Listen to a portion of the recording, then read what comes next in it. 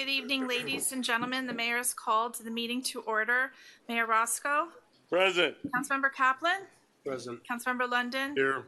Councilmember McCormick is not with us this evening. Councilmember Moss. Here. Councilmember Sardinius. Here. Councilmember Vasquez. Present. Mr. Mayor, we do have a quorum. Please rise for the Pledge of Allegiance. Brett. I pledge allegiance to the flag of the United States of America and to the republic for which it stands, one nation, under God, indivisible, with liberty and justice for all. The next item, Mr. Mayor, is an invocation with Pastor Guy Franco, Crossbridge Church. Reverend Felipe Assis wasn't able to join us. Right there. Good evening. First of all, before we pray, just say how thankful I am to be here. It's a pleasure. I arrived on this beautiful island 7 months ago, and the plan was just to stay for a year. But if you ask my girl and my boys, they say, Dad, we want to stay in Key Biscayne for the rest of our lives. And I'm just saying this because I'm sure it's the hard work that this council has been doing, and I'm very proud to be here and just very honored as well to be here with you guys this evening. Let's pray. Lord Jesus, we are here and we know that everything that we have, we do, is a presence, a grace and mercy that you gave to us. And we pray in your name that all the decisions that has been made here, that we may be thinking about the next one. We may think about not just ourselves, but the best for this city, for our community. We are so happy to be here in this village of Key Biscayne. And we pray that everything that is being doing here is be continued by the grace and your mercy. Bless all the women's, the men's, and everybody who lives in this island. And may all that actually we can produce and think about the future. You may bless this country. You may bless this village. We pray in your name, in Jesus' name. Amen. Amen. Next item, Mr. Mayor, is brief comments by council.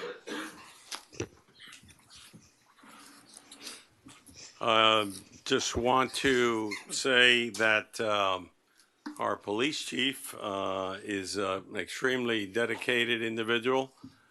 He spent last week, a good part of last week, in the hospital with pneumonia, but he's here with us tonight, and I'd like to give him a hand because he's such a dedicated individual.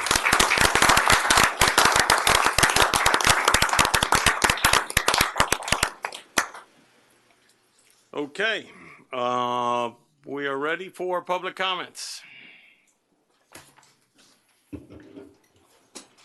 Luis de la Cruz. Thank you, Mr. Mayor. Luis de la Cruz, 640 Allendale Road. Council members, good to see you all. I have three things to talk about. Number one is I am all in favor of trying to do something with this room. That I think Councilmember Ed London is going to propose to try to put a theater, movie area, whatever it is, if it's doable. So, I mean, he's got some plans, he's got some ideas that were done before, and I think that we really should look at that very much. Second thing, I need to, once again, tell you guys that the electric bike situation is getting worse and worse. And at some point, we're going to have a catastrophe. And then we're going to say, oh my gosh, we should have done something before. You really, really have to think about this. It's time to do something now. I think Councilmember Moss, is pretty much in favor of what I'm saying. I think you should all really think about this. Don't let it get to the point that something bad happened and then you didn't act. Because at that point, it'll be too late. Third thing is that with this situation with the gymnast coach and such, some people here at Key Biscayne are never going to be happy no matter what you guys do. That's not me, and that's not all the great majority of the people in Key Biscayne. In this particular case, I really do believe that you also should set up some kind of public forum. I think that the mayor has some ideas that he's looking at. but more than an agenda item, where the chief does his best to try to explain to you all where we're at. By the way, the agenda item didn't describe what the chief was going to talk about, so even that is a little bit shady. But I don't mean shady. I mean it's not specific enough. I apologize. So I really, really hope that you guys think about this. A public forum of some sort,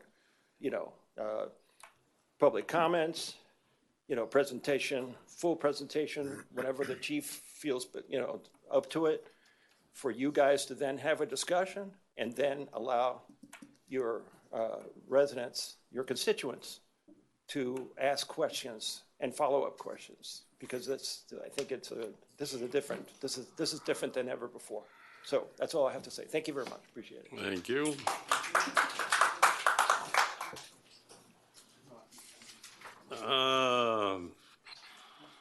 Next speaker, Anoy Herrera.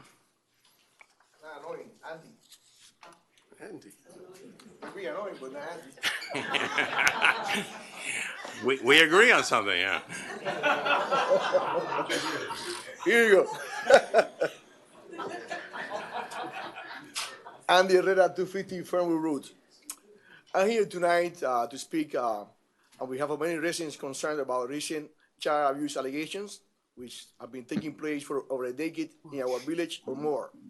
As a parent, we didn't have any prior knowledge of these issues till the recent allegation from the Miami Herald bringing all this to light.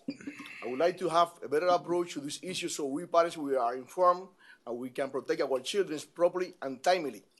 Sometimes if we withhold some information, it's too late and the harm is done. So for us to protect our children, we need to be proactive. Any relevant or not relevant information, any investigation that is not done or is concluded, at least we need to know that is relevant to children. At least we need to know and be aware of those results. Also, I would like to point out that it's very important to have the children and families background checks done to every single employee or individual working with children. If you commit a felony, that will come out in the past. And me as a parent, I will have the decision to decide if I want to have my child with that instructor who has a felony past in the past or not. That risk is on me. I don't want that risk, for us as a parent not to know. So it's very special. So many parents approach me about the recent allegations that happens with this recent child abuse, and then they never knew it about the past, and they were hesitant to take the children out from this sport, and they made the right choice, and they took it out. But what happens, if they let the kids continue, and anything or any harm happen or any harms happen to these kids or children? I mean, we have to be proactive. We have to protect our children. This is our treasure. That's why we're here, and that's why I advocated for this community. Maybe I like to a few of you or not, but myself, I always stand for the children. I will do everything. I will raise my voice to protect them, and I want you to do the same. We are not enemies. We are a community. We are looking for the same, for the well-being of our children, and it's our right to protect them. So I will ask you guys, from now on, start fresh and do something, be proactive, and inform our community. That's what we need, that's what we're asking, that's what we're saying, and that's the pain of this community. Thank you. Thank you.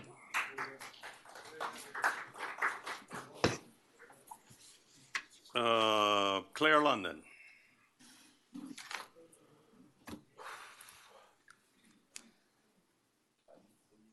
Good evening, Claire London, 736 Woodcrest Road. We actually have a video to show you of the Key Biscayne Film Festival, if we may. Short video. It's up on the board. Can we show it to you? How long? 30 seconds. 30 seconds. 30? 30 seconds? Okay. Give me a heads up. I didn't know about it.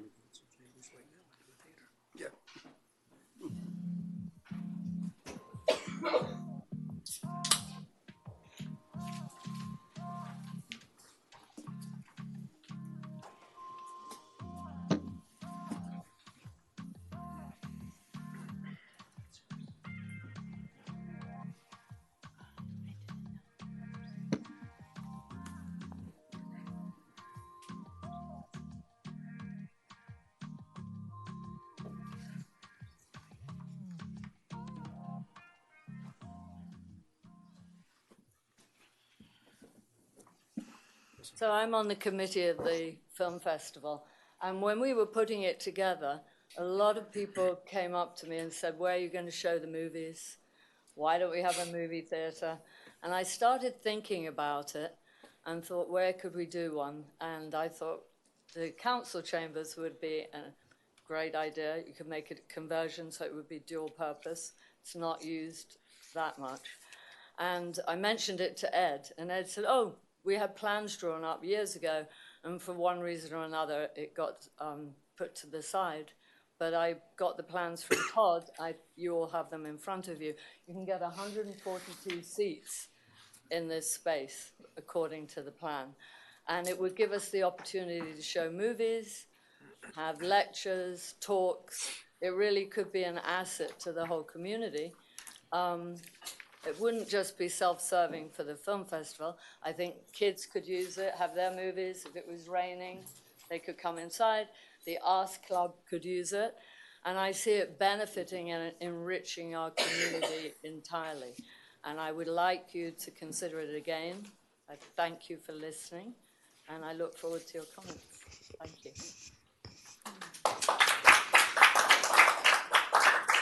Mr. London, should I have cut her off, or?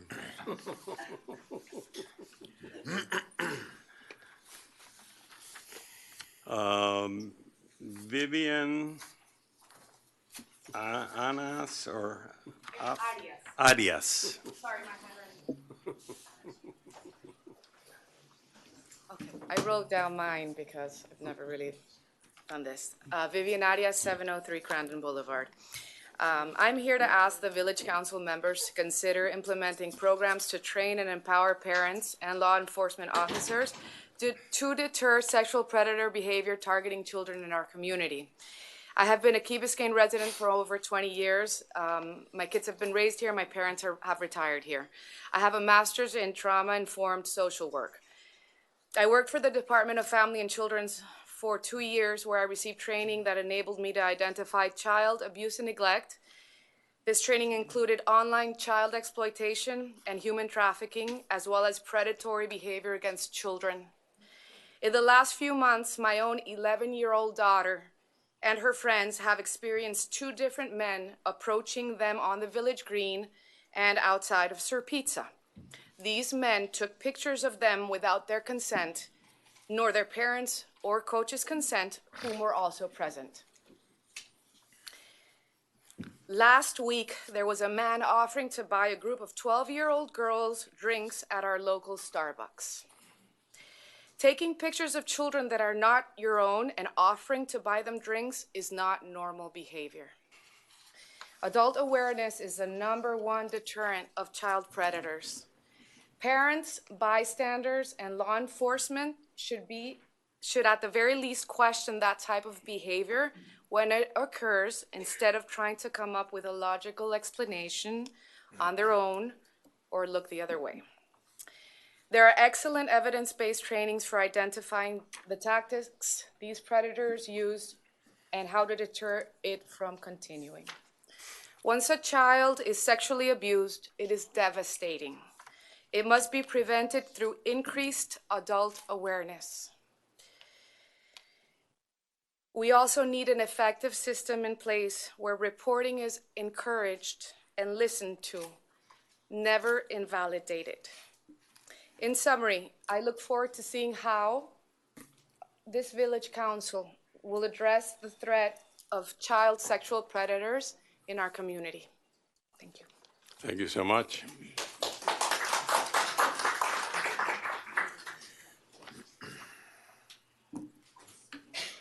John McKenzie.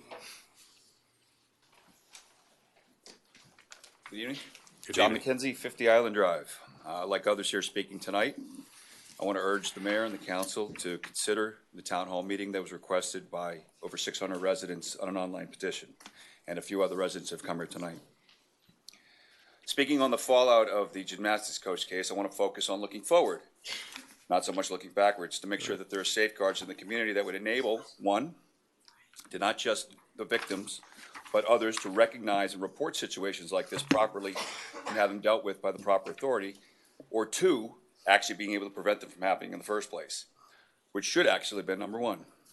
My main concern are the youth programs at the community center. In the past, I volunteered to coach teams at the community center and the sports programs. I was never asked if I was Safe Sport certified, nor did they ask me for a background check. I don't have enough time to go on what Safe Sport is, but it's a universal youth coaching certification, which is designed to prevent abuse, bullying, and poor coaching.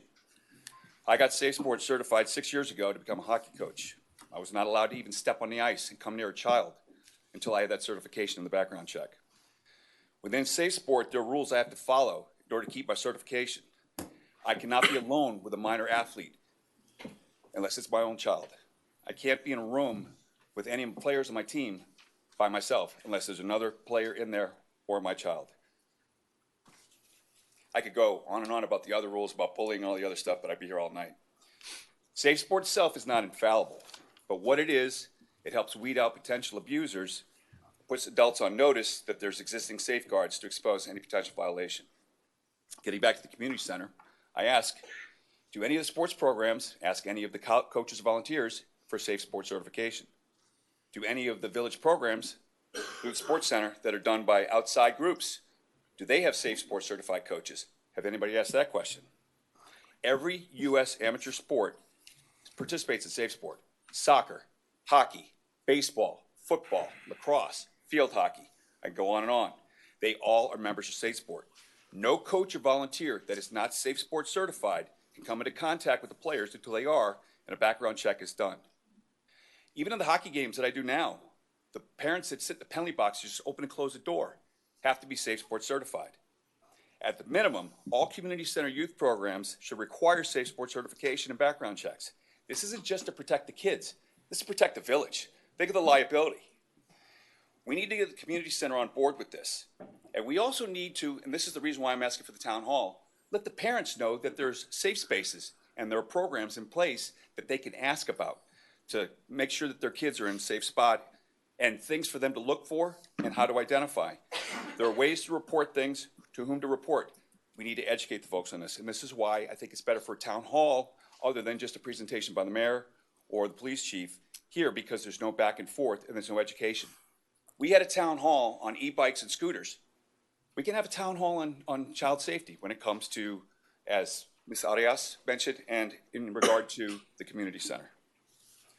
I appreciate your time. Thank you.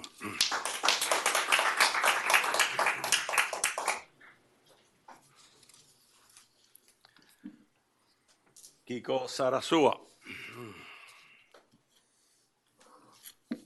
Good evening. I'm speaking on behalf of the police officers. Excuse me, Well, not- your name and address, sir. I'm speaking on behalf of police Sir, your officers. name and address. I'm sorry, Kiko Sarasua, 442 Hampton Lane. There you Thank go. you, sir.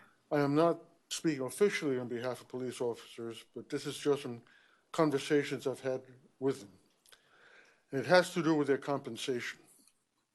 These are people that you ask to stand on the street and maybe at the end of the day, pay with their lives to protect us.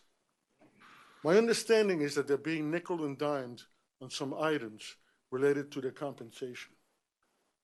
Remember when all these speakers that have spoken before about the safety of their children, that it is these police officers that are going to be standing between those children and those that are going to impinge upon them.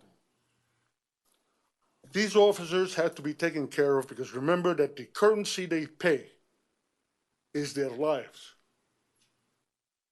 There's not another single employee of this village whose job description is to possibly die for our service.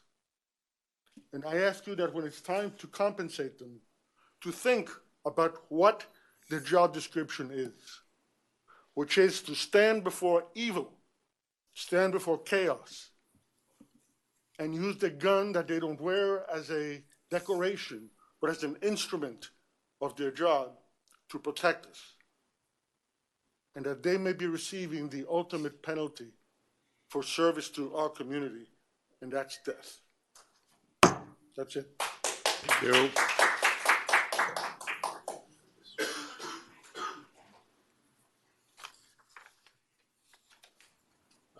Betty Sim Conroy.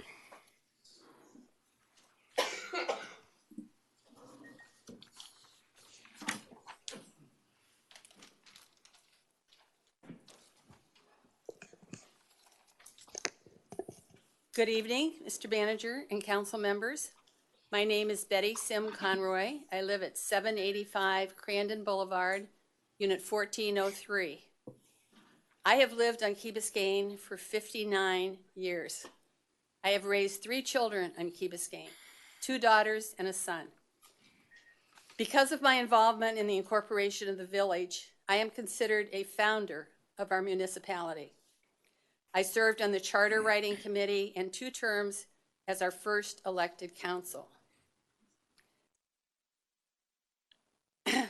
Tonight, I am speaking to you as the president of the Key Biscayne Neighbors Association.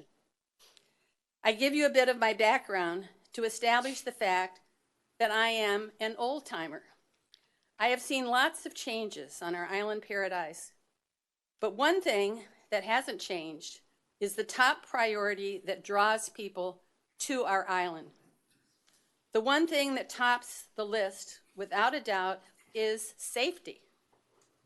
Key Biscayne is an island filled with children. The wonderful feeling that our children can ride their bikes to school, can safely go out at night, can play or take classes at the village green is a treasure seldom found in other communities. With the recent events that have come to light about alleged child pornography and the alleged sexual abuse of minors on Key Biscayne, residents, especially parents, are rightfully very concerned. A group of residents have circulated a petition which has 600 and maybe more signatures on it, asking for a town hall meeting. Such a meeting would give our administration and our police force an opportunity to explain what safety measures are in place to protect our most precious commodity, our children. It would allow our residents to ask questions. Our residents have legitimate questions that can be addressed in this type of an interactive forum. On Monday, February 5th, 2024, 9 days ago, the Board of Directors of the Key Biscayne Neighbors Association emailed a letter addressed to Mayor Roscoe, council members, Manager Williamson, and Police Chief Sousa. In our letter, we urged you, our elected and appointed leaders, to organize such a meeting. We have not received any reply from our elected officials. Mr. Mayor, as our elected leader, we ask you to step up, plan a town hall meeting on this important topic. We await your response.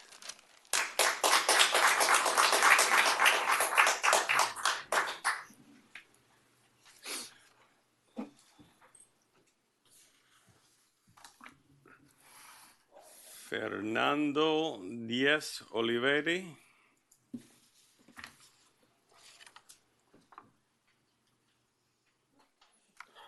Good afternoon, Fernando Diaz, 7 and 8 Crandon Boulevard.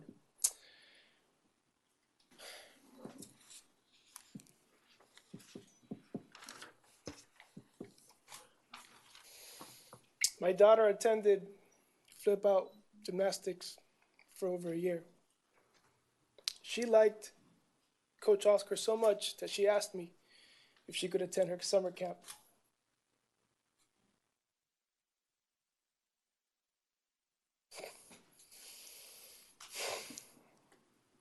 We will never know the magnitude of abuse that Coach Oscar has inflicted in this community. This is why I'm here today. I asked the mayor, the council members, Chief Sousa, to please use every single tool at your disposal. Your full authority.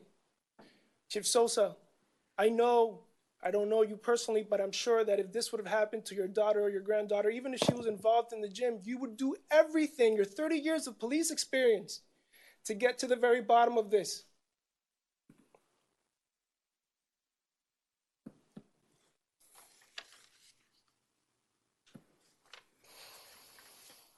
I know that we could do a better job. Today, the city will procure over $500,000 to buy 2 ambulances, and we need them.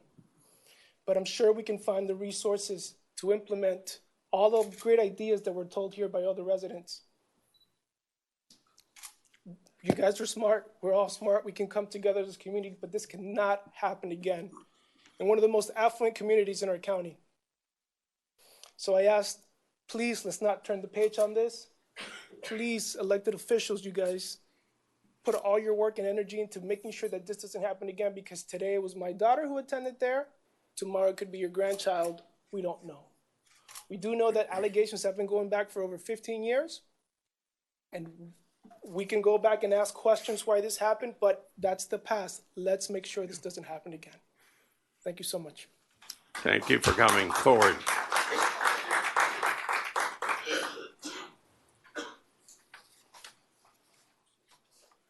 Ceci Sanchez.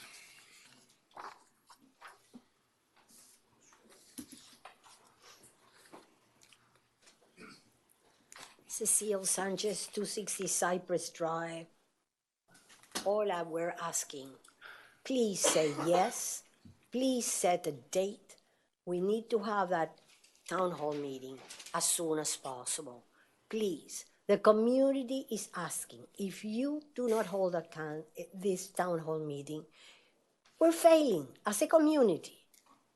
This is for everyone. I am a grandmother, a mother. I raise my children here.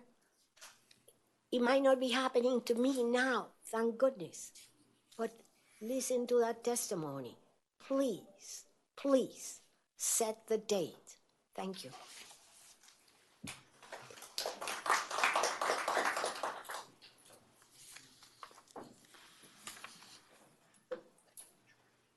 Elizabeth Evans.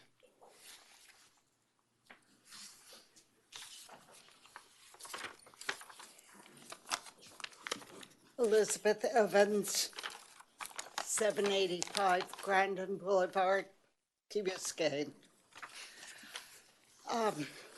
It's the second time I've spoken about this, but at the exit of the village, there is a bold sign that says, "Don't text and drive." Why is it then that inside the village, children as young as 5 and older are allowed to drive and text while riding soundless electric bikes and scooters, those 60-pound toys ridden by children, not adults, children, recklessly endanger the sidewalks for pedestrians as they zig and they zag from road to sidewalk in packs of 4 or 5 children riding on these things together, sometimes 2 on one seat or scooter platform. Texting while racing their friends in speed competitions and a show of machismo, regardless of the driver's gender. These speedy, expensive, heavy toys that cost about $3,000 come up to pedestrians totally silent. All of a sudden, they're there. How can this be permitted in this paradise? It's becoming more like Lord of the Flies. I don't know if you remember that, but an island sort of ruled by little children.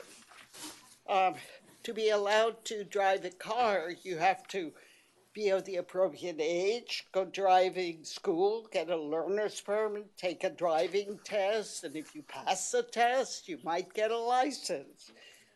These things require nothing, just pay and go and ride them. This folly has to stop. The rules of the road sidewalk need to be enforced, not just pedaling when a cop is around and scooting when they're gone. Driving lanes for those on these toys should be built and maybe put a barrier on the bike lanes so that the children go in that, but that they're not on the sidewalk scaring the daylights out of everybody. Anybody I have talked to, it's a menace. How much is a human life worth? Certainly, it's relevant to the safety of our citizens that these rules be enforced and that these barriers be put up before water remediation. A human life is much more important. Thank you. Thank you.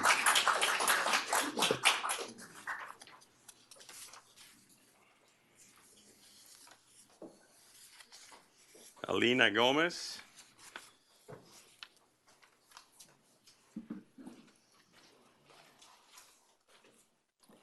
Alina Gomez, 765 Crandall Boulevard, Penthouse 10, Key Biscayne. Good evening, Mayor and Council.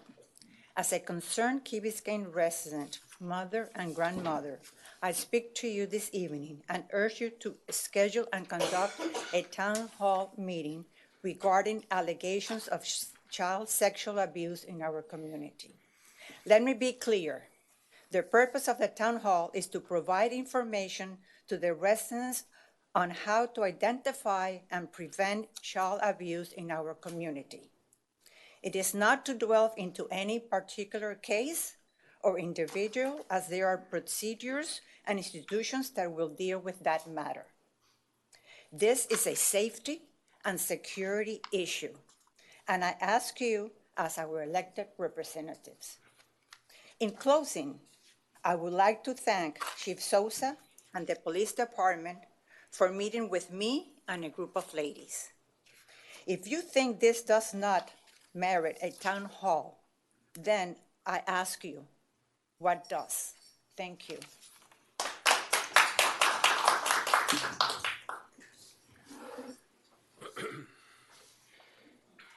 Francois.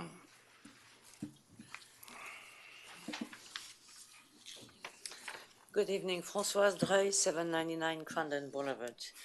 I am supporting converting this council chamber to incorporate a movie theater and other activity.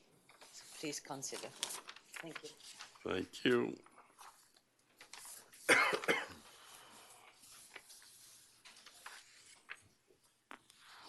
Josie Valdez Hurtado.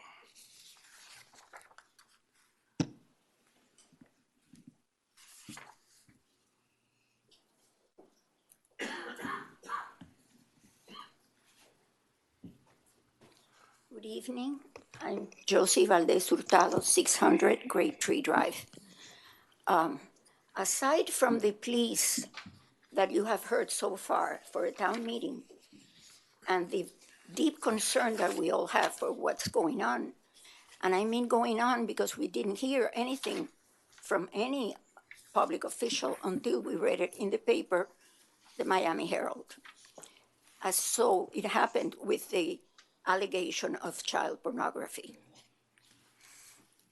Let me ask you if you think as council members and representatives for all of us, it is logical to have people begging with Channel 6 recording and maybe the two reporters from the Miami Herald sitting here watching what's going on here, for the public to be begging you for a town hall. Isn't the logical thing for you to do to act immediately on it instead of listening to horror stories and realities that are going on everywhere in the world? This is a 1.7-mile island. And the reporters from the Miami Herald, when they were interviewed, they said that they had told the people that went to them and were candid enough to share their experiences, they told them that they could call them for any other issues that they had to share with them. That should have been the duty of all of you. Nobody from the outside of the island has to offer anyone any place for comfort. You should be the ones offering that. So with that, I thank you for the attention.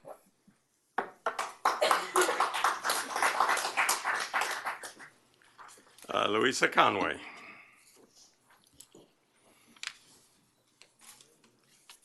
Good evening, Council. My name is Louisa Conway, 151 Crandon Boulevard.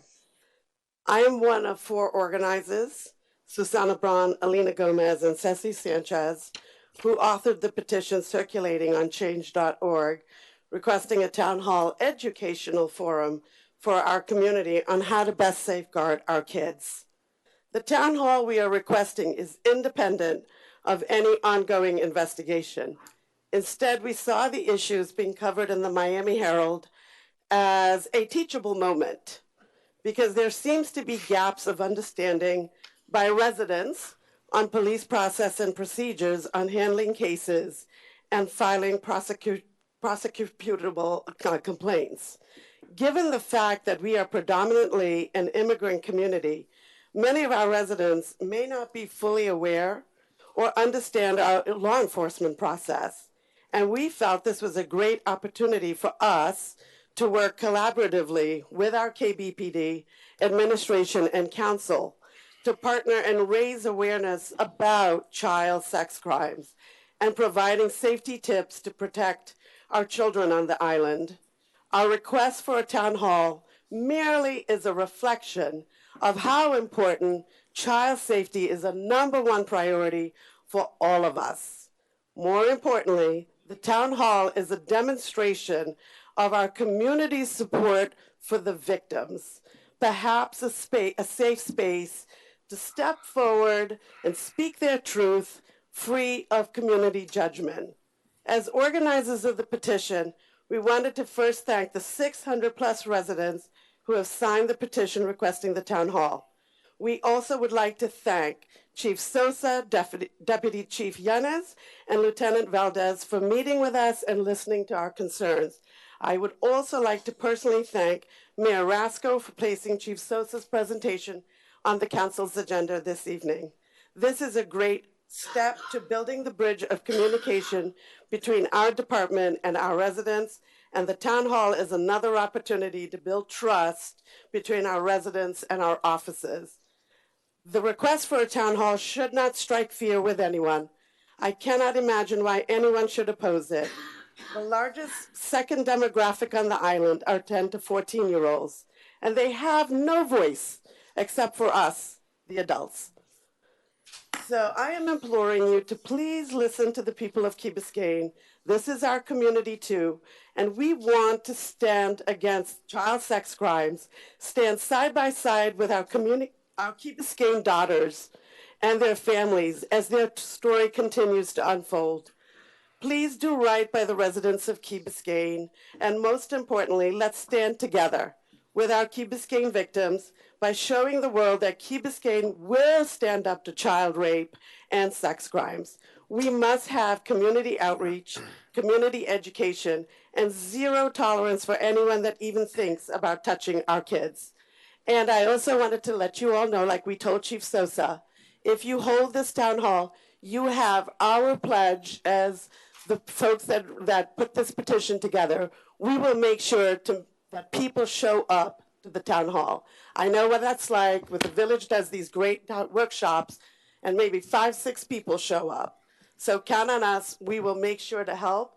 And thank you very much, Manager Williamson, for taking my call and listening to us and thinking about this. Thanks again. Thank you, Council. All right. Paulo Sanchez.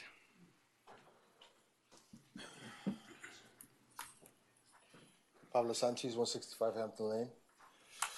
I wanted to say first, thank you very much. You guys saw this video of the film festival last week. Without your support, that would not have been possible.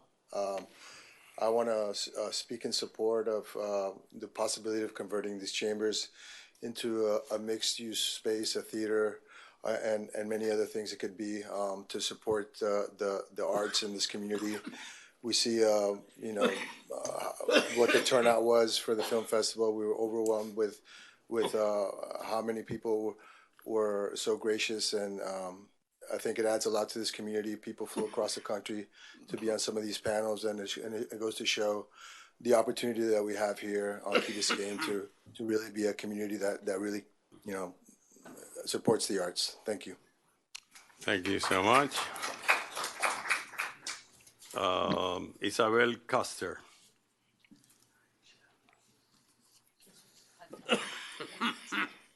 Hi, I'm not Isabel Custer, but she had to leave and pick up her son up. I'm Mary Tague, 610 North Masha Drive, resident for 43 years. And I just wanted to thank the mayor and the manager, Steve, and the council members for the support for the Key Biscayne Film Festival, our first, which was a huge success. And I'm here in support of the converting this possibly to a movie theater. I can remember my kids when they were little, they wondered why we did not have riding stables on Key Biscayne or a movie theater. And I said it was a real estate issue. And so then, sure enough, when Claire mentioned that they were thinking about the council chambers for a movie theater, I was like, it's a no-brainer. And why has this not been done earlier? But I'm in support of it, and if we can make that happen to embellish the Key Biscayne Film Festival and make it even bigger and better than it was the first year, I would applaud that, and I would appreciate your support. Thank you. And I'm not Thank you. Isabel. Thank you for coming out. Okay. That's the public comments. We're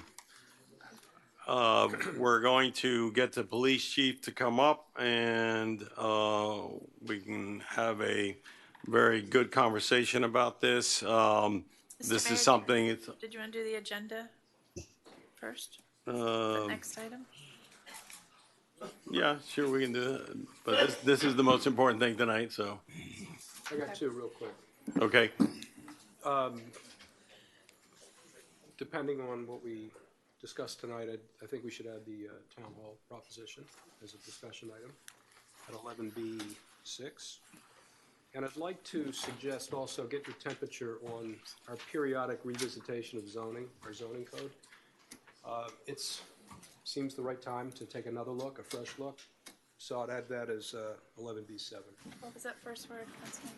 You said looking at the zoning code? I didn't hear the first part. Town hall, Yes, zoning. zoning, okay. Mr. Mayor. Yeah. Also like, thank you. Would also like to add, request an update on the electric bikes. I think that's an important thing, and I would really like to be able to come to a decision on this as best as we can. I fully concur. It is highly dangerous. I see it all the time and continue to be very concerned about that. So we should discuss. Okay. All those in favor of the agenda changes? Aye. Aye. Aye. Opposed? Motion carries. Next item is a special presentation by Chief of Police Francis J. Sosa.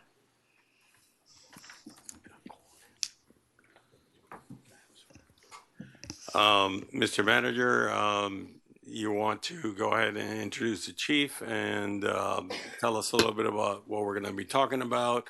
And I know that the chief has been listening to some of the questions that were proffered by our residents, and we'll be addressing those and anything else that you all have discussed so that you can bring that forward. Yes, Mr. Mayor. Thank you, and thank you, council members, for the opportunity to address this situation.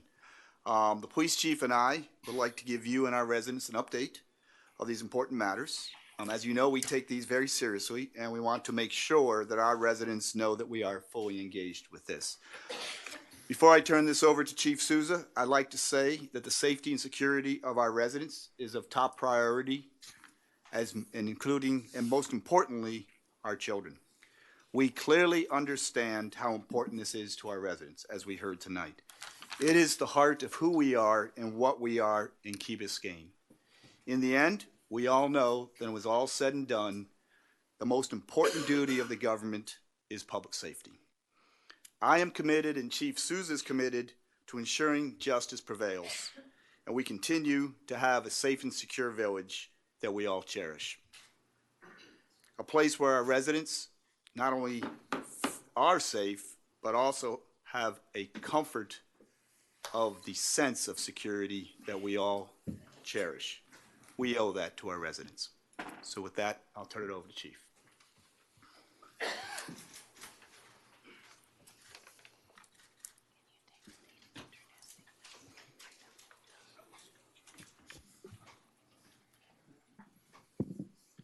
Thank you, Mr. Manager. Good evening, Mayor and fellow council members. I'd like to start off by thanking everyone in attendance and to those of you that are watching online. Tonight, I'd like to discuss a very important topic. I hope to be able to address some concerns that some of you have regarding how your police officers conduct investigations. It is extremely important to us that our residents understand that our village is extremely safe and secure. There is no active criminal threats to our community at the present time. With that in mind, we cannot put our guard down, as we are not immune to the crime or from individuals who decide to break the law. We understand that there's been concern and discussion going on throughout the village, which has mostly originated from care and concern, but is somewhat misinformed. We fully understand the sensitive nature and types of crimes related to your concerns. It is our responsibility to ensure that you are receiving accurate and timely information. As your Chief of Police, my goal is to address those concerns fully tonight. As most of you are aware, there have been a couple of investigations going on in the past few months involving allegations of crimes against children. It is important for you to all know that these two cases are unrelated. The first is a case initiated and completely investigated by the FBI. Our agency was not aware of any information related to that federal investigation as it occurred. We cannot speak about this case because, again, there was no investigative assistance involving your Key Biscayne police officers. This is the case for most federal investigations. We simply are not allowed to relay information on another agency's case. The second was a Key Biscayne Police Department investigation initiated a few months back after engaged and concerned parents alerted the police department of inappropriate behavior involving an adult and their underage children. These types of alleged crimes are very complex, require comprehensive police techniques to be thoroughly investigated. Our primary focus is always the victim's safety and sense of security. We are completely empathetic to the delicate nature of how such a traumatic experience can impact a victim's life. We understand the roller coaster of emotions that a victim and their parents have to go through. We are not numb or indifferent to that. Priority is always to the victim and ensuring that they are always protected and safe. There has been concerns over what types of training on sexual crimes and crimes against children your Key Biscayne Police Department receives. Each sworn officer, from myself down, is to required and attend training on various sex crimes every 2 years as required by the Florida Department of Law Enforcement. Our department has numerous relationships with partner agencies, to include the assignment of 2 of our very own officers to the State Attorney's Office Human Trafficking Task Force. Our agency is made up of officers from several diverse backgrounds who bring an enormous amount of training and experience to the residents of Key Biscayne. These allegations, although disturbing, are extremely rare in Key Biscayne. Our investigative team, consisting of Lieutenant Marty Santiago, Sergeant Barbaro Hernandez, and Detectives Fernando Carvajal and Carlo Ugaldi, have over 45 years of combined investigative experience. These investigators are required to attend continuous advanced training in the field of investigations. They are up to date on current crime trends. This team has an incredible rate of case closures by arrest. They are well respected and have strong working relationships with local, county, state, and federal law enforcement agencies. Those strong relationships have been forged through years of trust and collaboration. My command staff and I have met with many residents recently who have come forward with questions regarding our investigative procedures. We cannot go into specific details regarding certain criminal investigations. However, I would like to take a moment and detail the steps that we do take to ensure that every allegation, tip, and piece of information is investigated thoroughly. Investigations generally begin when officers take an initial report at a call. They meet, conduct interviews with a complainant, victim, and witnesses. A report is generated. If there was a crime and the officer has enough probable cause and evidence to arrest a suspect, which they can locate or is on a scene, and after supervisory review, an arrest is made and the case is then closed by arrest. If the crime report requires further investigation and evidence, the report is forwarded to our investigative team. The victim is always provided information regarding their rights and resources that will be made available to them. Key Biscayne police investigator is then assigned to the case and will immediately contact the victim or the complainant. Depending on the severity of the crime, the appropriate Miami-Dade police detectives are notified. I want to emphasize that just because Miami-Dade police is notified, it does not automatically mean that they take over the investigation. Our Key Biscayne police detectives will conduct follow-up interviews with victims, complainants, and/or witnesses. It's important to understand that difficult and hard questions are asked. Those questions may seem repetitive or intrusive at times, but they are necessary questions when building a case. We understand the trauma victims go through. We are also aware at times victims, because of the emotions surrounding various cases, may inadvertently block certain memories and later on remember things more clearly. Detectives make every effort to gather and collect all relevant evidence and further investigative leads. They continue their case by working with the county and state subject matter experts. They could conduct additional follow-up based on recommendations given, but once they've completed their investigation, the case is presented to the state attorney's office for review. The state attorney's office will have the final say as to whether charges can be brought against an accused suspect of a crime. We want you to understand this is a lengthy process, what I just detailed to you, and requires a lot of patience. Please remember, everyone has constitutional rights, including an alleged suspect.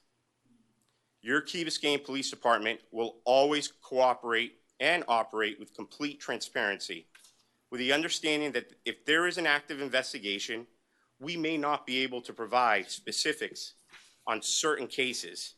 It is our duty to protect the integrity of these cases. We operate under strict investigative parameters. We are completely committed to the safety and security of the village. If there is ever a threat to this community, we will be the first one to push the information out. We want you to trust in your Key Biscayne Police Department. We want you to call us. Come to our station. We are available 24/7, 365. Our doors are always open. Please come to us if you have information of any crimes so that we can properly investigate it. It truly takes a village, and there is no stronger partner for us than our community. In closing, I appeal to any victims or witnesses that may be out there to please come forward and reach out to your Key Biscayne Police Department. We will ensure your safety and confidentiality at all costs. Thank you.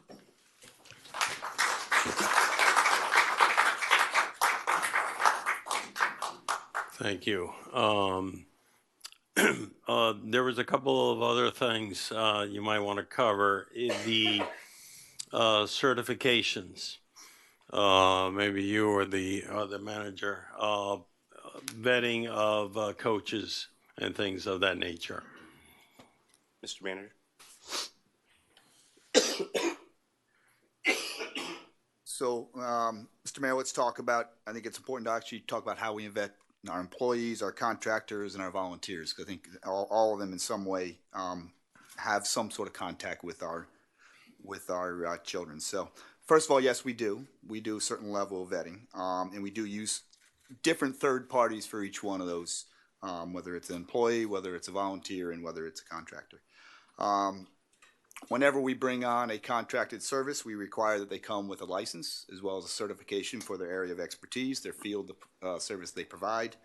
They have to have the proper insurance, and they all come with background checks as well.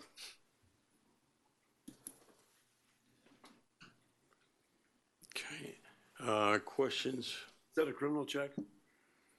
You say background. Is that also criminal check, criminal background check?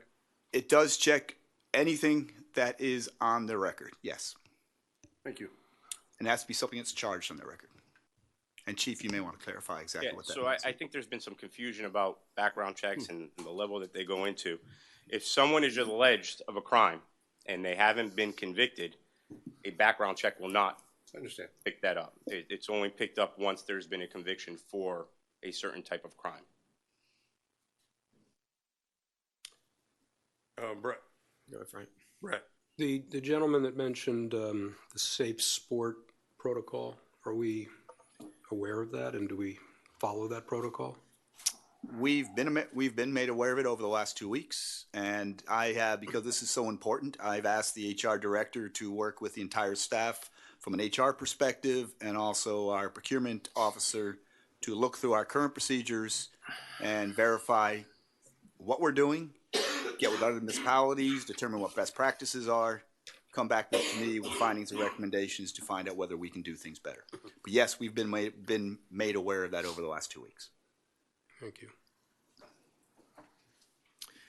No, I just wanted to say that listening to some of the public comments, it seemed that some people may be thinking that we knew something and hadn't, us elected officials have not gone out and said anything. I just want to let you guys know, at least, I think I'm speaking for everybody, but at least in my case, I had no idea. Not only that, my own daughter was in that class up till September, until the teacher left, which we didn't know why, and she stopped the classes, and now we found out why through the same article that everybody else read. So this is not something that I think that the elected officials knew about and were not sharing with anybody. That's not true, and that's not what occurred. I think that, there's a lot of calls for having different type of public forums and town halls and education, which I think is all very good. One of my reasons for waiting to obviously we all have to meet, but there are a lot of victims involved, and we have to be very sensitive to those victims, and my heart goes out to all of them. And so we have to be very cautious of what we do, but I think what I've heard is more of an education, not talking about incidents that are occurring, which I would be much more in favor of. And I think that it's actually something that we shouldn't just have one of these. This should be an ongoing thing that we're having maybe annually, and not only public meetings, but communications and all other kinds of stuff that we could probably put together, because I think it's great to educate people and show them what the processes are out there in order to report certain things.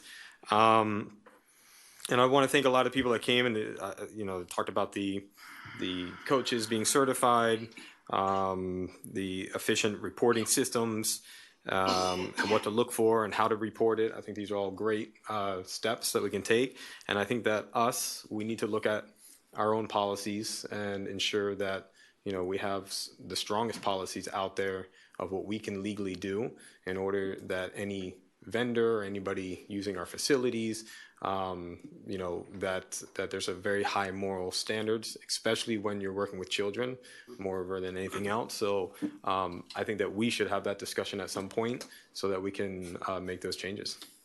Thank you. Yeah, I mean, I might echo with regards to training. Raising kids is a complicated thing, and I think parents could use the help. I think a workshop to help train parents how to identify would-be predators, how to speak to their children about it, how their children can react to it, report it, identify it, open communication with parents. I have 2 young ones.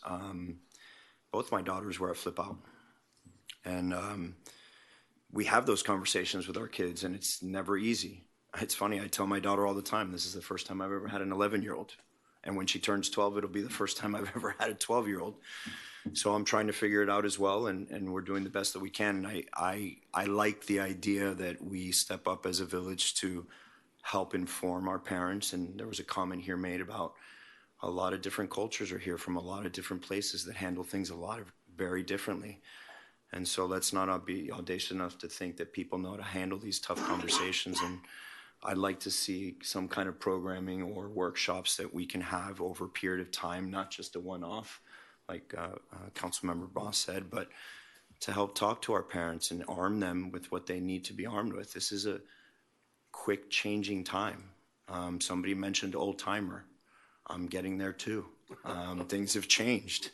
You know, the social media is tough. These kids are, I say this a lot, it's a tough time for a kid to be growing up.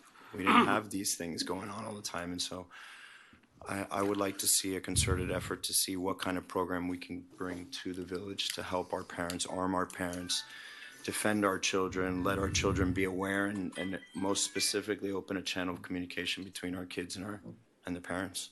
And I want to thank everybody that came out as passionately as they did. This is important.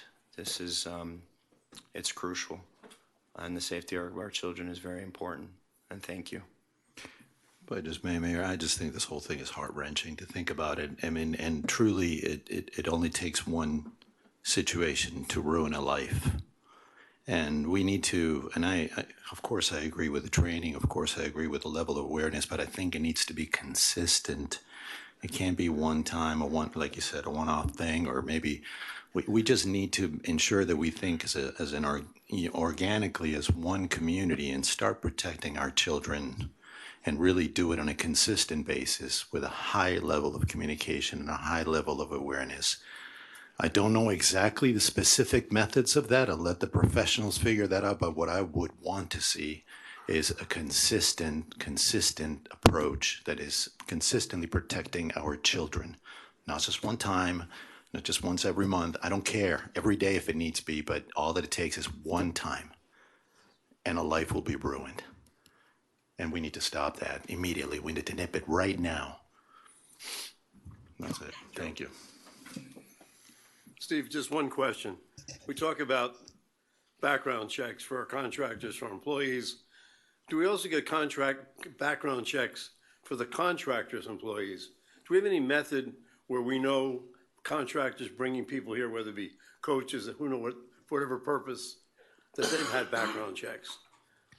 So there's two parts to that. So any of these vendors that are involved in any athletic program, they actually go through what the gentleman mentioned before through Safe Sport. For instance, anything we contract for our soccer program, our field hockey program.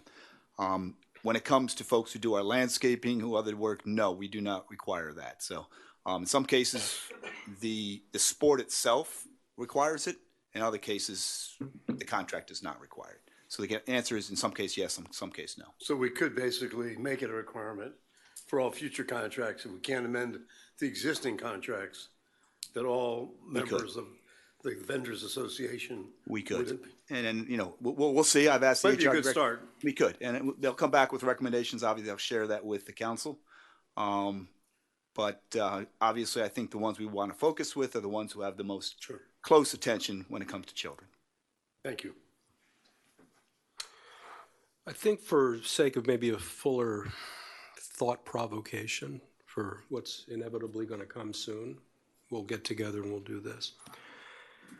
I don't know this, but it seems from just what I experience that the nature of what we're talking about often results in victims and families being unwilling or psychologically, practically unable to take the steps that could result in a criminal information or an indictment if the facts support it. And so the premise that if it's not a criminal matter, you know, apart from the investigation and the process that you described, but if there's an identified risk that doesn't result in a criminal matter because of the unavailability of an identified victim or the absence of evidence, and the following premise is that there's nothing to be done. I think I may not be the only one in the room thinking that that should be subject to some stress testing. I appreciated of course, what you said about presumption of innocence and constitutional rights and due process and all of these considerations are woven into our DNA as a society and as a country.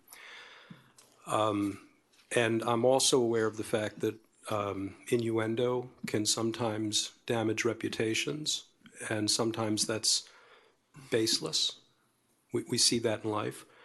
So there's sensitivity and tension between possibly intervening in a non-criminal way if there's some rooted in reliable information and sort of thoughtfully tested supposition that something's amiss.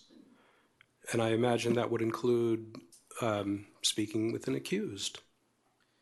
That might have a chilling effect.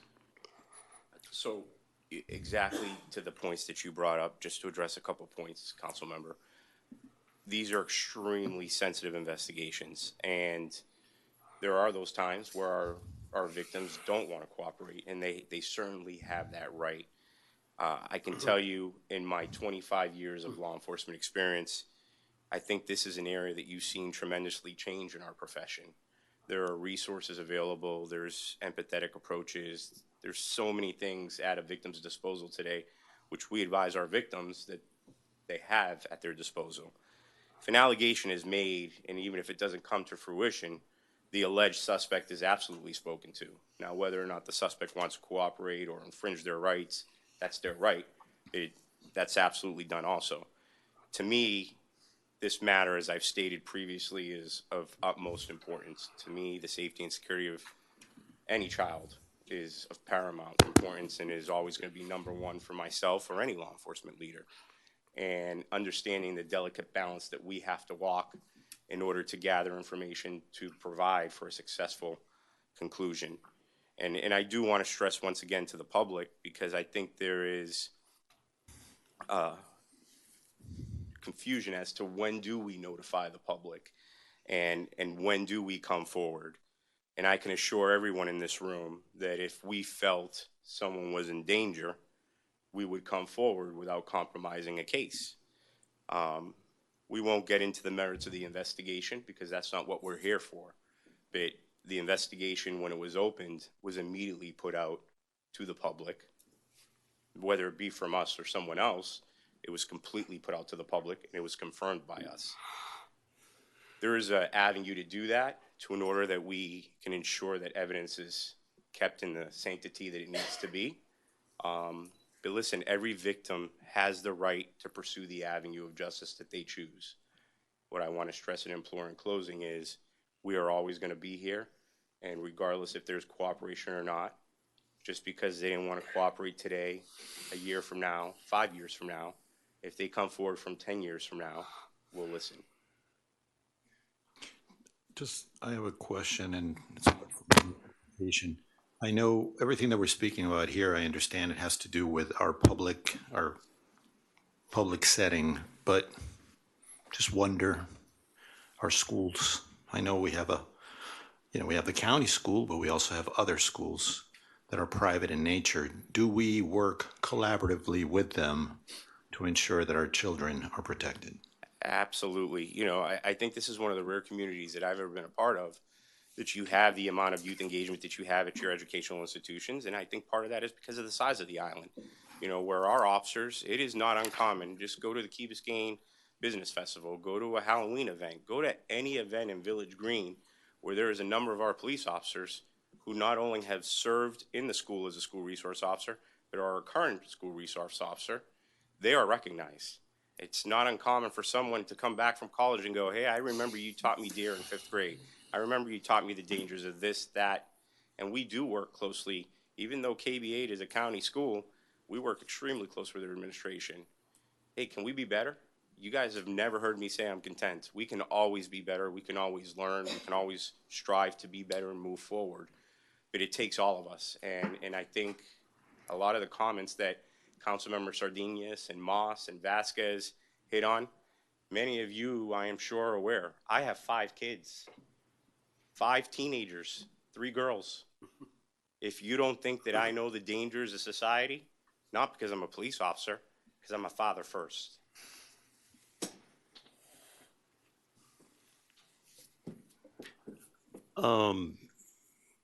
Chief, and also for the manager, before we come back with trying to set up some kind of educational forum, you have met with some of the people that were looking to do something. That is open to anybody and everybody, that you will meet with them to discuss their particulars of whether they want to talk about policy or particular cases. Is that something that you offer and that we do as a village? Yeah, to be clear to any resident in Key Biscayne, whether they're present or not, my door is open all the time. I think my staff and I have demonstrated to more than one resident how willing we are to be open, transparent. I'll be the first to tell you I can answer that or I can't answer this, and this is why. I think it's important to have that relationship. It builds trust, it builds collaboration, and look, we understand sometimes crimes are horrific in nature. We're not going to stand away from it. We're going to look at it, and we're going to address the issues as we can to the best of our abilities with ourselves or with our partners. Mr. Manager, on your end? I echo the chief. I've been available as chief has. I've spoken to a number of our residents in the past 2 weeks. Appreciate them coming to me and bringing up their concerns. And my door is open as well. And love to figure out how we move forward the next steps. Okay. And if I could just add one last thing. Prior to coming to this meeting tonight, I did take a call from our state attorney, Catherine Fernandez-Rundle, who is working with us and offering her full support as she has since my first day here. She is aware of our community's concerns. She's aware of our agency's concerns. And it just goes to show that we don't work alone here. We may be a tiny village, but people know who Key Biscayne is, they know who we are, and they know what we're about. You want to double back on that as to you can have the perfect investigation, but you got to take that one step further, right? Absolutely. You could have a case that you think is completely presentable. You're going to get a likelihood of conviction. But at the same time, as I stated earlier, we're not the final decision maker. Although we are part of that decision-making process, the ultimate decision does lie with our state attorney. But again, as I stated earlier, and I've stated several times, not only to this topic, but other topics within Key Biscayne, we have excellent relationships with our regional partners, and we work very closely with them.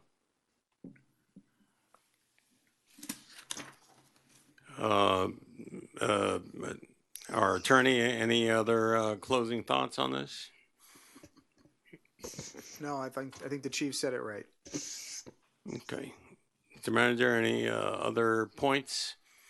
No, I think to sum it all up, I think that we are committed, as I said earlier, to ensuring that our village is safe and secure.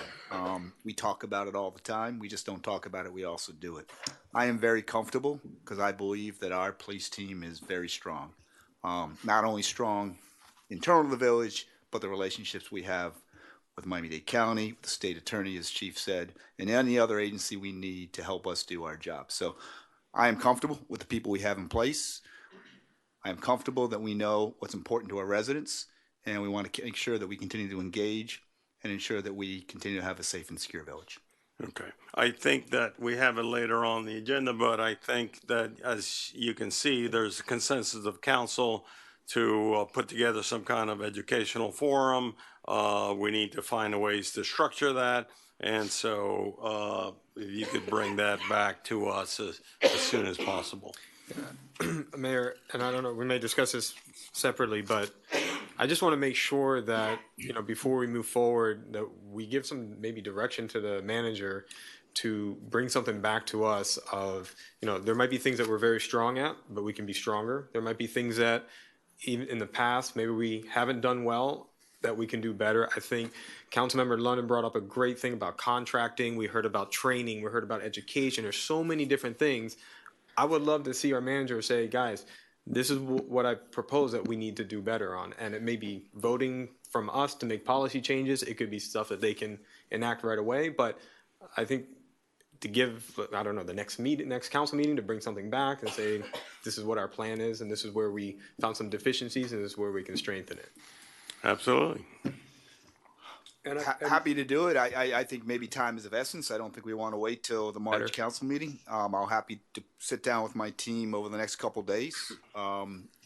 Let's draft something up, and we'll swing it back to the council and get your feedback. But I think we want to go forward quicker than wait till March. Better. Sure. Thank you. I'd like to include, I think from some of the remarks, there's a social services kind of element to this. Please think about that, and let's not wait for our meeting in March. Let's just schedule a Yeah, date. that's what we Yes. just said. Yeah. Okay, sounds good. Let's move on. Mr. Mayor, it's after 7:30. Do you want to move to the ordinances? No, let's do the FDOT. Okay. The This next is an item. important thing people need to know about. The next item is the Florida Department of Transportation, FDOT State Road 9A/I-95 ramps report, Rickenbacker Causeway project. So, Mr. Mayor, before they do their presentation, and the FDOT folks, I really appreciate you guys coming tonight and your patience. But this is something very important that I believe our community needs to hear.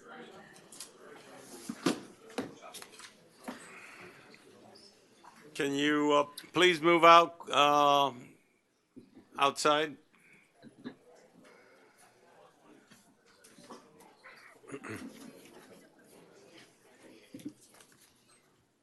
So, as I was saying, Mr. Mayor, this is very important for our residents to hear for a couple reasons.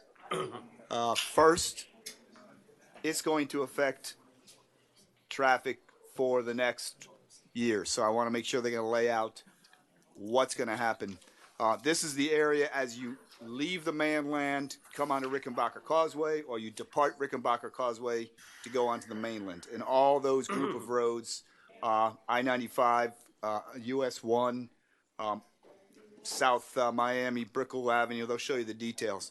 But I think what's also important to know through the work that Jeremy has done with the county and FDOT, this is part of ensuring that we are guiding the direction of the Rickenbacker Causeway and improving the way in which our traffic enters and departs the village. So with that, I think we have enough quiet here. I will turn it over to the gentleman from FDOT to give us your update. Thank you. Good evening, council members. My name is Jeff Bagadano. I am the Community Outreach Specialist here on behalf of the Florida Department of Transportation. We would like to thank the Village of Key Biscayne for allowing us to come by and do this presentation to be able to share with you the improvements that FDOT is planning, not only for the Rickenbacker Causeway, but also for the I-95 Expressway.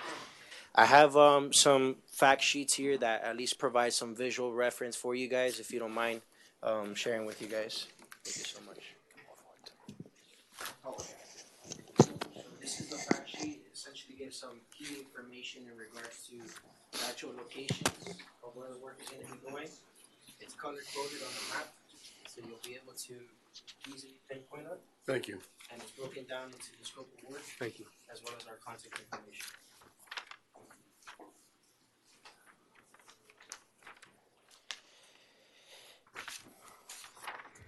So the Florida Department of Transportation has implemented what is called the FDOT Compass.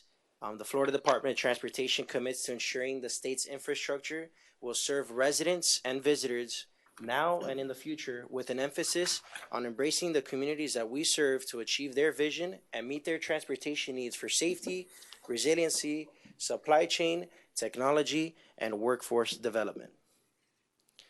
Today we will be speaking about 3 separate projects that are going to be occurring in the same general area in Miami-Dade County. First off, we have the State Road 9A I-95 Ramps Improvement Project. Secondly, we have State Road 913 Rickenbacker Causeway to northbound SR 9A I-95 and southbound State Road 5 US 1 Flyover Bridge Painting Project, and the SR 913 Southeast 26 Road from Southwest First Avenue to Rickenbacker Causeway Resurfacing Project. Here it is providing an aerial map of the projects and... Okay, just so that everybody understands what we're talking about. Because you say State Road 9A, boom. We're talking about the ramps coming and going into Key Biscayne, right? Yeah, there's different facets of this project. The specific one that we would really like to press upon would be the flyover bridge rehabilitation project. However, these three projects are all working in tandem. Okay. So they may or may not affect. But just depending on clear where the up commute is. exactly. So it's the ramp going onto I-95. Mayor, why don't we Correct. go back to the previous map? Why don't Okay. you go back to Yeah, the map so- and point that out? So right here, I have That's really an orient aerial yourself map of the actual project. So as what you're referring to can be noted here in the orange section, which would be the flyover bridge that would take you onto northbound I-95 or onto southbound US 1. Okay. So like I said, these are several projects that are occurring within the same area. Alone, just in this corridor of Rickenbacker Causeway, all three projects are going to be working. So we have a brief explanation of these projects just to make sure that we're aware of as far as the impacts that are going to be occurring. So we have a portion of this project that's happening as far north as the downtown distributor, which will lead you in front of, say for example, right by the Brickell Bridge. We have the Southwest 7th and 8th Street ramps, the I-95 shoulders from the US 1 all the way to Southwest 8th Street. And of course, we have the off-ramp onto Rickenbacker Causeway, the flyover bridges, and 26th Road itself. For the State Road 9A I-95 ramp improvement projects, the South Miami-Dade resident engineer is Drew Baudry. George Hoffman is the South Miami-Dade assistant resident engineer. Our project manager, who he was not able to attend today, is Francisco Yedo. He is the engineering, the project manager. Milad Mansouri is the project administrator. The contractor for this project is OHLA USA Inc. And lastly, I am Jeff Pacadano, the community outreach specialist. As mentioned, these are the ramp locations that are going to be working for this specific project. We have the Rickenbacker Causeway at Southwest 25th Road, the ramps at Southwest 8th Street and Southwest 7th Street, the shoulders from US 1 South Dixie Highway to Southwest 8th Street, and lastly, State Road 970 SR5 downtown distributor ramps. This project is estimated to have, this project actually began this month in February. We're going to start seeing mobilization for these projects throughout the project corridor. The estimated duration of this project is about 15 months. And we're looking at the estimated completion for this project in spring 2025, and the construction cost is $12.3 million. So I have here, or I've broken it down to the scope of work as well as showing the actual project corridor that's going to be happening here. So essentially for the I-95 ramp at Rickenbacker Causeway at Southwest 25th Road, we're going to be doing widening of the roadway from I-95 southbound off-ramp. So essentially just from here on that turn onto Southwest 26th Road. There's going to be repairing of concrete pavement, upgrading pedestrian curb ramps, signing and pavement markings. There will be modification of stormwater drainage structures. They will be installing a new traffic signal on Southwest 25th Road, right here, which is when you get onto northbound I-95. Replacing damaged sidewalks and curb and gutter, replacing guardrail at various locations, upgrading light poles, and repaving and restriping the roadway. What do you think the impact to our traffic is? That's probably what we all want to know. Yeah, so once we get into the second portion of it, which is specifically the flyover bridge ramp, which would be presented by John Bolton, that question would probably be better suited for him. Okay. Thank you, Mayor. For the Southwest 7th and 8th Street, well, essentially we can definitely focus on the actual aspects that would be in front of the Rickenbacker Causeway. So just as for any information in regards to the maintenance of traffic, for this particular project, we're looking at it being, the lane closures being available for 9 p.m. through 6 a.m. Sunday through Thursday, 11 p.m. through 7 a.m. Friday and Saturday, and any ramp gore reconstruction and drainage work may be allowed between 11 p.m. through 5 a.m. Friday through Monday. Do you guys have anything with events? Is that going to be coordinated with any type of events that are going on in Virginia Key? Yeah, so I've been in contact with the village of Key Biscayne. Any events that you guys may have, first of all, we would like to be there to be able to spread more information about this project, but also any special events that are being taken place in Key Biscayne have been taken into account by our project team, and we would be coordinating around those events. It's not always our events. Yeah, Most of the time, it's not our events. But I'll add, Councilmember, I'll add though, these guys have fully committed to supporting and working with us. They're in contact with our public works director, with our communications coordinator. So we really took the bull by the horns here. So we got them on board. They're working very closely with us, so that when our police and chief get working with Miami-Dade County, we're going to make sure that we have this engaged. Awesome. This is so important to our residents, so we wanted to make sure we're working very closely with FDOT. Great. Thank you. Appreciate the question. Now, I went ahead and I included some illustrations in regards to some of the detours that we may expect as a result of the work from this project. As defined before, the Rickenbacker Causeway at Southwest 25th Road, there's going to be some work on the ramp Gore, and that's going to cause a detour because that flyover bridge would not be available during that time frame. So essentially, it would be going through 26th Road, whether going onto South Miami Avenue to be able to access US 1, or going onto this road here and making a right to go into northbound I-95. I have a question. Yes. This is all part of the overall regional movement for the concept of Miami Beach, Key Biscayne. Is this all part of that? And what do you anticipate for traffic? I mean, do you anticipate any better traffic flow as a result of this? What's the final product going to be, and what's the result going to be for the residents of Key Biscayne? Are we still going to be backed up and stacked up all the way to 7th Street, or is it going to get better? So based off of the direction that the Florida Department of Transportation is going in, there's a few different facets that they want to be able to hit on every type of project. In this case, we are very committed to the actual communities, making your guys' lives easier with your commute. Not just that, but also keeping up the resiliency of our roadways. I'm not sure if you guys have really noticed that flyover bridge that you travel on to go onto I-95, but it definitely is in need of some repair. Yep. As well as the drainage work that's going to be taking place. These are all works that would improve the quality of life of residents and motorists that travel through these areas every day. I get it, but I'm asking a question That was about a good answer, though. It was a great answer. No It was a traffic. very nice answer. Level of service. Let's talk traffic. What right now it's failed. You look at it for the most part, right? What's the anticipated level of service? Is it finalizing the These project? projects are not going to increase capacity. These are maintenance projects. Okay, well, So we're but let's maintaining the speak that ramp clearly, and then so- resurfacing the 26 road there, maintaining the ramp, painting it, fixing where you see the concrete coming off every day. And then the only one where we get some capacity improvements are those ramps that are downtown. You saw some of those, and then the approaches here where the northbound on-ramp, doing some improvements to the approaches of that.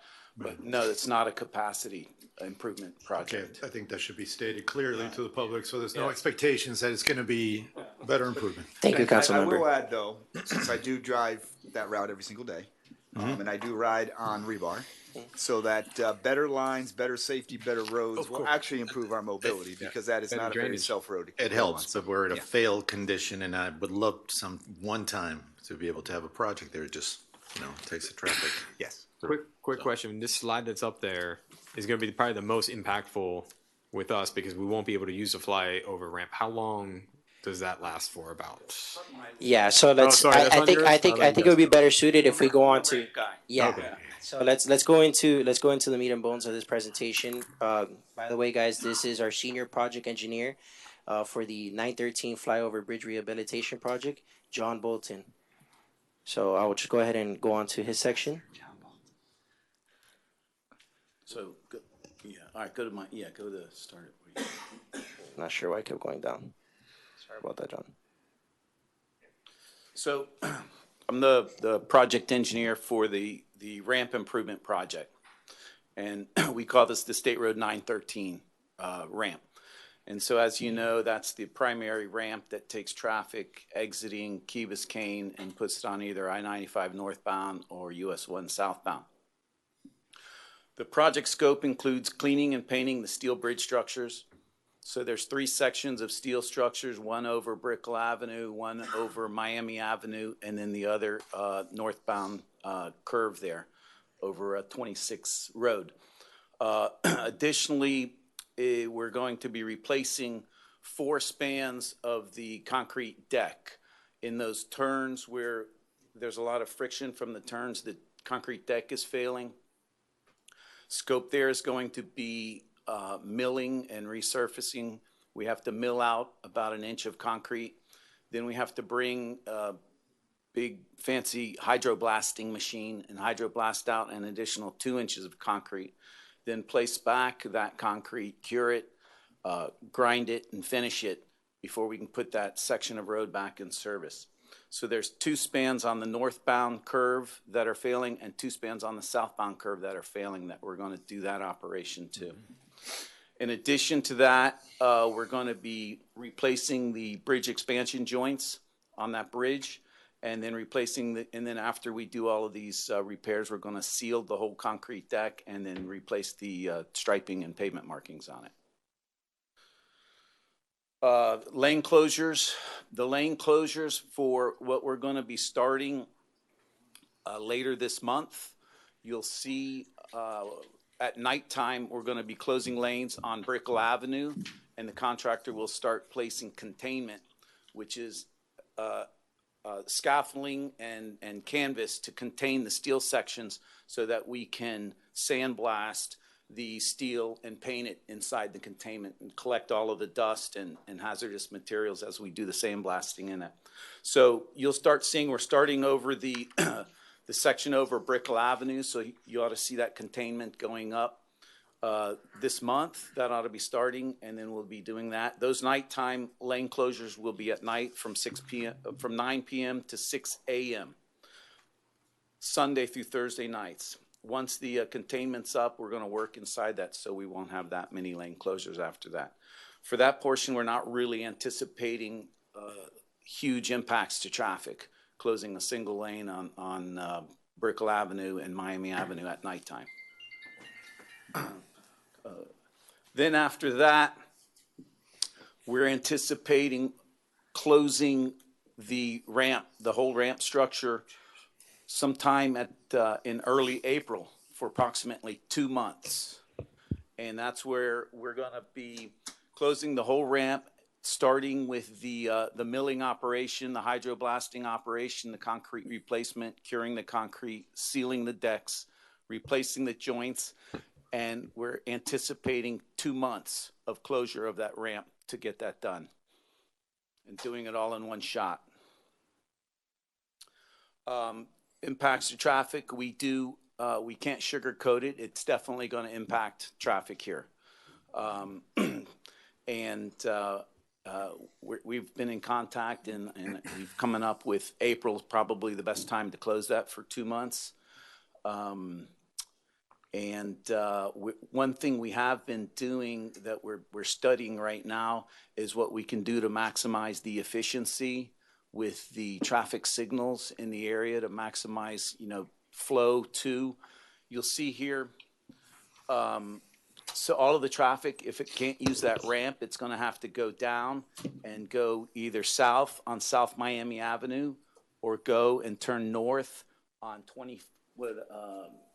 I guess that's the avenue that parallels the ramp there, the on-ramp there. And then there's a couple of pinch points there, so we are studying that to come up with the best way to maximize the traffic signals to see what we can do to increase the flow. Okay. Any further questions? Seeing none, thank you for making the presentation. We get a decent idea. Early April. We won't be cursing you just yet. When we will be. Well, we will, yes. Thank you very much, council members, for allowing us to make this presentation. I would just like to make this final comment. Any questions that may come from either the council members or from the community, FDOT wants to welcome you guys to be able to have an open door with us. I'm the community outreach specialist. So I'm always available if you guys have any questions, any concerns, any inquiries.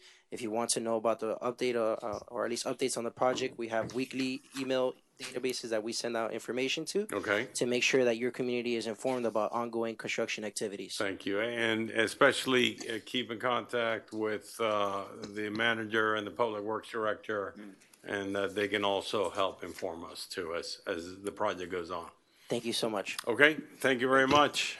And I do want to follow up with you saying we really appreciate their just being very proactive on this and being part of us and just their willingness to share information. It's going to be a little bit of pain, but if we have the information, I think that helps us alleviate that pain a little bit. Go after. It is a pain, but we do have to maintain our infrastructure. Yes, yeah, We- absolutely. if we don't maintain it, then we're Yeah. not gonna have it, so that's Those part of it. efficiency ratings, gotta Yes. keep them up. Thank you. Thank you. Thank you. Okay, The next next item. presentation. The Sustainability Advisory Board report given by Derek DeZulo.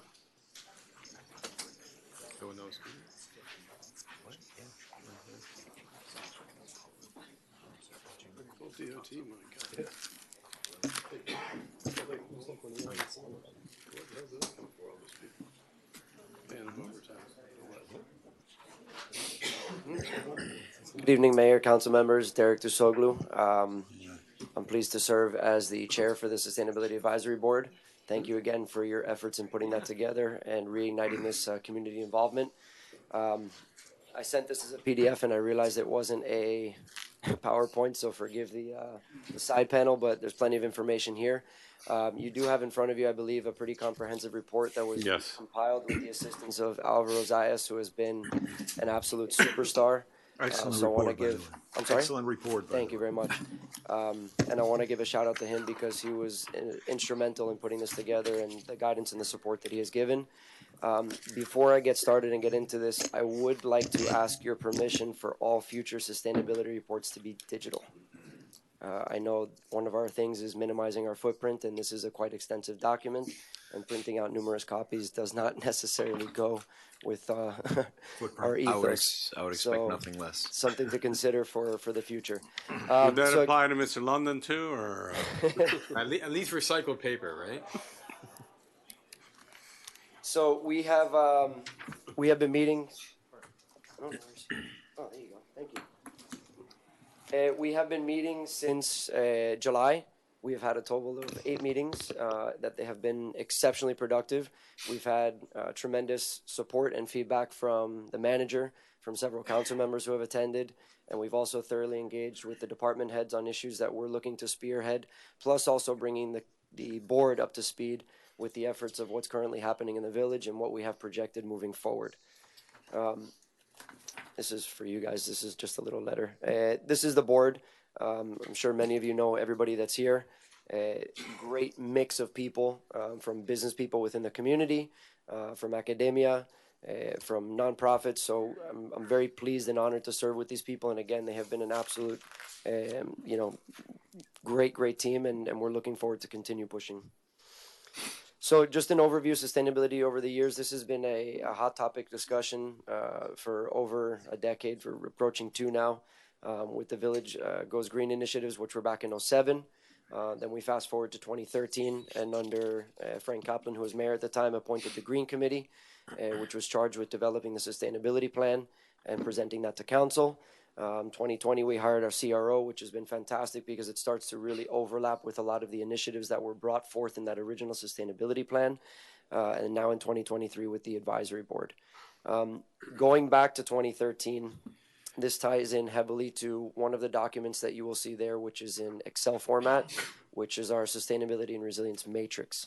And one of the things that we wanted to do is we wanted to get in a single viewpoint everything that we are currently working on, everything that we have in mind to touch upon, everything that has been worked on, that overlaps not only the sustainability plan from 2013, but also the resiliency and infrastructure plans that are currently underway in the village. So all that information was compiled into that matrix, and the idea is that going forth, whether it's the continuation of this committee or whatever follows, that acts as a living document. that we have transparency. Again, there was fantastic input from the manager, from the different department heads, from Alvaro, to make this document as comprehensive as possible and to give you as much and to give us as much information as possible, so that we really have everything in one place. Again, first meeting, sorry, I said July. August 2023, we started meeting. We have met a total of 8 times. Our goal moving forward is to maintain the schedule of meeting every 3 weeks. We feel that's best to have the consistency. When we start gapping into a month, things get a little difficult, so that is our plan moving forward. We've already had 2 meetings this year, and we have our next one coming up shortly. And, feel free. We have had Councilmember Vasquez attend. We've had Councilmember Sardinez, and Mayor, you were there on inaugural meeting, so I opened up to anybody to advise you to come in and participate, and your feedback is always welcome. Thank you. I wanted this to be also on the agenda for several reasons. The first is I think it's an excellent report. I think the committee is working very, very well.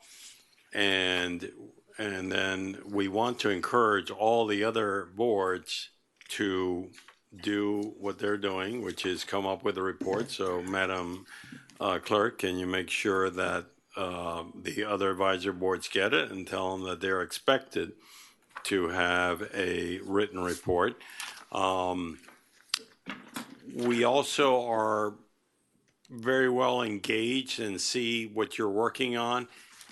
And this is the kind of thing that we want. We want you to propose ideas to us, to propose it to the CRO and the manager, so that you guys can perhaps, after meeting on specific items and things, bring it to the board. I mean, if you're not bringing things to the board, then we got to do something with that committee. So I think that's I think another set of ears and eyes looking at what's out there is a good idea, and that's what our committee should do. Our committee should give us input, and it should be a place where the manager takes things to, also to have like a kind of like a mini focus group, look at things and say, hey, yeah, this makes sense, or maybe this doesn't, and so this is a good product, and we need to keep it going.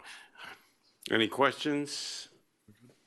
All right. Just in collaborating with others, there are a lot of people working on a lot of problems.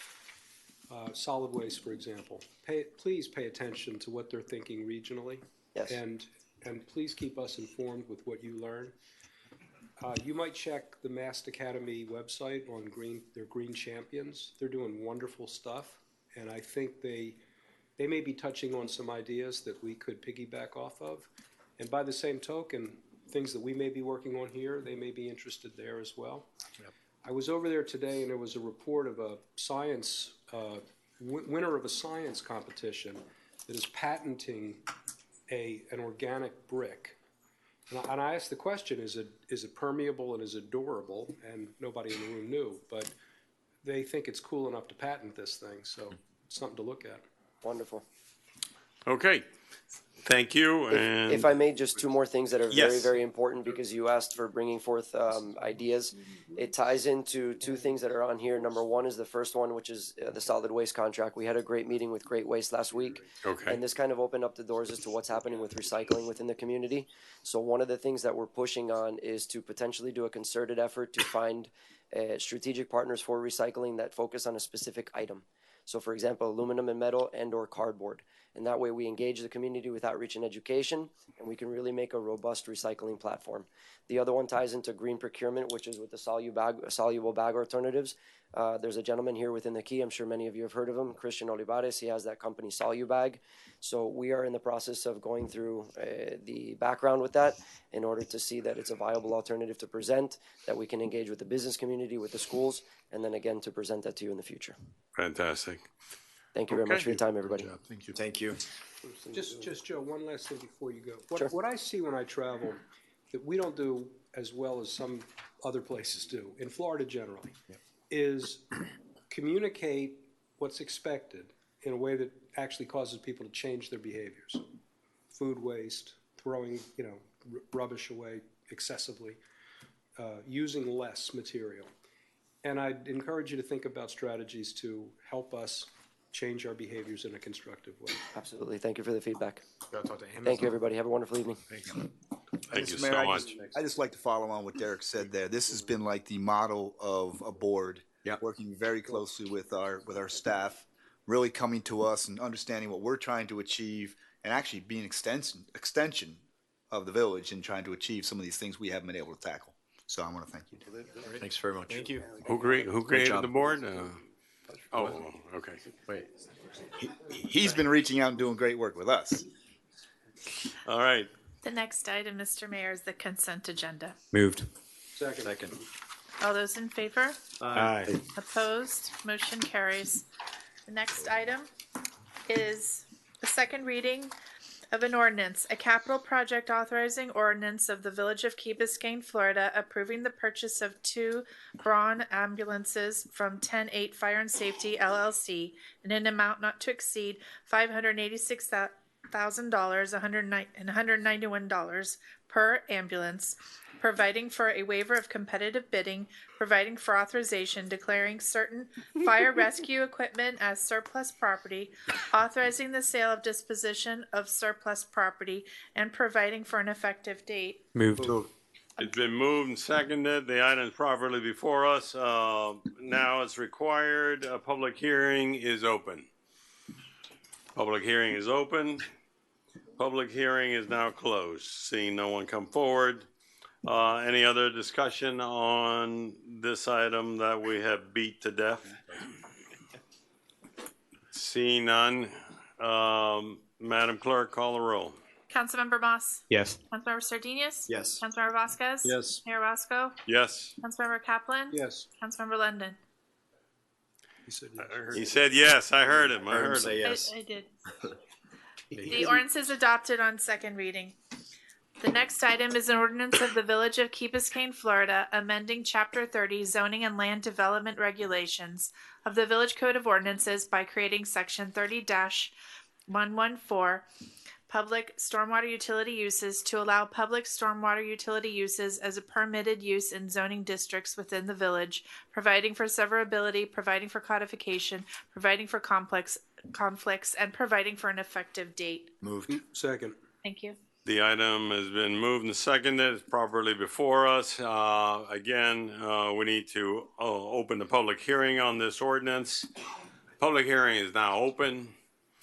Seeing no one come forward, public hearing is now closed. Any discussion on this? I appreciate the inclusion of subsection A, which was partially responsive to what I was trying to suggest. The other part was really about trying to site the installation so as to preserve to the maximum extent possible the primary use of the park as a park. And that didn't make the cut. I'm wondering if that's an oversight and whether we could amend this to include that provision as we adopt this. Mr. Friedman? I think that that's very specific. This is broader than properties that might be parks. I think that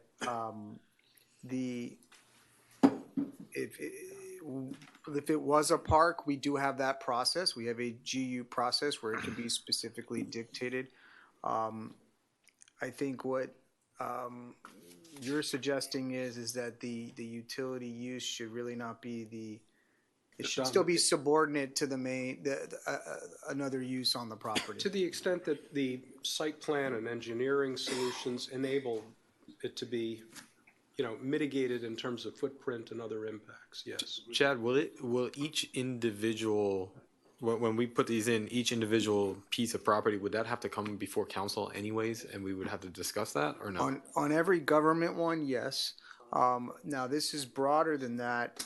This could actually open up that we could put this on private property also, as an option. That was, part of this. But that would depend if it would trigger a major site plan or not. But definitely on government property. And if you could put it on private property, do you have to get some type of okay with the neighbors around? Or can someone just be like, yeah, I want to put it here, and it's right next to somebody's pool or something like that, and we don't they have no recourse? we don't really have, aside from the fact if it would trigger a major site plan where it would have a public hearing, aside from that, we don't have that process. But Jeremy might want to chime in. Yeah, I would just supplement it by saying anything that's above ground, anything that would be a structure would have to abide by the zoning regulations still. This isn't a free pass to avoid existing regulations. So I guess my question, and Frank, I'm sorry, I didn't mean to jump into your thing, but it's just how do you protect a neighbor from a utility? Because sometimes utilities can produce smells or noises or all kinds of things, right? How does a neighbor, how are they protected to ensure that they're okay with that too on a private property? Or at least they know about it, right? Somebody could just install it and like, I had no idea they were even doing this. I didn't have an opportunity to say anything. My pool's there. Couldn't you put it a little farther back or something? They could have had that. So that's my question: is how do we protect neighbors that they know what's going on? If the answer's simply, the traditional zoning setback and what have you, I mean, what I think we were trying to get to, or at least I was trying to get to, was sensitivity to site planning. Yeah, and I think that is handled through the requirement for anything that would be on government use, anything that would be park related would be trigger substantial review. And would include a site plan review. I mean, one thing that we could do is we could mandate that a site plan would be required before council. That would give public notice, and we could do that. And that especially if it, or you could say if it's a structure, if it's a any structure, any stormwater utility structure shall require a site plan before council. And I think importantly to your point, Councilmember Moss, is that sites like a single family home that was going to incorporate something, however unlikely that is, might typically bypass a site plan review process because it's not a requirement for that zoning category. And if it's otherwise meeting, doesn't need any variances. So I think inclusion of that would solve the notification issue. Are we talking about above ground structures, below ground structures? I mean, we're going to require that would be site plan review for every pipe we put in? No, we're just talking about above ground structures. Above ground structures. Yeah, like a lift station or something that's going to be a structure above ground that's going to make noises or. Well, yeah, it's a good distinction. Like you're going to put in a pump station. Yeah, that's going to be below ground. Well, some of it is above ground. So the only control is the only thing above ground. Yeah. Yeah. Well, there's also typically, correct me if I'm wrong, but also a generator involved with that too. That's above ground. Yeah. So if you have a generator, I think we specifically would want to review the design solution for that. For above ground. Yeah, and I think even a control room would be enough to want to review that. But you don't want to burden them for every damn pipe you put in. No, of course not. Yeah. Right. No, so I'd move that as an amendment and propose we add that. For above ground structures have a site plan review. No objection. Got it. The ordinance has been amended by Mr. Kaplan, seconded by Mr. London. Correct, Madam Clerk? Yes. Do you want to take a vote on the motion or vote on the ordinance Okay, as amended? on the amendment first only. Aye. All those in favor? Aye. Do we have to roll call on Oppose? an amendment? No. No? Okay. Okay, all those Motion in favor say aye, carries. so the amendment passes. Now we are on the ordinance complete. Any other discussion on the ordinance as amended?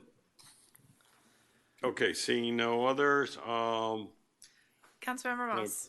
Yes. Councilmember Sardinius? Yes. Councilmember Vasquez? Yes. Mayor Roscoe? yes. Councilmember Kaplan? Yes. Councilmember London? Yes. The ordinance is adopted on second reading as amended. The next item is a resolution of the Village Council of the Village of Key Biscayne, Florida, approving an agreement with the Florida Agency for Persons with Disabilities to support village programs for individuals with unique abilities, providing for authorization and providing for an effective date. Move. Second. Items moved and seconded. Items properly before us. Questions to the manager? So I think we've got the team here, Mr. Mayor, and if you would, Todd or Colleen, let's go ahead and lead us through this process. Sure. This is the culmination of efforts from last year in our state appropriations request for funding to support the programs in the community center for persons with unique abilities in the village. This has been a priority for council and the community in large part because of our geographic isolation and the far distances that people and their families that need to travel to access those programs and those services. So Todd and his team have done an excellent job providing a really robust set of services and programs ranging from arts and culture to sports to music. And that is in part paid for with support from this agency at the state. And so this agreement would ensure that we get the full monies if we perform according to the contract. On our behalf, we're seeing increased attendance in these programs, and I'd like to thank our partners with It Takes a Village and our employee Richard Perez, who this is something he takes near and dear to his heart and works extremely hard on. But everybody as a team coming together, we're really starting to see this take off. This is fantastic. I think we're really finally getting this to take off. I think a couple of budget sessions that dealt with this, and now we finally see the fruits of the labor. The only thing that I will ask is, okay, this is great. Is this a 1-year thing? Yes, sir. Since it's not recurring money, what do we do? We're gonna have to incorporate that into a budget or what? Well, Mr. Mayor, let me jump in first before we do. As you know, we do have a current appropriations request in. So far, it is in the state budget. We have to see how it goes, whether it makes it through process and whether it makes it to the governor. So right now, that is our first step. But secondly, yes, if we want to continue these services, we're going to have to invest in them. All right, so keep that in mind. What do we put this year, 50,000? We matched for 50,000, correct? Correct. How much? 50. Yeah. Which is in our current budget. Yes. Right, so this is 50 and 50. This is 150. Oh, it's 150 because, okay. Perfect. All right, any other questions? How much do you estimate we're going to spend? 150. Okay, 200? They're efficient. I mean, I'm just asking. There's no, as I think we've heard earlier, there's no lack of ability to improve on these programs and services. So I think if there's funding for this particular purpose, especially given by the state where it is purpose driven, we're going to do as much as we can to use that full amount to improve as much as we can with the program. How many people in Key Biscayne will benefit from this? That's actually sensitive information. Sorry? I don't think that we can ask how many people Well, are. then how much do we know we're going to spend money for programs we don't know who's going to use it? Would you have a ballpark? It varies. Like I said, this is taking off, so it's. Is it 10, 50, 20? Some are 10. But this is our first real effort at this, and we're just getting people to buy into seeing us as a resource for this need, where, as was stated, usually it was off island. I think one of the programs that's really kind of a model for us is our weekend PE, where we do every other week, we do 3 hours, and it's a drop-off program. So it's a real benefit for not only the children, but the parents. They actually have 3 hours on a weekend where they can plan to do things. And we have several different contractors there that take them through arts and crafts, physical fitness, and the parents rave about it because otherwise they're hands-on all the time. Are these people who are physically or mentally challenged on the weekend deal, or is anybody? Are the people who are coming to these programs the weekend, are they physically or mentally challenged, or just general public? No, the weekend PE are people with unique abilities. But what we've also done is work on our inclusion in our existing programs. And then not only just our programs, but our special events. Winterfest was a good example where we had a dedicated time. We added an hour that would be paid by this for Santa Claus to come in a private, quiet space where people that with sensory issues could be with Santa. I was there. It was one of the most beautiful experiences of my career. How are you going to go about determining how many people and who they are and what we're offering to see what we really need? Well, that's where we're leaning on our friends with It Takes a Village. They're a group of residents who advocated for this, who are involved, who are not only participating in our programming, but creating their own programming. And as volunteers doing stuff on Saturday nights in the community center, movies. So, like I said, this is really just ramping up now. I'll be happy to give you a status report as we get to the budget workshop of where we are. But it's going to take a little time to. Have they given you any idea the number of people involved who would benefit from this, who need this? Again, we can't do. So as a I'm part of talking the, about the people you say these. the Takes a grant Village agreement, people. the grant agreement requires, or the funding agreement requires us to provide metrics to the funder at minimums, and if we go beyond that, we report the full amount of the people that volunteer the information that they have unique abilities when they participate in the program. We can't ask for them, we can't force them to tell us if they have a unique ability when they're participating, but if they so choose to volunteer that information, that's recorded, and that is a part of the reporting that we have to do to receive the money. So basically, anybody can participate in the program. In the inclusive ones, correct. Yes. But the inclusive ones are intended to be sensitive to people with unique abilities, which is the difference. It might help, the event that Oscar and I think we attended an event at the school, and you both were there, and this is one of those anecdotal moments. Oh, I'm all for it. The place was packed. The place was packed. The question is, packed with parents with people like ourselves, or packed with people who really benefit from these things? My impression, that's all. I think you would have the same impression. It was loaded with participants, and it was the population that we are talking about. Yeah, I think it was the first time we identified that there actually was a critical mass of people that could benefit from these services.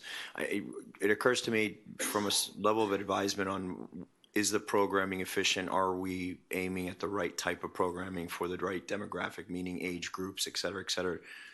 I wonder, would it make sense, and this is something I was going to bring up later, but I wonder if it would make sense to create an advisory board of people here on the island, that live on the island, similar to some of our other boards that maybe follow best practices like the Sustainability Board, that can advise us on what's best and what are the best and most efficient ways to not only identify the needs and what demographic we're focusing on, but making sure that this money is being well spent.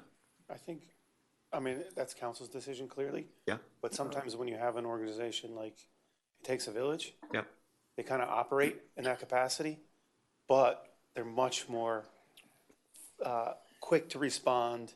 They don't need to schedule a meeting. They can talk to each other at their functions about things that they would like for us to do and then they would like them to do. Where the Sunshine Law, when you appoint a board like that, really kind of restrains them.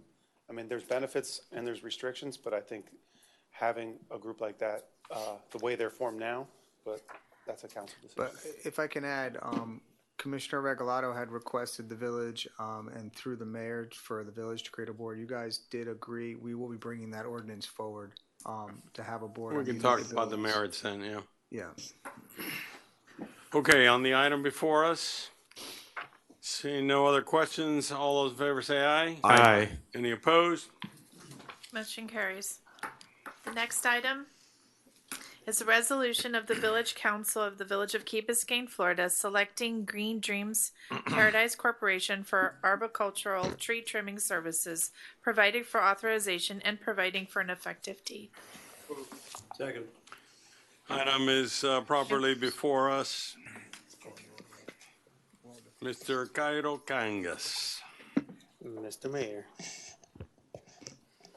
You're up. What are we doing? So the purpose of this resolution is to contract with Green Dreams Paradise Corporation in order for them to provide tree trimming services for the village.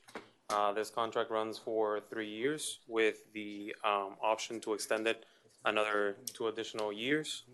This contract is needed because the last one that we had with SFM ended, and we have to have a tree trimming company on board in order to provide the necessary structural clearing of our trees to maintain the structural integrity, and also to trim the coconut trees twice per year, not only of the fronds, but also of the coconuts, which is a safety issue. In addition, this contract is going to be providing emergency tree clearing services after a storm event, and also we have asked them to be able to provide written proposals to residents for power line clearing services as a way to facilitate the residents' ability to procure a vendor to do that service, with the hopes that we can reduce the number of power outages that the village experiences due to vegetation. Are they approved by FPL?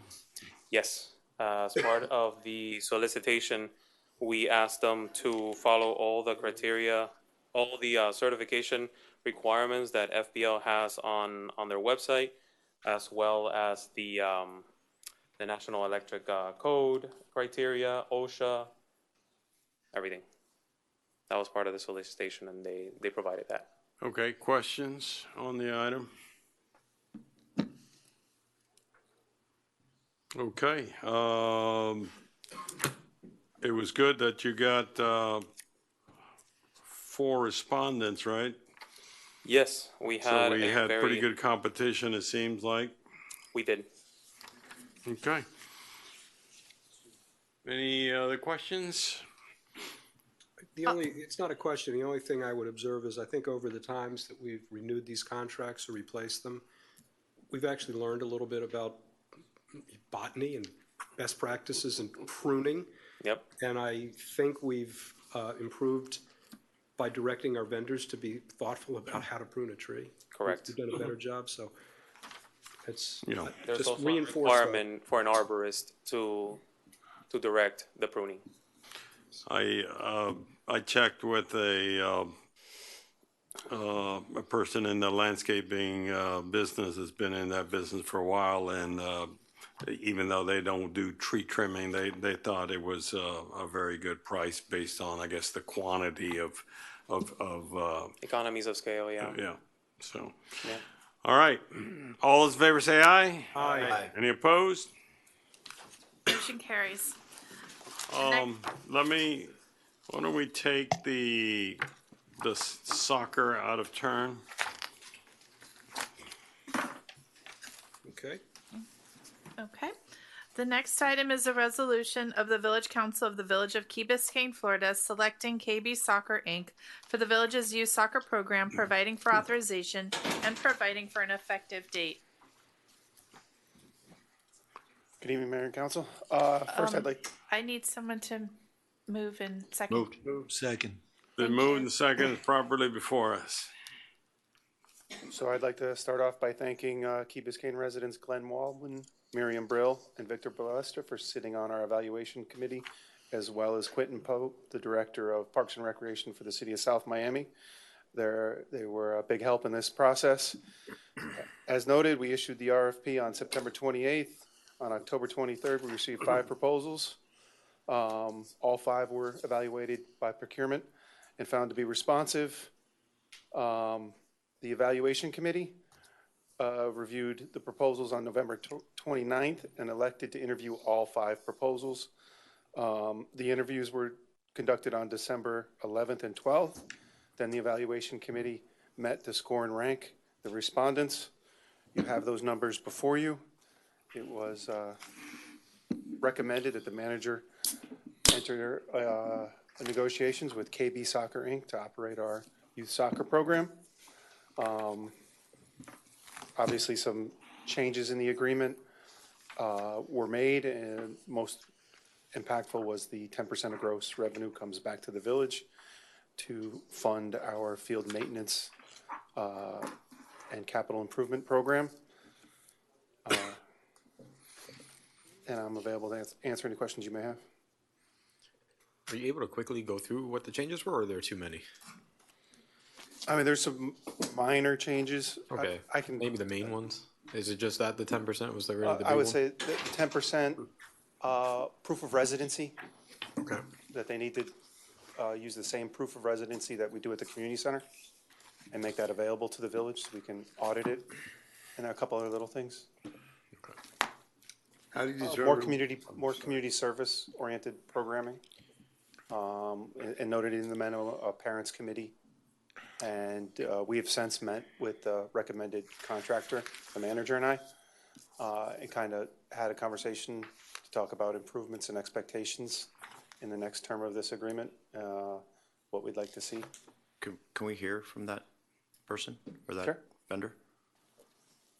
The other thing is, oh, I'm sorry. I just wanted, there's been, I've heard of issues of private coaching going on some of the village, and I'm not sure if this is true or not, but I've heard reports of this where, another sport is trying to go out there and they're saying, hey, there's a private lesson going on between a coach and a couple of kids, which I think is not supposed to be happening. Is that in the contract? We discussed that in our meeting. We did bring that up. Uh-huh.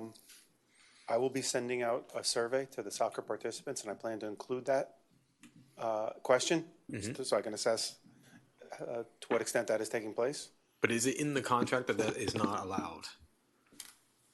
I'd have to review the language, but we can, when we're addressing the agreement, which we've yet to do, we can add that. Okay. It would, if there was any extra session, it would have to go through the club, is our current agreement. Yeah. So what you don't have is a coach on the side telling the parents, for $50 a kid, I'll do an extra A session. coach that works for that vendor. Exactly. Got it. Yes. Anything that they do has to be approved by the club, go through their approval and our scheduling approval before it takes place, is what's in the agreement. Okay, thank you. How do you determine what we charge the kids? That's in the agreement. I know it's a competitive program now for the August to May season is $2,000. And then the recreational is less, but we're still below other communities. Todd, why don't you let the vendor Yeah. explain how he came up with this cost? When the price, you're setting a price, is that the price for 3 years or 2 years? Or is that a variable price? Does it go up or down, or how's it work? Annual price. My annual price, it's reviewed every year. It's a I'm sorry? it's a zero-based budget. We base it on costs that were charged by, Speaking. I'll introduce myself. I'm sorry. Yeah, that would be a great idea. Marcelo Radice. I'm the president, one of the founders of KB Soccer Inc. So to answer your question. Let me add one thing real quick. Every year, he comes before the Village Athletic Advisory Board. And they talk about assessing the past season, what's going to happen next season, and then the fees that they propose. And then the advisory board makes a recommendation to us on how to negotiate with them. So it's reviewed through that process every year. But I see there's a difference of about 25% from the low bidder to the high bidder. And I noticed that you didn't vote for him. Does that have anything to do with the money? Didn't vote for who? The price he's charging. The difference between the low bidder Yes. and the high bidder is 25%. Is that, how do you guys look at that? I mean, there's a lot of ways to look at that. I don't know if that, somebody's coming in and just giving you a number of what they think they can do. All I'm saying to you is that you're happy with the prices that Marcelo is providing. They're below market rate. I'm talking about the prices you're Yes. receiving. Yes. Market is what people will sell a service for, I'm not what somebody when I else. say market rate, I'm talking with other clubs. Well, we're not here, with we're not similar- other clubs, we're here in Key Biscayne. But I'm saying That's why you got proposals. Our price is better than the other organizations. I'm talking about the prices you got 5 prices, okay? Yes. And that's the highest price. So I'm asking you, does that concern you at all? That's all. Well, Todd, why don't you walk them through the two-step evaluation process we do? Yeah. So what we do is our evaluation committee evaluates it without considering cost whatsoever. Okay. And as you see, it's on page 3 or 4 of the memo, and you can see at the top how they evaluated it. And, the KB Soccer came in at 464, Soccer Cage, which was second, came at 437. And then what we do is then we apply cost without the evaluation committee seeing it. Obviously, KB Soccer came in with a higher cost, but then it adjusted the scores accordingly. So as an end result, they still came out as a higher, taking in consideration that they were charging more. I mean, the Our- financial part of it just has a lesser weight. Our CFO. So the only answer is that you're happy with the price they're charging at this Yes. point, in spite of being 25. That's all I'm asking. Okay. Okay. It was that simple. Thank you. Marcel, I have a question. Should I continue? Or- Yeah. Yes, Go ahead, yeah. Well, every year we look at the costs that are coming in from all the services that we have to subcontract. And we base it on that, and then we adjust the pricing accordingly. We don't charge or mark up uniforms, we don't mark up anything based on any services. Marcel, the only reason I'm concerned is you get the parents see this and say, hey, we're supposed to be representing the parents. We're saying pay 25% more, then we could have somebody else. But what Todd's saying and other people are saying, yeah, but your services, what you can deliver are worth 25% more. I think that's the answer, right? That's the answer I was trying to get at. Yeah, I think that's what he's saying. Can you say that this increase, is that, are you looking at that as a pass-through? Is now the village is asking for 10% from you, so the difference is that just being used to take care of the village's contract here? Part of it will be a pass-through, yes. And part of it will be depending on our costs. We'll have to see what comes in next year when we're in front of the VAB again to see what our final prices will be. They could go down. We took into effect last year one-time loan that was taken during COVID, which has now been paid off. So that will allow us to bring our costs down even more, and that's what I brought to their attention when I presented to them, because the initial fees were based on leaving our prices flat, but our prices are going to go down. In this recommendation that we have here, do you consider that to be an estimate, or is that a firm price? The average registration price, you're at $1,511. Is that an estimate, or is that a fixed hard cost? How does that work? I don't know how they came up with the average. We have a tiered pricing based on age groups and on the leagues that each team is playing in. So, and recreation is priced completely different as well, because we have a completely tiered system. So recreation is roughly around $1,350, and then we start with, I think, $1,800 or $1,850 is our pricing for the 8, the 9 and 10-year-olds, or the U9 and U10s, and then every 2 years it gets tiered up $50 to $75, because the costs of referees are higher, the costs for the leagues are higher, etc. So it's tiered by age groups, and it maxes out at 21 or 22, 2,200, 1,800 to 2,200. You have an estimate in here of some $1,670,818. Is that again? It says projected fees. What was it last year? Right around there, 1,666. Okay, so it depends. It fluctuates a little bit depending on the number of registrations. What is that today? What's your just under 1,000? Just under 1,000. Under 1,000 for, is that for all the different groups? All programs. All programs. So about 450 for the recreational programs and 550 for the competitive programs. Are we off from where we were at some other time, say pre-COVID, or where are we in terms of a timeline? We've been around this number for the last 3 years, pre-COVID, and we were about 950, 975 for the last 3 years. We've capped it. We haven't grown. Okay, so we weren't at 1,300, now we're down to 950. We've always been. I think going back about 5 years, or 4 years, we've been capped. We don't grow in terms of number of registrations. So yeah, that's part of our field space problem. Because right? of the, yeah, we have no more field space. Do we charge more for people who don't live in Key Biscayne?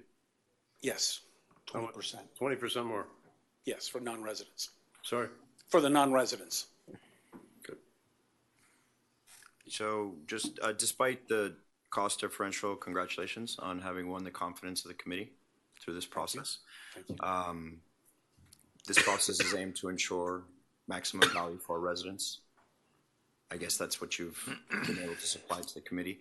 Could you kind of give us just a brief summary on what's changing between the program as it was and what it's planning to be in the future, and what do you think helped you gain that confidence from the committee? Well, I think what we've been trying to do is excel with our teaching. We've been bringing in higher quality coaches.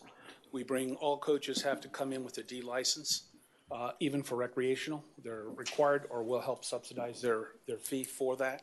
So the D licenses go from D all the way to A, and we encourage all of our coaches to take C and be licensed, and then when we apply that, you see it on the field. The quality of our coaching is, I think, superior than most other clubs. We're the only team in Miami. Let's talk just competitive first. I think we're the only team in Miami that doesn't have an academy. We've been offered an academy, but we had to decline because of lack of field space. Academy programs, and this is something that the parents have been requesting because they don't want to have to drive an hour and a half to go to Weston or to Kendall to play for academy teams off island. They would rather be here.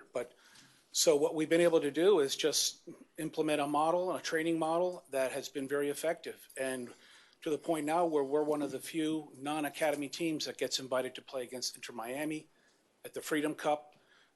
We are one of the few non-academy teams that plays in the Florida Academy League against the Academy Reserve teams, because we've demonstrated that we play at a superior level despite having the field restrictions that we have. So that's what is part of the fact that causes some of the price to go up, because we pay for better coaches. Quite frankly, we vet them out, and it's the proof is in the results right now in terms of the quality of the play. I'm glad you mentioned that, the vetting out. As part of your pricing, you pay something to the Florida Youth Soccer League or something? We have an affiliation fee to affiliate with the league, but we do, there's a complex things. We have league fees, we have cup fees, we have, depending on our participation. Right, but my point was, is it, they do the vetting of the coaches? Oh, we operate under Safe Sport. FYSA is contracted Okay. under Safe Sport. So all of our coaches undergo the same rigorous 3 parts to it. Well, there's a concussion protocol that they're all required to do every year. There's a Safe Sport course that they must take every year, which covers a gamut of things from sexual harassment to how to conduct yourself with children and So adults. what we were talking about earlier. And then the background check. Is definitely something that you cover, and it's been part of Every year. Of what the village expects from you too, right? Yeah, and every year we go through that process. Okay. Everybody, not just coaches, but anyone who's going to be on a field or have any interaction with children. Okay, I assume that based on the fact that you won the contract, that you think that we ran a fair process here?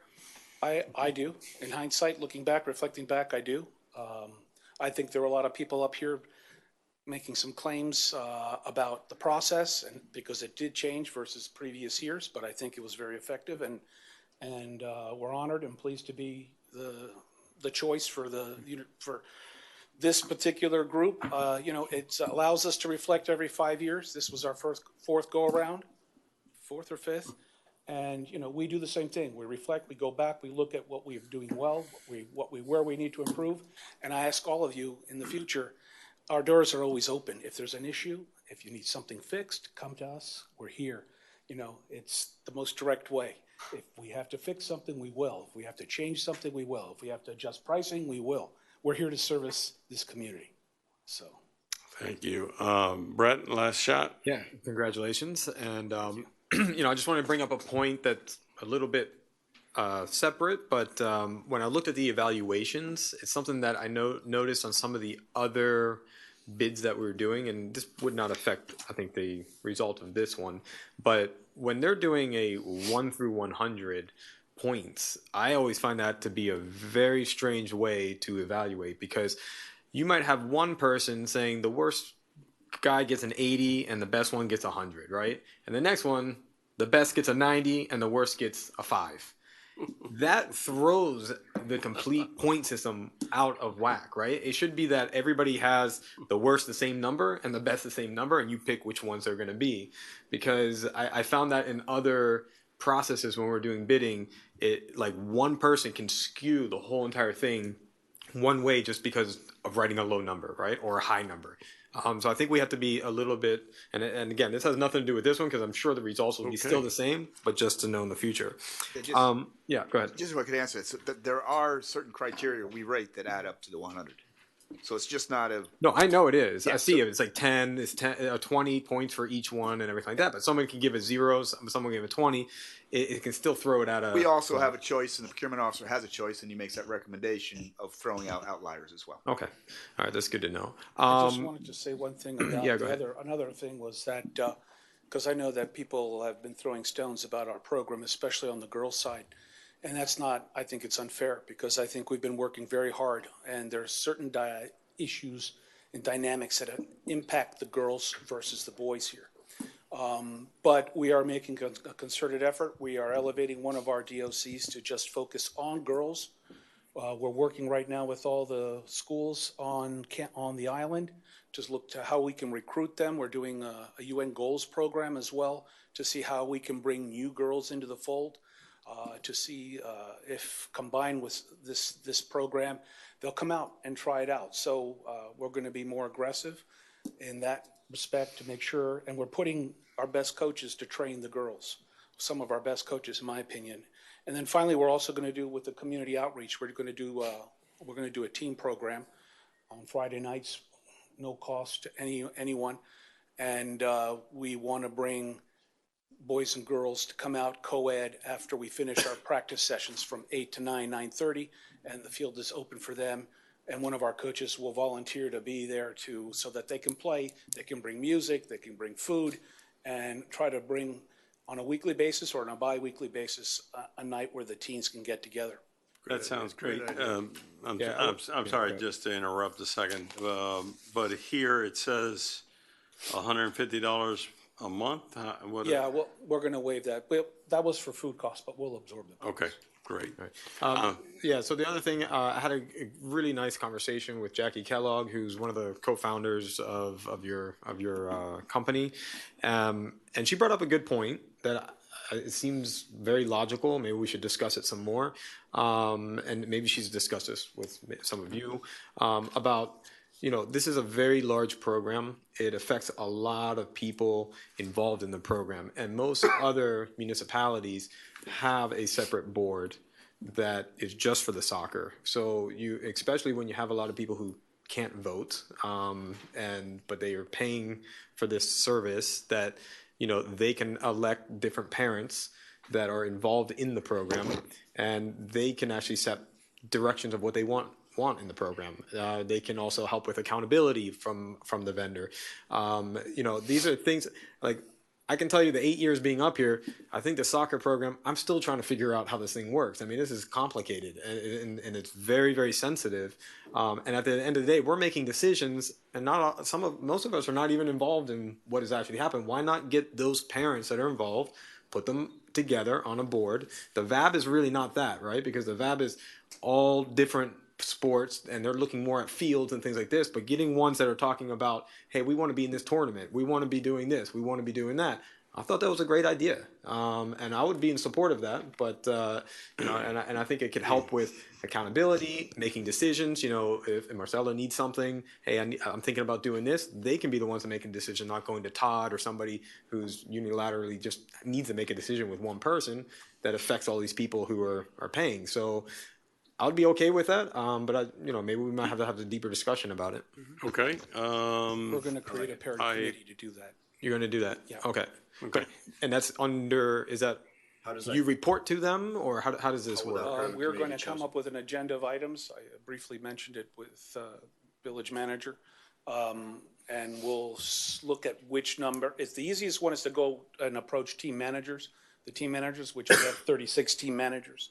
And they're very active because they're working with the coach, and they're active on a day-to-day basis with what's going on with the league, the the leagues and the cups and the tournaments that they're playing, the schedules that we have, and they're the ones that typically collect the monies for those events. So they're kind of, we're looking at those who want to step up, and we're going to come up with a committee and an agenda of items that we want them to address with us when it comes to field space, field allocation, when it comes to consolidating our travel expenses, maybe going with one bus service and one hotel provider, so we can start to reduce costs, because a lot of us, travel, and that might be a way that we can negotiate a better deal, group rates, things like that. So I want to come up with a list of things. I have some ideas to bounce it, and then try to keep the group not too large, because then you won't get anything done, but somewhere between 5 to 7 people that could work with us. And then also allow parents to come anonymously, separately to them, so that if they have any particular issues with their children, or with a coach, or with another member of another parent in the group, that they can come in confidence knowing that we will try to address that anonymously, so that they don't feel that there could be any retribution from a coach or from another parent or somebody on the team. So we're going to try to work through how we can make that work. Will you take nominations from the community, or how would you pick that committee? Right now, we're looking at those people that we feel are connected with those team managers that are most competent and organized and have the time, that would like to sit on this group, and we'll come up with an agenda to see what things do we want to tackle first. Yeah, I kind of understood it differently. The way I was on this. Can I? Go ahead. You guys are way off tangent here. We need to approve this contract. But if you want to bring it back as an item, let's do it. Okay, that's totally fine. Okay. I'm just gonna end. I'm just happy to hear that you thought the process was fair and open, and it worked. Okay. Any other Mr. Really fast. Maybe channeling something that I've heard from some of the people, and has sort of emerged from the debates that I'm very glad are at an end now. There's a lot of recognition about the extraordinary accomplishments of the competitive kids. They're out there. They're just great. I was jogging at the green the other day, and I stopped to watch a game, and it was like Chelsea was there. They were great. The thought is that the kind of average kids are still in the program as well, and not to subordinate the kids that are there just to have fun and learn a skill and be on a team and all of that. Yeah, they get most of the publicity. Like last week when we beat Inter Miami, we beat them, their Inter Miami team, in a scrimmage up. They invited us, and our U12 has beaten Inter Miami. Our U14 team has beaten Inter Miami.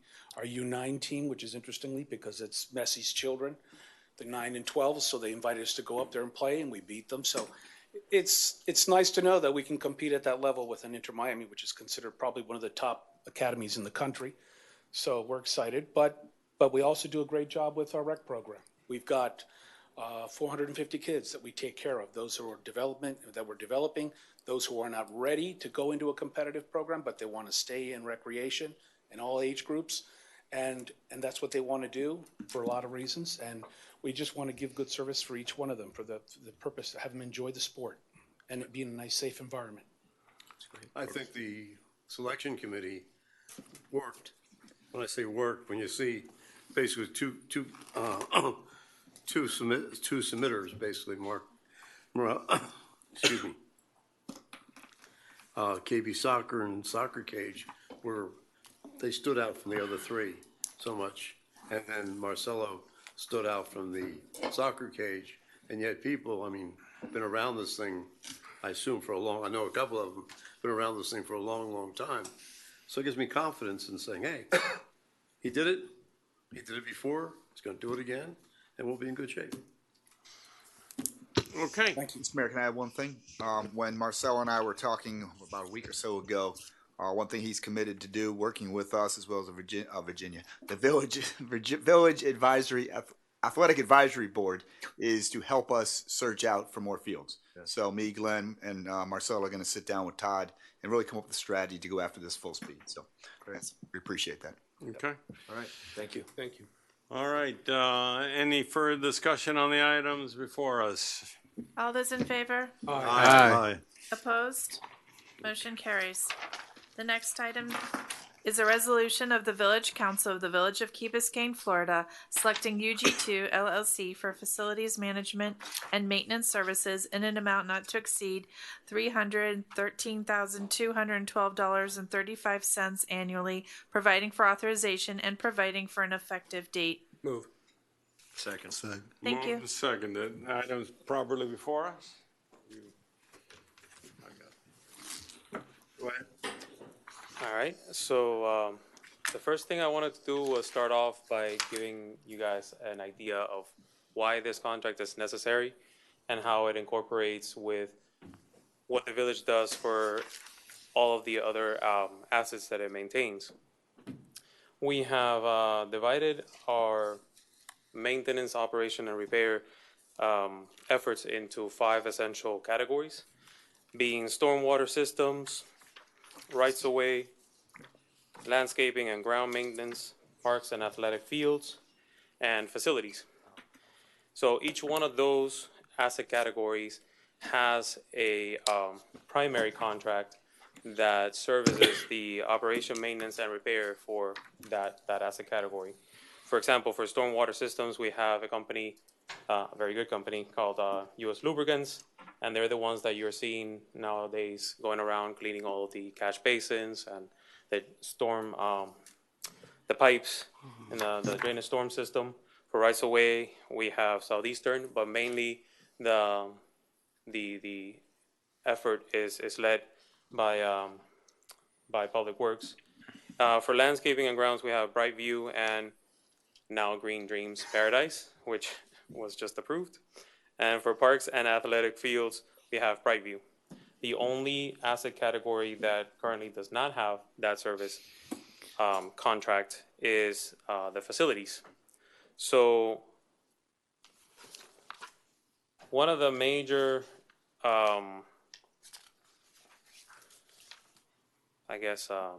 scope of services that they're going to be providing, which is the most important, is going to be to implement a computerized maintenance management system based on our facilities and our assets. So what that means is they're going to be identifying and cataloging all of the assets based on their knowledge, depending on the complexity. And all that is going to be integrated into CityWorks, which is the system that we currently use for the other asset categories. They will be developing a schedule to perform inspection and preventative maintenance, and they will be performing routine facility and asset and minor repairs for assets. They will also help identify, define, cost, and solicit major repairs and establish parts and supply systems to support maintenance and repairs. What that all means is that hopefully, well, we have 3 major facilities in the village. We have Village Hall, we have Fire Department, and also we have the community center. In addition to that, we also have the bathrooms in the fields, and also the bathrooms at Village Park, at Beach Park. And those facilities have, to date, have only been maintained as far as repairs goes. So they have not been followed up. They don't have this continual maintenance cycle that would replace assets prior to them breaking or prevent them from breaking by conducting the maintenance that one should. For example, in our cars, we have to do some maintenance work in order for it to last longer than it would otherwise. And that is, in a nutshell, large nutshell, I guess, what UG2 would be providing for the village.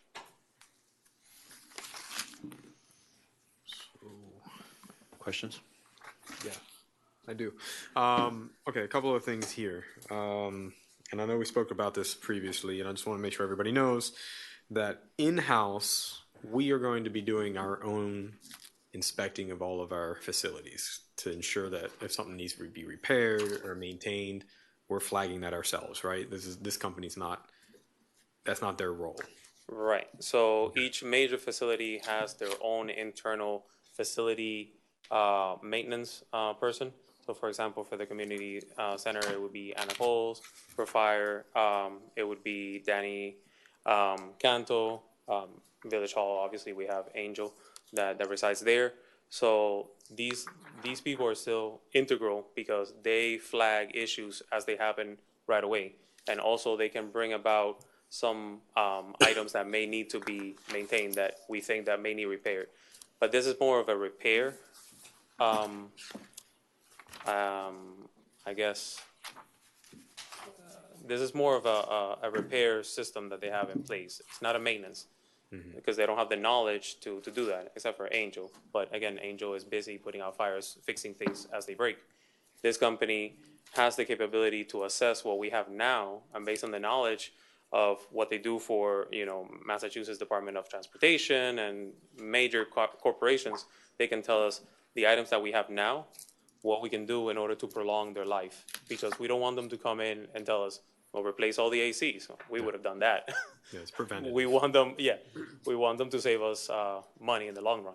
All right, and then in that inspection system that you're going to be set up with all these different people, they're going to have a very strict system that, daily, these areas need to be checked. Weekly, these get checked. Monthly, quarterly, whatever it is, annually, these are the things. Yeah. So they can put it on their calendar. And how do you, like, who's in charge and how do we know that those inspections are occurring?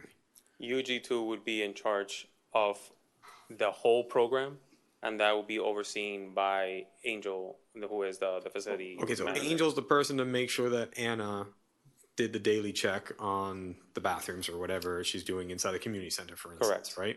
And she put something in that she did it, or how do you know that the person actually went and did it? Like, for instance, like in a restaurant. I worked at a restaurant. It was one of my first jobs in high school, and every hour I had to go to the bathroom and go check it out, and I had to sign a sheet that I was there. Correct. The manager knew I went in there because my signature was there, and if he went in there and saw something, it's on me because I didn't do it. Right. How are we doing that with all of our employees to make sure that they're inspecting and that you or Angel, that the person is doing it? Instead of getting a call from somebody and saying, why is this falling apart? And then you're like, well, who was supposed to do that? And they said, well, I was. That just happened yesterday. But somebody else says that was like that for 2 months. And then like now we're all over the place again. So that is something that UG2 would help us implement. Okay, that'll be part of their system. Yes. Okay, good. I just want to make sure, so we would have that in there. All right, and then the second thing, so their contract has kind of two pieces to it. So one, cataloging the assets, in putting it into CityWorks, putting together the schedule, which I'm guessing, putting together a schedule and making sure people are doing the schedule, to me, are kind of two different things, but right. Hopefully those two are there. Giving you a routine maintenance cycle, which would probably be in that CityWorks as well. It would be in there. Yes. Okay, and giving you kind of general cost of repair. So yep. To me, that's all this kind of upfront heavy lifting to get this program up and running, right? Correct. Once they get that up and running, it is. I think you told me that you would like to, and hopefully we would be able to manage that program in-house. That's the plan. That's the plan. The goal. Okay. And it could take some time, or you might have to add some, and we might have to use some of their service to. Correct. Okay. Yeah. Then there's another part to it where they're actually, okay, you found something broken, you can call these guys up, they can come out and they can fix it. Or, hey, there's a routine coming and it's not an expertise that we can do in-house. They can come, they can do the preventative maintenance to make sure nothing's going on to make things last longer, right? That's correct. So in the contract, for me, and I think the last time we saw this, I wanted to separate those two things. Mm-hmm. And the vendor told us that, well, it's all inclusive in the 5 years. We just spread it out. In the 3 years. What was it? 3 years? In the 3 years, they build the system and they get us up to date with the system. Yeah. That is inclusive. After the 3rd year, we can start tapering down the larger component, which is the maintenance management system. Once they put that into place, we can start taking control over it. Okay, and then the price, it drops, correct? Or it would. It would drop. Same. It would. No, it would be able to drop, yes. Okay, but in the thing that we're approving tonight is the same price that It's we're the approving same not to price. exceed Right. all 5 years. Yeah, But that's the after not the to third exceed. year, it technically should drop pretty significantly. You're saying, but what I understood what the vendor said is that they're just averaging that out over 5 years. That's what I understood last time they said. But They said. okay, so what my worry is, and I brought That's this. not the case, yeah. Okay, that's not the case. Good. No. So we should see it drop. Correct. I mean, then we should just give a 3-year contract at that price. But what my worry is that a lot of us won't be here when this contract renews. Forever. And a lot of this work of this heavy lifting of putting all this stuff in is incorporated in the prices. And 5 years go by and they come back and say, here's your contract. And look, we're just adding 5% on what you guys have been paying. We're like, oh, great. That's a great deal. Or we'll just keep it the same. But what we're doing is we're continuing paying, a large amount of money for this heavy lifting that we're not doing heavy lifting anymore. And we're going to get lost. And we're going to forget that. I mean, 5 years, I'm already forgetting stuff a year ago. So in contracts, I mean, it's very easy to lose touch of that. So that's why I don't like the idea that they're putting this together. I want to see our heavy lifting costs this much over these couple of years, and then it stops. And if you want some more, some more maintenance on that, we'll add that. And to do the maintenance and stuff that you need to call us for, it's going to be not to exceed this amount. And then when we continue the next contract, we know, okay, yeah, we need the maintenance, but we don't need this part, or maybe we only need 10% of this part. And I think it becomes much clearer. So for me, We can evaluate that at that point. yeah, it's really unclear to me. I don't like this kind of merging it all together. We get this all the time in construction projects. And when you find like, oh, I can get this back, but how much was it? And now you're at the mercy of the general contractor to tell you what he wants you to know the price so that it maximizes for him, right? Or her. So I don't want that. I want upfront what it is, so we know exactly when we don't need that service, we're only going to pay for that service. And we know exactly the difference between the two. Well, in that case, they wouldn't be the one making that determination. We would be the ones making that determination. Once the third year is, if by the third year the system works in such a way that we do not need the person that does that maintenance, then it would reduce by that amount. And that amount is, I don't have it in front of me, but it is that category. So it could drop to less than half. But if we think that we need them for 50% effort in order to maintain the system for that additional year, we will keep them for another 50%. So this is something that they would not make that determination. We would make that determination at that point when it's time to extend the contract for an additional year. Yeah, I know, it's just unclear to me that those two things. I would rather have them very separate. That would be inside the contract. Garrett, let me ask you. You said they're going to catalog and identify. Are you telling me you don't know what you have at this point in time? You don't know all your assets? To the extent that they will be doing it, no. Do we know our assets now or not? My response. I'm sorry?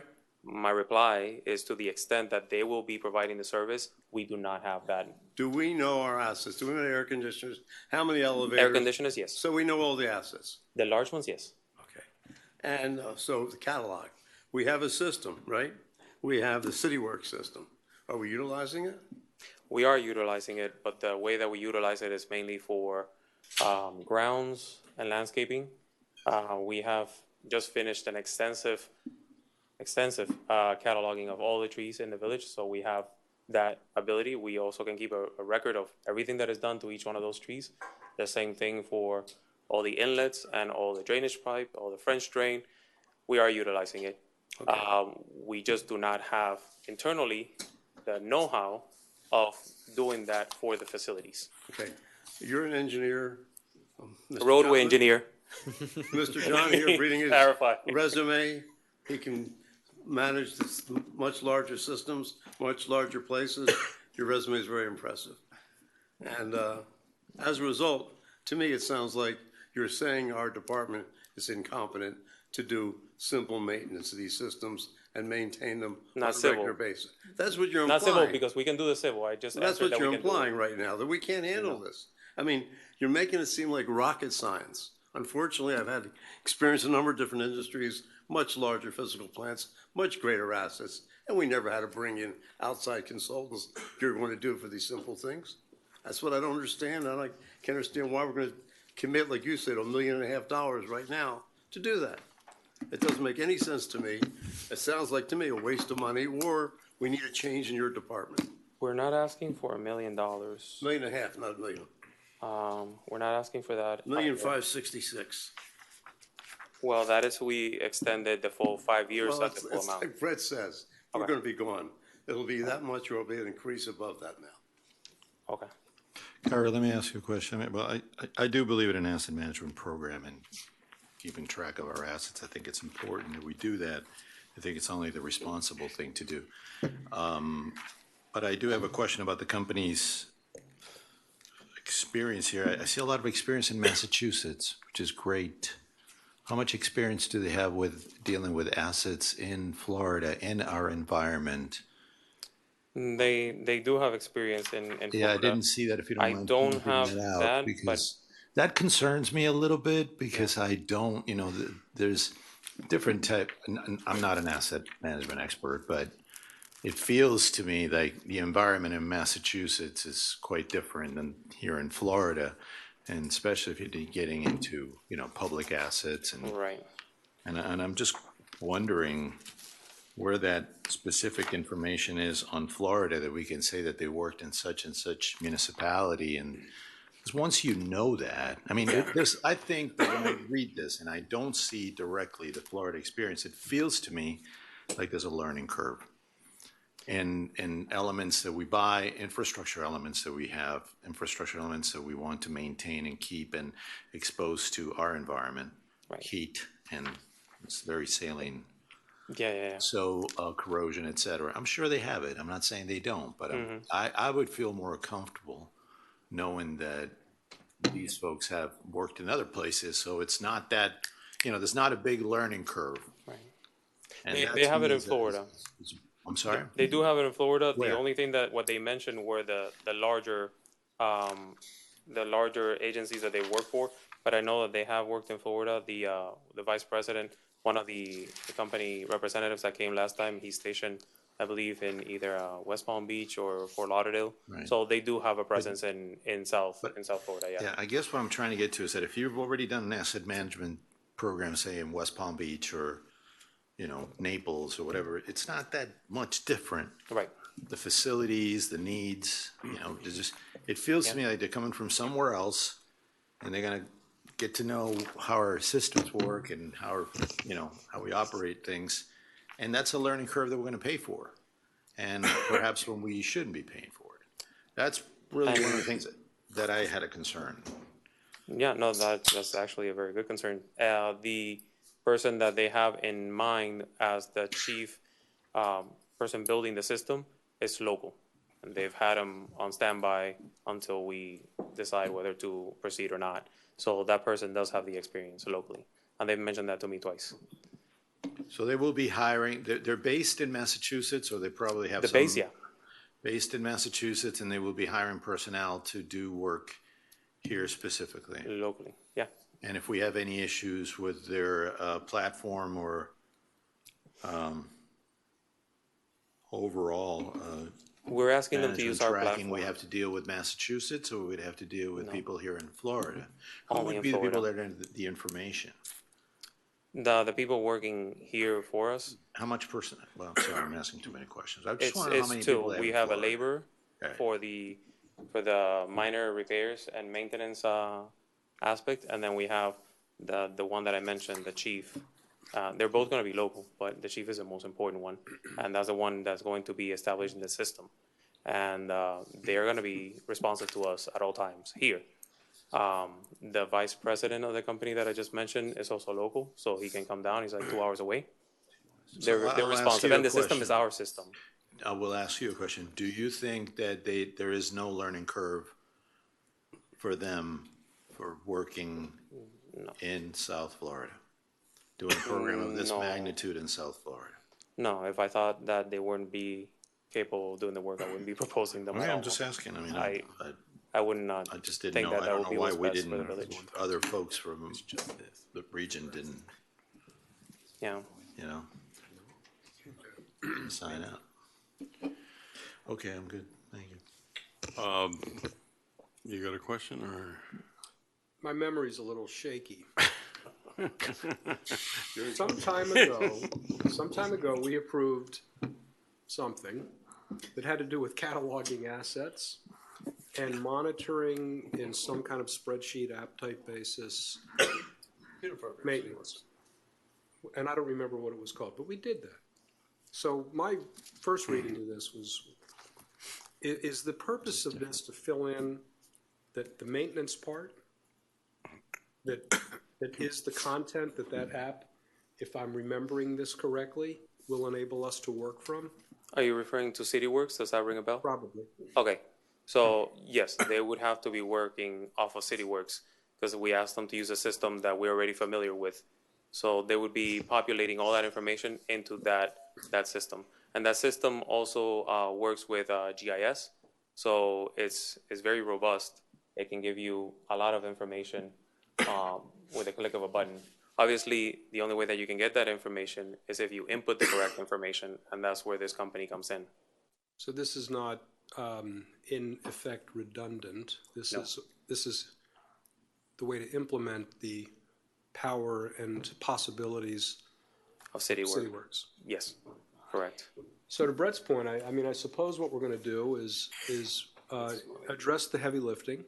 Yeah. And if the heavy lifting diminishes, we're not going to renew them. So make it a one-year contract. Or we'll renew them and we'll renegotiate what the price is going to be. It is a concern when you face your own service extinction and lose the institutional memory and knowledge that would enable us, even with our shaky memories, to remember, wait a minute. Yeah. But the reason previously we did this was not your previous director. He was going to take care of it. Yeah.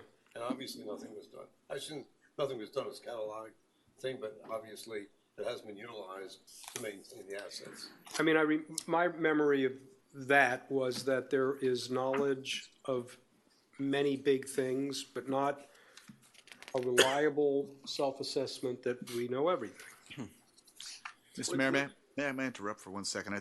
I'm hearing some good conversation here. And I believe this is an asset category that we have not addressed, but I'm hearing the conversation. May I suggest that we do a 1-1-1-1-1 contract to address these issues? And I think listen to what Councilmember London said, let's assess him the first year. And then we evaluate whether he's done what he needs to do and then come back and determine whether it continues to be the 313,000 or whether he's achieved that and we bring it down to just the maintenance part. All right, hold that thought a minute. I got a question, and I didn't get a chance to get with you on this, so I apologize for that. But did you guys do a analysis of going hiring an engineer to head up this area? And look, I'm like.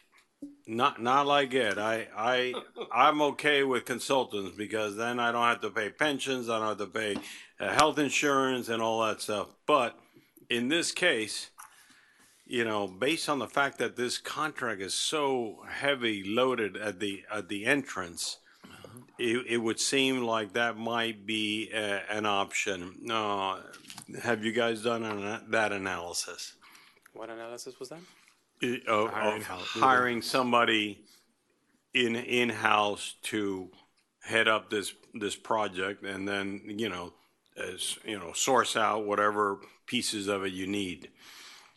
My understanding is that was looked at, but being able to find the right person to do that would be almost impossible. So we're dealing with a special type of But excuse company. me, but isn't this what condos all over this island do? Is hire do. somebody to do the maintenance work as their primary in-house person? Typically, the super in those cases, they do what we have been doing now, which is mainly repairs and minor maintenances. We do perform some maintenances. We change the filters on the ACs. We run the generators on a monthly basis for 15 minutes. We do perform some maintenance, so we're not saying that we're not doing any of that. But that is the extent of that knowledge. The knowledge that the chief, I would call engineer, but it's not engineer, would bring to the asset identifying, maintenance, and cataloging. That is something that is very, very specialized.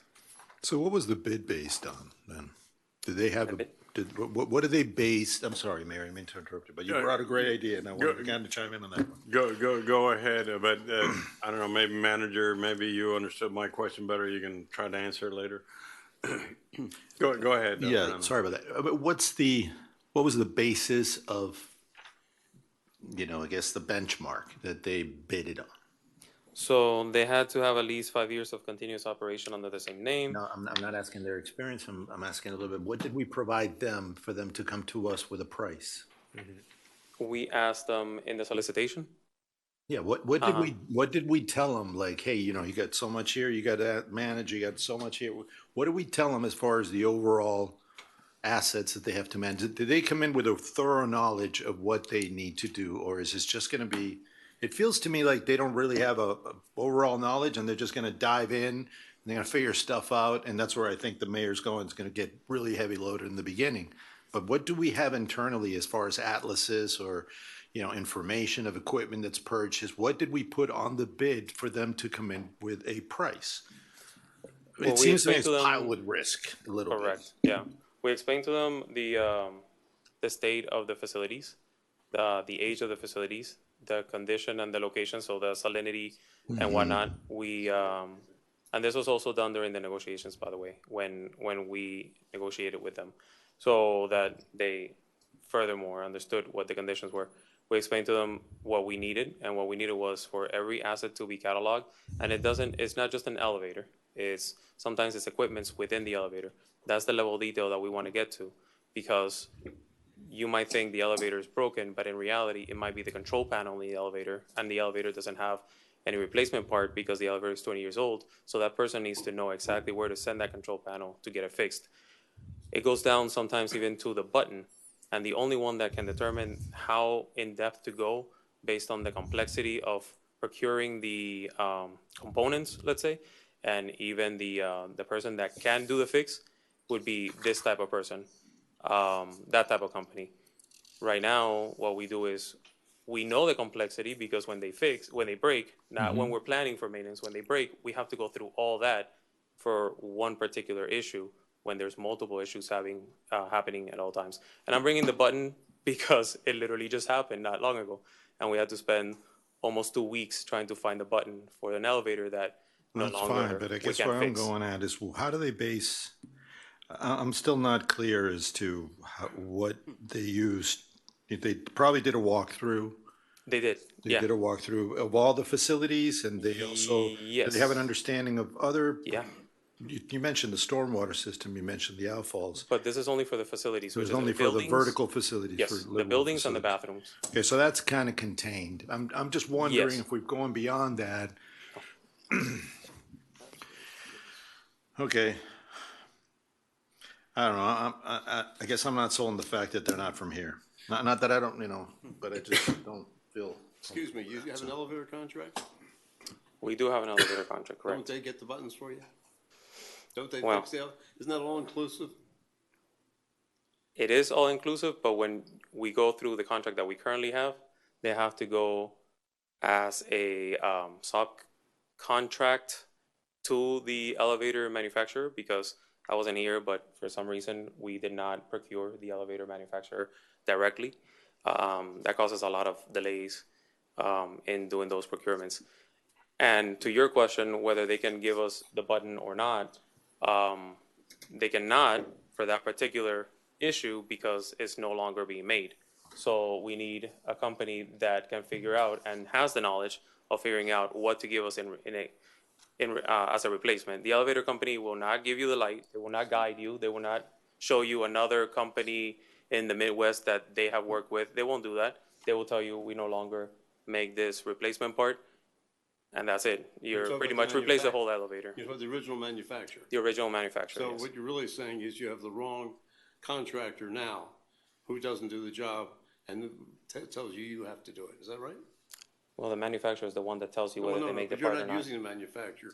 They decided, if I remember correctly, that the switch companies because the other company's gonna be much better. We brought up the thing about using the equipment, they said, there's no problem. The manufacturer would have to sell it to them, et cetera, et cetera. Now you're saying for items that aren't made anymore, that the company we hired can no longer take care of it, and we have to take care of it? Because that company, what they do is repair, they don't maintain. Okay, so my question is, we have a contract with an elevator repair company, Right.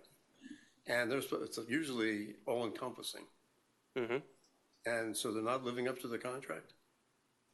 Well, they tell us as much as they can. And if they say that that part is not available, then Well, then we how can. can we get a part if they can't? When I say that we spend time looking for the part, is coordinating with that company. We're not literally going and trying to get the part. It's coordinating with them, having them coordinate with the manufacturer, following Why aren't up we with getting them. involved? I mean, basically, they're supposed to be taking care of it.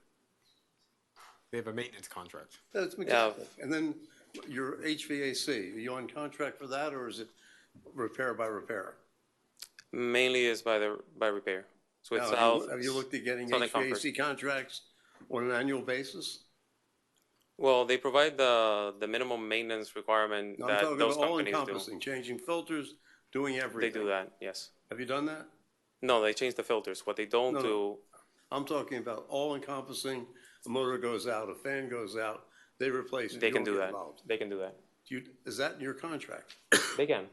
But what I want to explain, because right now we're talking about repairs, we continue discussing repairs. What we want to move away from is putting out fires. We want to be putting out fires as they happen. What we want to be able to do is plan in advance so that we can propose a correct budget on an annual basis so that we don't spend additional money when that contract, which has been working, takes time and more money to repair. I'll give you an example. So a coil breaks for one of the units that cools the police hall. What happens is that we have to spend almost $2,000 on a weekly basis on refrigerant unnecessarily. So we spend over $10,000 because we're waiting for a part that should have been fixed and should have been programmed for a replacement. Now, if we give it to a company that focuses on repair, that company is going to want you to repair it and replace it all the time. If we're giving it to a company, the maintenance contract, if we give it to a company that what they have to do is save you money, then they'll make sure that they program that replacement when it's absolutely necessary. Are there going to be repairs that will happen? Of course there will be. But we have spent a lot of money unnecessarily since I've been here, and it's only been 7 months. Well, again, what I'm suggesting to When you. we could have avoided those What I've done in the expenditures. past is I get a company and they're happy to give me a contract. Mhm. I pay them so much a month, whatever happens to the equipment, they take care of it. After it happened. Sorry? After it happened, when it broke. No. You hire them today, nothing's broken. Okay. You hire them today, you pay them so much a month, they take care of it completely all the time, okay? We did this at the yacht club with the old building when we had problems with the air conditioning system there. I've done it in different buildings, and you don't worry about a coil going bad or the refrigerant, you have to add refrigerant else. They take care of everything. You don't need a consultant to help you do that. You pay a fixed amount, you know exactly what the budget, because they give you a monthly cost. But you've raised a necessarily. service that is not that. You've raised an additional service, which is developing a maintenance plan for every single widget in this village. Yes. Yeah, but what Ed is saying that you may not have to do that if you just contract Major each units. areas and let them say you keep it. We're paying you monthly and you keep it maintained, which goes back to the issue of keeping it being repaired and repaired and repaired. They want to fix it because they're only getting their monthly Exactly. payment, so it's in their interest to make sure it doesn't break because it's going to cost that company more. So I think what Ed is saying, why spend the money on doing this when we could just contract everybody for each of these items and just have them pay them a monthly fee? This won't answer that question, but I went to a meeting today that Jeremy sort of officiated with the art board. And I gathered that, first of all, the public art program is not part of this at all. But one of the things that emerged from the conversation today is that some of the maintenance requirements for the art installations are so technical and so specific, so discrete for that particular installation. Expertise is needed to develop who's going to scrub, what material, how often, how are these things going to be maintained so that they have life expectancy with their useful life, and they don't deteriorate. That's kind of what I think you're talking about. But the difference between, we're talking about the difference between the Badia plazas on the one hand and an air conditioning unit on the other hand. Big difference. It's a big difference. I think one thing I want to address when you said there, Councilmember London, is you're exactly right. We could go out and hire different contractors for every type of asset that we have. But what we're trying to do is consolidate it into a single contractor with the capability of having those skills and reach back to different things. We're trying to reduce our span of control so that we're not dealing with 15 different contractors for 15 different assets. This firm will do it for us. They'll have a capability for all these assets, from air conditioners to elevators to electrical systems to plumbing systems. So they can maintain it in a single database, and so that we can have an overall schedule from inspections, preventive maintenance, parts, supplies. So that's the intent. We're trying to reduce our span of control and focus it and have one person with a single point of capability. Except that one person isn't going to fix it when it breaks. He's going to call a contractor to fix it when it breaks. And if he has to buy refrigerant for 5 days or 5 weeks, you're going to pay for it. And the same thing at the elevator or anything else. He's just the guy who's going to hire the guys for you, possibly. In other words, since we're saying the Public Works Department can't do it, he'll do it for you. The other thing is you can do the roof. There's another major item in maintenance, the roof. There was the oversight for the Dade County school system. We saw the craziness of having a roof, went out and found companies that will give you a roof maintenance basis. They take care of the roof no matter what happens to it, on an annual basis. You don't worry about calling anybody else. They maintain it ahead of time, like you said, because they want to keep their repairs to maintenance because they're not going to get any more money. Same thing for the air conditioning, same thing for the elevators. Usually the three major components of most buildings. Our elevators not major because there's very few of them. They're low rise. But all I'm saying to you is these are usually the major components. A lot of the minor components, if we can't take care of the other stuff ourselves, what can we do? Well, the other major component of this contract is to actually have a contractor that does our facility repairs. And right now, we're not on the contract. Right now, we have an agreement with a vendor to provide staff to do the repairs that happen daily. And we have to do like 4 or 5 in the community center any given day. So we would also have someone on the contract responsible to us and responsive to us by contract. And right now, we don't have that, which puts the village in a little precarious situation. Mr. Moss. Yeah, so, okay. We've already had this in front of us once. I think we had a lot of questions. I don't really see anything different from the last time it was presented to this time. It just looks like it was taken off for a couple of months and just brought back. And I think we're talking about almost the same things that we were talking about last time. Yep. For me, I will not vote for this, but I'm in full support of making sure that our facilities are maintained. The reason why I would not vote for this is because I'm very confused of what's in here. Number one, I think the manager said, let's do a 1 year, 1 year, 1 year, and then, we can drop it down just to the maintenance. I have no idea what that cost is. I'm super confused. It needs to be bifurcated or even 2 separate contracts. This is how much it costs for us to put the system together. And if you need us to do maintenance, this is what it was going to cost. I think what Ed was saying is very interesting, and I think maybe you guys need to rethink the model a little bit. It may be the same model coming back, but I think we need to think about it because my understanding also is that the last time they came, we had a lot of local guys here saying, what about us? We've been working here forever. And the contractor's like, well, we'll use you. Well, isn't that what we're doing? I mean, we could do that. So I feel like some of it is a middleman position or Angel can pick up the phone and have one guy to talk to instead of having 10 guys or 20 guys or whatever it is. Yes, that can definitely be much easier. I just want to make sure. And the other thing I wanted to bring up was you talked about cataloging. One of the questions I have is, do we need to get that granular? I mean, do we really need to get down to it, to the button? I think what Ed was saying makes a lot of sense. You get down to a certain level and then it's on the contractor or the subcontractor under that contractor responsibility to just fix it. You work with Otis and then you know exactly where that manufacturer is, and that's what elevators we have. Don't tell me that you don't specify in that one. So I just think that for me, I just feel like this is not baked enough. Come back, but I'm in super support of. I mean, this is one of the things I ran on. We got to take care of our assets. I thought we were going to be able to do it in house. It sounds like maybe we're not able to, but I don't know if this is 100% the solution. Maybe we're getting a little bit too detailed. Maybe we don't need to.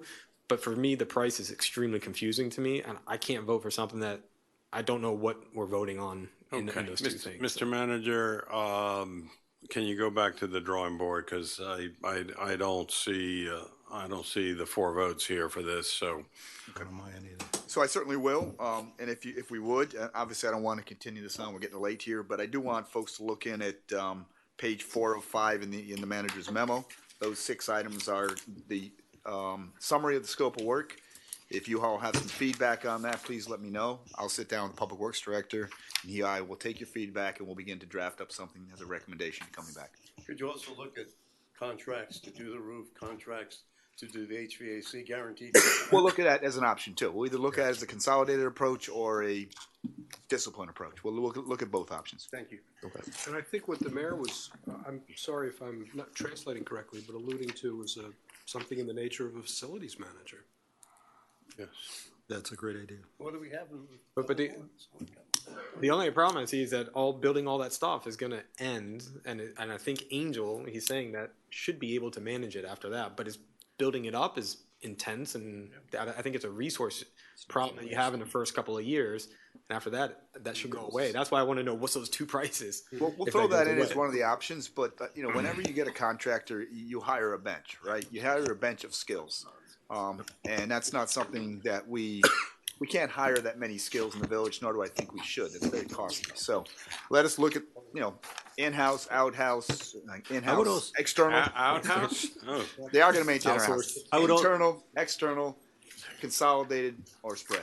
We'll look at those 3 options. I would also recommend that you do just a benchmark study of what your issues are. I don't know if you did that or not. I didn't get a clear answer, to be honest with you, on what you went out to bid with, what you went out to market with. Some form of preliminary assessment of the conditions of our assets. We don't have to be extreme. If information is missing, but let's develop something that we can have a unified bid on, and folks can actually, bid on our current facilities. So a minor report, I think that's well worth the money, because that'll put things in order from my perspective. And what information we already have. Right. Because I'm guessing Exactly. we have some Let's information sort it out. already on a lot Let's of sort it. them. Let's not just go out to bid, because what you're going to get is a lot of risk transferred into your price. So, can I have a motion to defer the item indefinitely? Moved and second. All those in favor say aye. Aye. Let's move on. Opposed, motion carries. Thank you. Next. So we didn't have to vote against this, or Motion to defer. motion We to defer, deferred it, withdrew that's it. it, okay. Whatever you want to call it. The next item, Mr. Mayor, is a resolution of the Village Council of the Village of Key Biscayne, Florida, selecting HML Public Outreach LLC for communications and community engagement services for the village's Resilient Infrastructure and Adaptation Program in an amount not to exceed $120,316, providing for authorization and providing for an effective date. Move. Second. Thank you. The item's been moved and seconded properly before us. Hi, good evening. Hi. This contract is specifically for communications related to the Resilience Infrastructure and Adaptation Program, or as we call it, Elevating Our Island Paradise, because branding. We've selected this vendor. We had 7 vendors who came out and bid on this exact contract, and we'd like to award it to HML Public Outreach, who is here if you have any questions, and I have Roland too. This is specifically, as I mentioned, for this. It's not for general communications, so we want to make sure that the residents are engaged in this process as we get to 100% design, as we start construction. This firm will help us with templates. They specialize in infrastructure. They have the knowledge. They do this across other towns and municipalities that are very similar to ours. So they can also take some of that knowledge. They bring that back too, so we get ideas of what other municipalities in our region are also doing. Okay, question? Am I understanding correct that there had been thoughts of having a communication function parked with ACOM and with Black & Veatch, and that's been removed, and that this is now the one-stop shop? Yeah, I mean, the heavy lift on the communications and public engagement would be undertaken by HML. AECOM and Black and Veatch do include a little bit of that in each of their scopes because they very regularly have to come and do public engagement, participated in town halls and community meetings and whatnot. So they can't completely scratch that out of their scopes, but they're not responsible for doing all of the communication strategy relative to the Resilient Infrastructure Program. But let me address your question even more directly. When we did the AECOM contract, there actually was a broader outreach component to it, and it was actually pulled out of that contract because at that point we decided we didn't need that level of communications. Exactly what Roland's saying. Of course, our engineers are going to be involved. That's part of what they do. They join us in that. The second part, when we brought on Black and Veatch, we also had a component of communication on that. They've given us an initial strategic guide in communication, but we decided over time that instead of being high-level strategic, we wanted to get down tactical. We wanted folks who were going to communicate with our residents, who were going to be there to understand what it was when we start walking into neighborhoods, when we start dealing with our residents, and they understand the effects of construction. So we want people who've done this in municipalities like Miami Beach, who've already gone through this process. Okay. So the difference between, obviously, the public presentations and strategic packaging of talking points and how and when the content of communications are developed is the thought is that that's in this contract. Yes. Yes. That's correct. And this will also look at, this vendor will also look at those presentations before they go out to the public. And sometimes it's a simple question, if it's too high level still, let's bring it down. How can we make it a little more simple so that the residents can really understand a lot of these technical terms? You know, it's another layer to help make sure that the residents are understanding each step of the process. It's a big process. And as we saw last time we were together, the analytical points that we're prioritizing for purposes of making the decisions that are before us. Installation methodology for construction, for example. Yeah, focus on how to articulate these complexities to people and educating the community up to where they need to be to understand the program, not just the stormwater piece of the program, but the shoreline protection piece of the program, the roadway piece of the program, the undergrounding piece of the program. So it's an all-encompassing effort, and it's something that you can never do well enough, and that you can never actually do enough. And are we basically going to be convincing the people that we're doing the right thing? I don't think it's a matter of convincing the people the right thing. It's a matter of getting them to understand what we're doing and realizing that it's the right thing. Well, do you think that people are primarily concerned? You talk about the complexities. I think really people are concerned about how long is water going to remain on the street, how high will the water be on the street, and how much does it cost me? Yeah, well, it's all so, that. I mean, to me, that is not very complex. And as far as saying we're going to go ahead and tear your street up, I think we can communicate that to people. To me, it seems like we're going to spend $120,000 to try and convince people we're doing the right thing. And you're a communications person. I don't understand why you can't communicate that to people. Why we have to go out of the house and spend another $120,000 for what?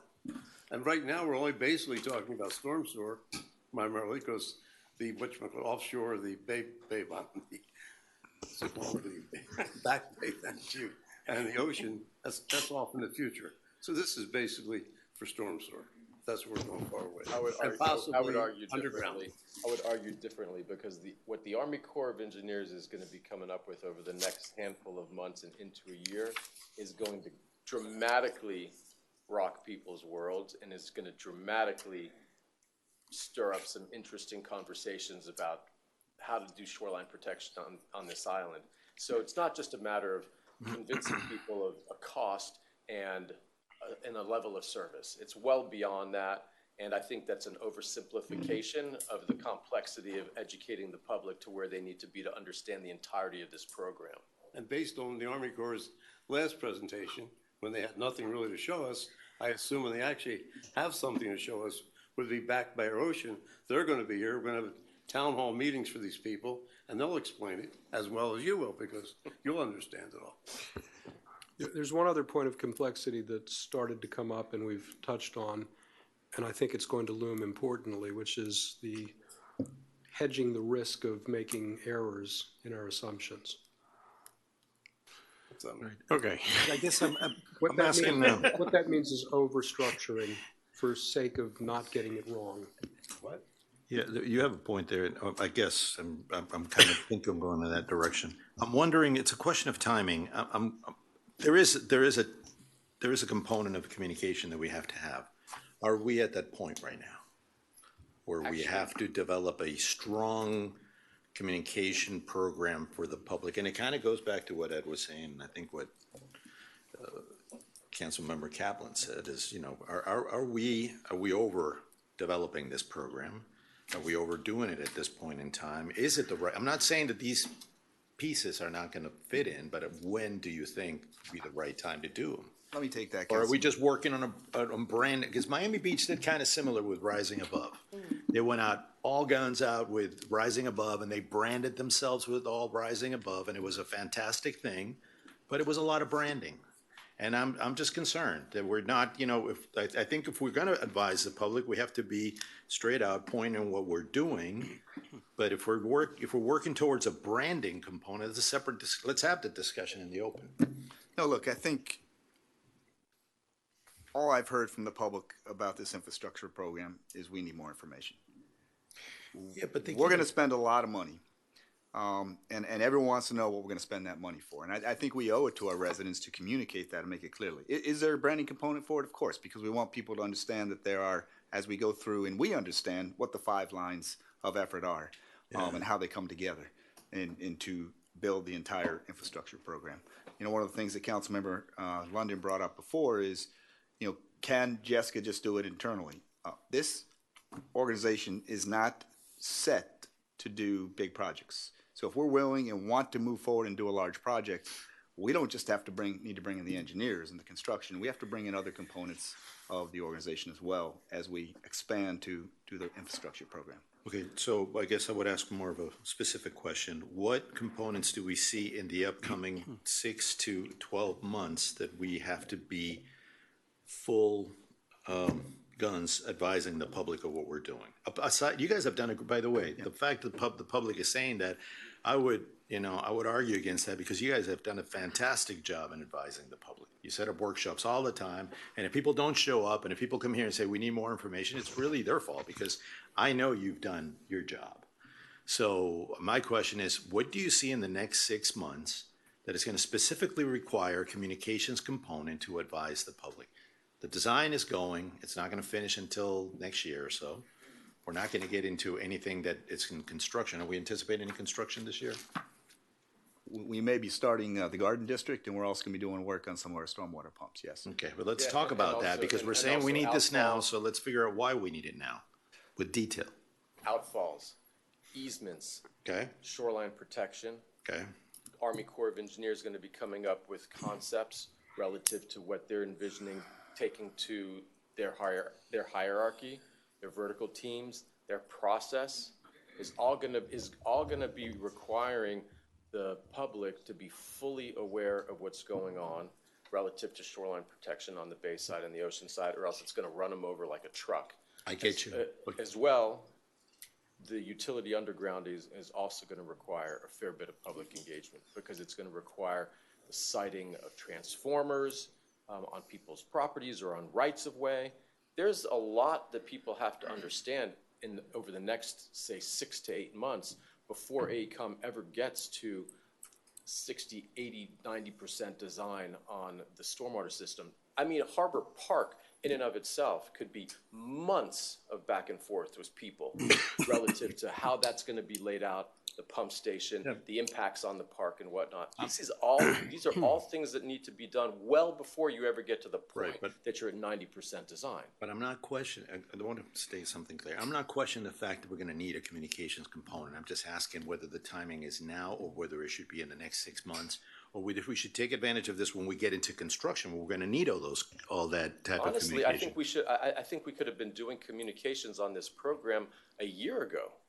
aggressively, strategically, so that people by now, at this point, fully understand the program. But they, I we still set don't up think. workshops all the time, and they don't What's that? go. What's that? They don't go to our workshops. So, Well, you know, and then they therein come here and they lies say part of the they don't therein know lies part anything of the about it, reason so- why you need to have a very well-developed communications team to be able to get people. But we're to come already to these- communicating. Let's not go backwards. All right, let me put things here under perspective.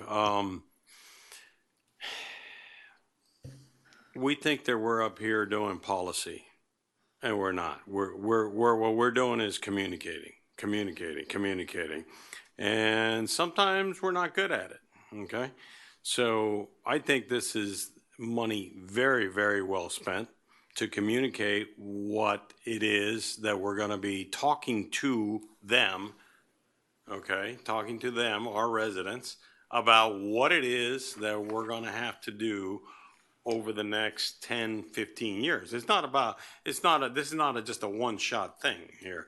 We're going to have to spend money over that period of time to do this communications outlay. Right.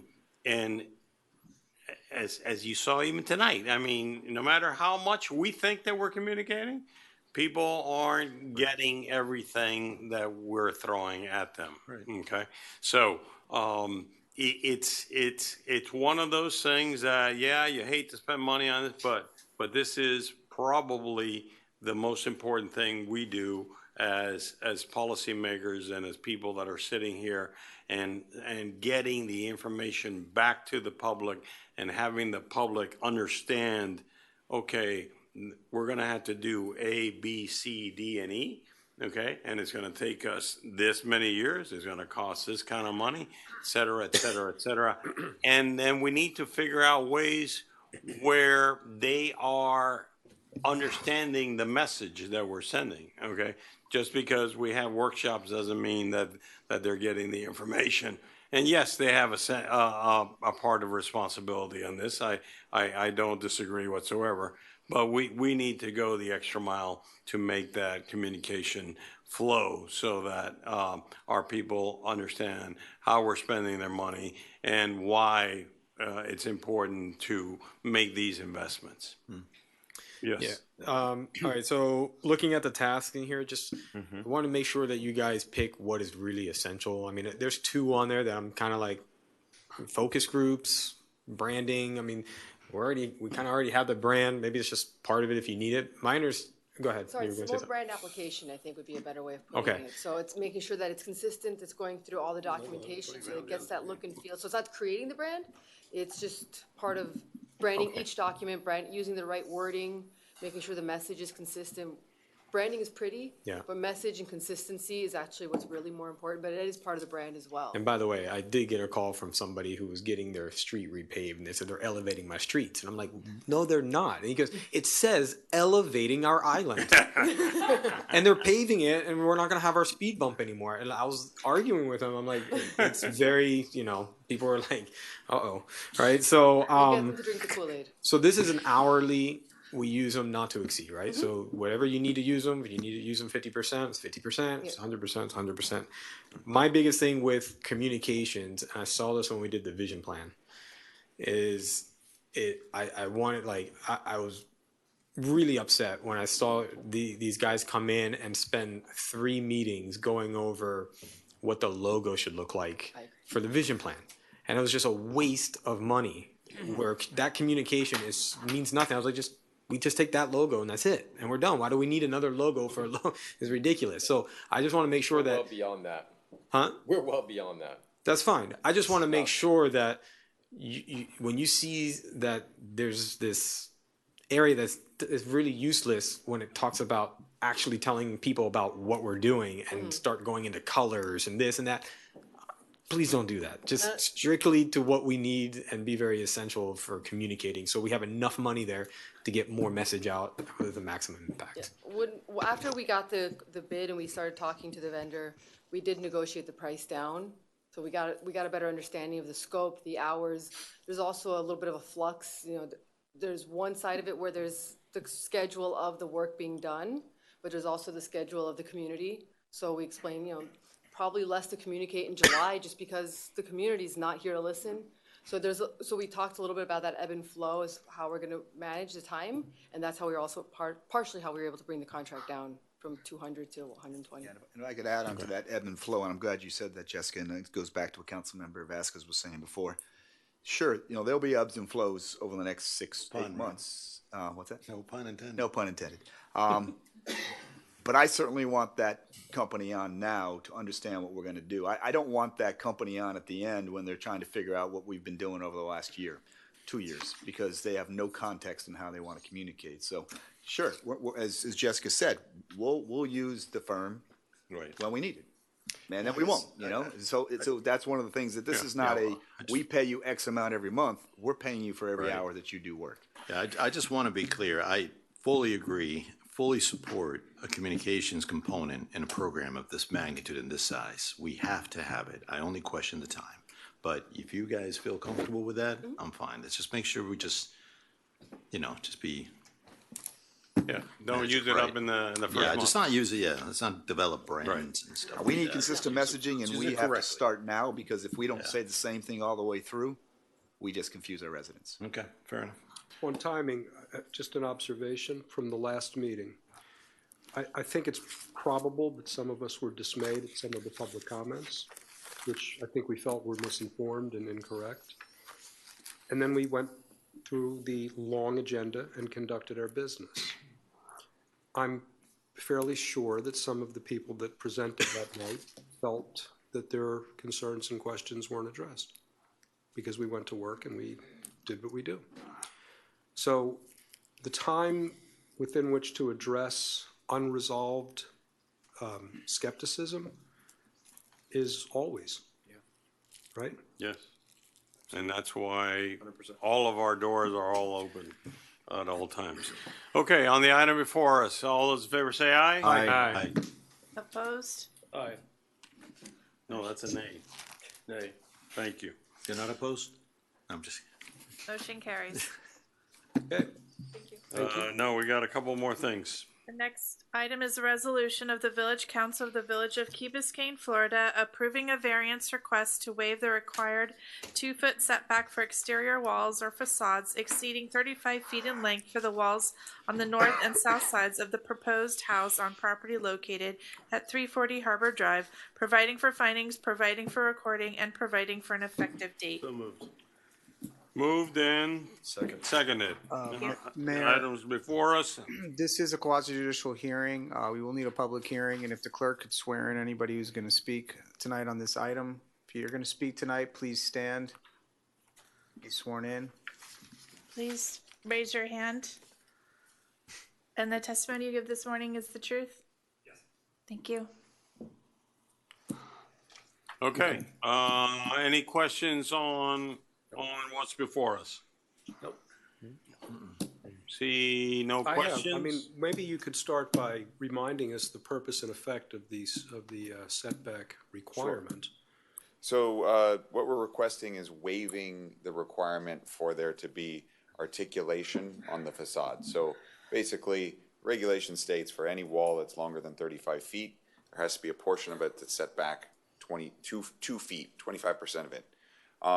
In this case, there's a home proposed where they do have some facades that don't have that articulation. However, there is a significant reduction in overall square footage and in the home compared to what is allowed. And the reason they're asking for this variance is because they actually want to have more additional open space in a courtyard in the middle. So this isn't a case where they're just maximizing the site. In fact, what you're allowed to do with bonuses is to go up to 0.47, and they're actually below what is allowed for the base zoning on the site. So I just looked at it, and I think it's 0.34, but I'd have to check.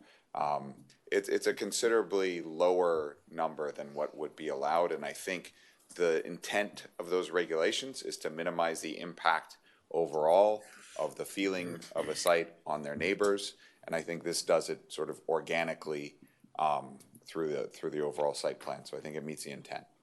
The intent in effect, right, is the articulation word that you use is sometimes the undulation, and it's to mitigate a blank wall, basically, a solid, long, big wall. And your feeling is that that's not the as-built effect on the neighbors on the north and the south? Correct. And we just changed it from 3 feet to 2 feet, which is, because 3 feet was even more difficult. It made kind of some strange spaces, especially in the small lots. Yeah. Okay, but if you're saying that because they're building with less square footage, we're going to give them this variance, is that on the condition that they're not going to add more square footage to their house? Because if then later on they build it maxed out, we were given the variance because it was a smaller house. That was the reason for it, right? That's what you're telling us is why we should give that 2 foot. No, it's not just the square footage. I think there's also the way the site's been configured with one of the buildings is set back. In fact, like the garage building is back, so it doesn't count in that overall square footage, but you still get some of that articulation. So there's some additional nuance. If they came back with a substantial addition, there's a chance that it could then become more of a problem. But there's also, if they came back with a substantial addition, it would need to meet that 2 foot setback or have to come back for an additional variance. Okay, but can we put that in there? Because what if they sell their property and another person comes in, like, I want to build a house there. We need to make sure that they're going to have to calculate the existing wall and whatever new wall they're putting in to make sure it meets that 25%. Correct me if I'm wrong, but the variance is tied to the site plan that was approved. No problem. It's not like a zoning right that is granted indefinitely. I get that. Yeah. I want to make sure in the variance that we're giving to them that people know if they're going to add an addition that they would have to calculate the old wall with the new wall in order to meet the requirement of the 2 foot setback if they're going to add an addition. I don't want them to add the addition and say, oh, I'm just doing 25% of the addition. But it's like, no, it was part of the whole entire thing. If you add any more square footage to it, then you're going to have to comply. But I think that's how we would enforce the zoning rules as it is. I don't think that requires an additional condition. So if you built an addition, let's say a separate building right in front of that building, you're saying that, like, most likely what I would have done is, okay, this is the wall. It's not this wall, it's this wall. So I'll take 25% of that and push it in. But what I'm saying is that if that was the variance, they have to include this wall and that wall to meet the 25%. And that's exactly even though they're two separate walls. That's how I would interpret the code and enforce the code. Okay. In any case, yeah. Is it helpful to observe that this variance applies to this improvement, this structure, and not an adaptation or enlargement of this structure? Correct. Well, it applies to the structure. Yeah. Yeah. I don't think it's a problem. Do you feel this same issue with respect to landscaping on the north end and the south end? It was a part of the justification or rationale in the memo was that it will be extensively landscaped to shield the neighbors. Although the main point is that there wouldn't be a adverse effect on the neighbors because of the nature of the site, the building on the site. Yes. Okay. Any? We open it up to a public hearing. I know there's nobody here, but just for formality. Public hearing is open on the item before us. Seeing no one come forward, public hearing is closed. On the matter before us? All those in favor? Wait, hold on. Is this waterfront property as well? This is waterfront property. All right, and is there any possibility of easement there for stormwater or no? There's a possibility to discuss it with the owners. Can you discuss it with them? Just yes. Okay. We will. Like it shouldn't be attached to this, but it is fine, worth. But just discuss it is something. With them. It is in a location that if you haven't already, I mean, maybe. No, but I was saying maybe you already. Yeah, they've already agreed, and we should know that anyway. So. Full disclosure: I get flagged on every single permit for a waterfront property now. And I To discuss it with them or regularly whatever. send Okay. emails to the our Chief Resilience Officer. Hey, what do you think about this one? What do you think about that one? So we are considering everything, so. So, Mr. Moss did not have a quid pro quo there at all. I'm just asking if He we just have already agreed to something or As not. we say in We should Spanish, know el anyways. cuchillo en la boca. All right. All those in favor? Aye. Aye. Opposed? Motion carries. Okay, let's go to mayor and council. Mr. Moss. Yeah, so in the last meeting, like always, we ended the meeting and I was hoping, but I forgot to add on to the agenda, that we can all pick a date, that we can do our council-driven level of service, that we can all listen to each other's whatever issues, what we know. Everybody has another point of view and backgrounds before we make the final decision on our level of service. That's what we agreed. Yes, so I don't know if there's a date. I know that the manager made a date. I don't know if that's a manager presenting us something, so I was very confused. Last time I checked, I mean, the date should be set, to make sure that we're going to do it. But if that's the one, that's fine. I just don't know if that was the one is for us to sit down and Mr. talk Manager, and is have the that the manager one? there. Mr. Mayor, that's the date I proposed, What date is it? March 21st. March 20. Okay, but that's the date. March 20th. 20th, March 20th. All right, and that's the date you proposed. 2-0. That's the date you proposed for council to have our discussion. Yes. With you guys there. Yes. Okay, that's what I just want to make Okay. sure that's 100% clear. So Date works for me, and I think we should put it down. Me as well. Not good for you? I think it's important that we're all here in person. Okay. So I just want to double check to make sure that is, because I think this is one of the As of now, most important decisions we'll probably make sitting on here. 21st? No, the 20th. 2-0. March 20th. What day is that? Wednesday. What day? Wednesday evening, 6 p.m. It's a Wednesday? Yes. Yeah. 6 p.m. on a Wednesday. Okay. Is that a yes? I I believe I'd I reached don't out have to an you. exact answer Is right that school now, holidays, unfortunately. No, it starts No. on that Friday. It's the week what that before, is. which is why we tried to schedule it that week. No, it's 2 days before, I think. All right. Is that So we're all good. Good We to can go? be here in person That's the just 20th. Just do it. all right? We're good. That's it. Thank you. Okay. The next item is appointment recommendation for the Virginia Key Advisory Board. Mayor Vasco, your item. Yes, I appoint John Crable to the open slot in the Virginia Key Advisory Board. Second. With the Is that the last name? No, not Crable. Is his name Crabtree, Mr. Mayor? Crabtree. My bad. He's taking Buzz's seat. Buzz's seat, yes. Okay. Consensus of council? Consensus. Consensus of council. All right. Yes.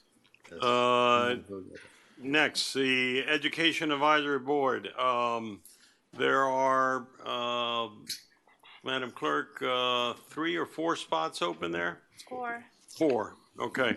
I have tonight want to appoint Daisy Diaz, who had put herself up months and months ago, and there's still room for 3 more. So I won't decide those 3, but if you guys, I've got some that are in-house already. People have sent in, and next time we can discuss those that have come forward. But I'd like consensus of council on Daisy Diaz to start, and then we got 3 other slots. I agree. Okay. Okay? Yeah. Good. All right. And then Madam Clerk will put it back on the next agenda so that I can complete the other 3. Will do. And then we'll let you guys know who those are. The next item is convert the council chamber into a multipurpose room to be used as a council chamber and a movie lecture theater. Councilmember London. I guess it's about 10 years ago, this was brought up. In fact, the drawing you see in your I think that Claire handed everybody a drawing. And the idea with the Ask Club and the seniors, they were looking for a theater, they're looking for a place for lecture, looking for all these things. And so council decided, you know, let's see what we can do and start putting together a plan and costing it out and going forward. I think you were here, Frank, at the time. And then at the time, they said, well, let's put it on hold because we're going to build a senior center, we're going to build a library. So now maybe we'll combine senior center and library. So we'll have a big theater there instead of a small 140-seat theater here. Well, as you can see, we didn't build the library yet. County's doing that. And I haven't heard anything about the senior center in the last 5 or 10 years. So all of a sudden, after this film festival, which was such a raving success and such enthusiasm, and the Ask Club, Ed Stone can't be here because he's under the weather, they're 100% for this. And I think it'd be a great asset for Key Biscayne. And so what I'd like tonight, if you guys would agree, is that we move forward and could look at that plan of to throw it around and get some prices or get another plan. I think there were 2 plans submitted, 2 or 3 plans, and this is the one that was selected.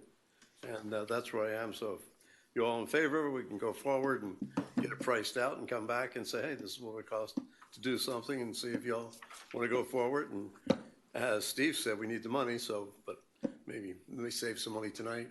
We can spend it on that. Okay. I'll do your asset management for you. Frank.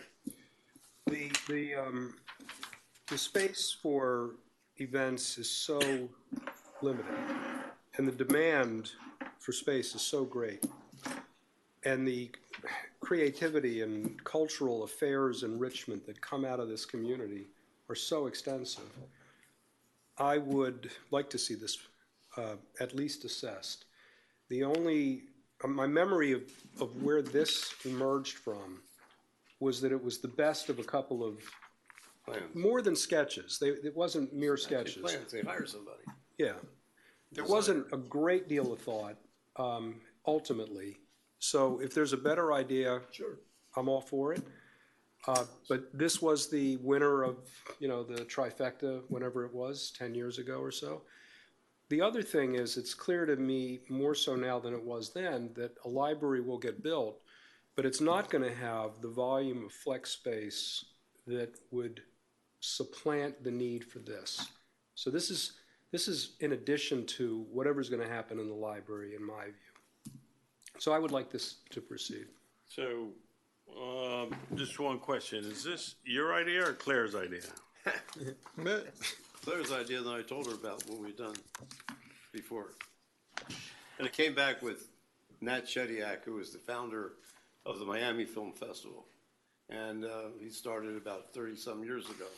And he said one of the important things to have going forward with films and getting people in the community is you need a theater. I mean, having it outside was beautiful, it was great weather, and it cost a fortune for that setup outside. Mm-hmm. We can't afford to do that every time we want to show first-class movies. So the dais would be removable? I'm sorry? The dais would be removable? Yeah, that's how they have it here. Yeah, Yeah. look on the thing. Yeah, just looking at that. Again, All stuff we gotta, this is just a rough sketch of the thing just that you can conceptual. find. You got it from Todd, I think Todd had it. I think there was a mock-up, and basically, I think we had like we had 3 different things, didn't we? 3 different plans. But the way the dais worked was kind of like the movable walls in large conference rooms that can be deployed to make smaller breakout spaces or opened ups for a big space. I don't remember, but I mean, it was definitely, a multi-purpose room because we only use this room a few hours a month. I was just gonna say, yeah, I'm totally in support of this. You can design it. But I didn't even think about the library. Are we thinking of also having maybe one of these in the library? We're not doing the library. The last, No, I know, but we can But we're ask them to have this in there if this is a so program. we're contributing to the planning still, and they're receptive, but there's not insofar as I know, and maybe this is more memory than knowledge, there's not a sufficient leftover volume in the designs that are moving towards finalization to afford the space flexibility that this space affords. They won't have a dedicated space. In other words, we won't have to be able to lock something in, but that's something we can. I mean, obviously, we'll look at this, but I think that's another option. We'll talk to Ray Baker at the library system, as they go through the design and see what kind of flex space. Because with modern technology, ability to bring chairs in and we can do it in a room that works. He would just have to design in a way that would work for us. So we can look at both options. But give him this and see if they can overlay that and if it fits somewhere. Just out of curiosity, you could even have two of them. You know, have one here and one there. It's great. Well, definitely this room is underutilized. Yeah, use it, comfortable seats, good sound. Absolutely, and it could be used for a plethora of things. I'd love to see this. I'd love to see a design on this. Mr. Director, are you chomping at the bit here? I am chomping at the bit. Okay. On a couple of points. One is that we did approve a site plan for the library, which did include a couple of multi-purpose rooms. Now, they do have some leeway to change that plan around a little bit, but you know, it does need to be substantially in compliance with what you all approved. And it does include some multi-purpose rooms. Now, I don't think they're of quite the same size. Now, coming to this space, as you know, I'm the registered architect on staff. I have a feeling I'm going to be involved in thinking about this in some way. Good. And I always want to get back to the programming and have the programming needs changed since that was composed some years ago, because what is in that drawing is set up for a live theater, right? It has a green room, it has a makeup room, it has an additional bathroom, and is that still the interpretation that it would be for? And it has a raised stage under a very low ceiling for a theater.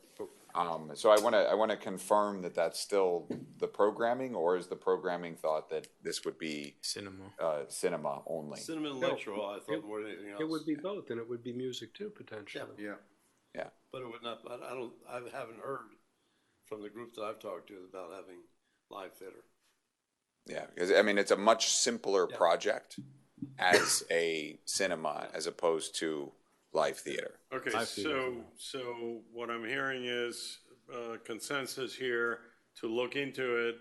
Ed, why don't you be the liaison and I got a better idea. Why didn't you work with Claire? No. You are the liaison, and you bring those other people, and I guess that Todd could help you with that too. Is what components programming is needed so that then you design correctly. Okay. Bueno. And Brett will volunteer his services. Always. Brett, you're the man. Just pay double my salary as a council member. The village salary? Double my salary. Double the council. My councilman salary. Okay. Double dinner. And if this plan comes to be very expensive, we can always say no to Ed, right? Sure. Okay. Well, Ed, I was wondering. Ed might say no. I was wondering why they were asking this didn't go through. I was going to ask, was it budgetary? No, nothing to do with it. So there is one additional thought that we should consider immediately, which is going to inform this process too, is who would be operating it. Right. Probably, it seems like Public Works has nothing to do with it. Oh. So they'll pick the movie. Quit while you're ahead, okay? Jeez. All right. Cairo came back here. Yeah. All right. I was in theater, so I could manage that. But you raise a good question, and maybe it would be very helpful to all of us if you put all that on one sheet, and that could be the kind of instructions that Ed and whoever group he puts together would go through those things and check the boxes. Okay. And we'll do that. We'll also have a conversation with Ray Baker as well. Yes. See the two options. Right. Okay. Last item. I wanted to discuss. Thank you. Number 5, discussion on budget surplus and how to allocate that. At the last agenda, the numbers were projected in there. I know they're not final, but they are substantial. And one of the things that we had talked about during the budget time and in the CIP was making a room for the turfing of St. Agnes. I think that based on the budget surplus that we're going to have, and again, it's not final, but it's beyond 5 million, Mr. CFO. Okay, so I would propose, since we have already discussed this considerably, if that is something that we want to move forward with. I'm in support of that. That would solve an urgent. 100%. Or Yeah. mitigate an urgent. And by the way, I was out there Saturday, and even though we had done a great job last September, it's already it's in horrible condition. Yeah. The only thing I do ask is that, and I've already measured it for small baseball. They do make turf with the kind of the brown diamond inside it, so they can make it with that color. And I think we can put a small field. I measured it based on the Pinecrest one they have for Little League, and it fits.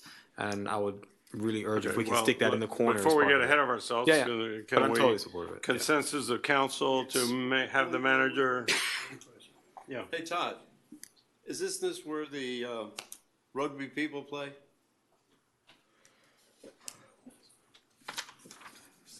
The rugby people play at St. Agnes?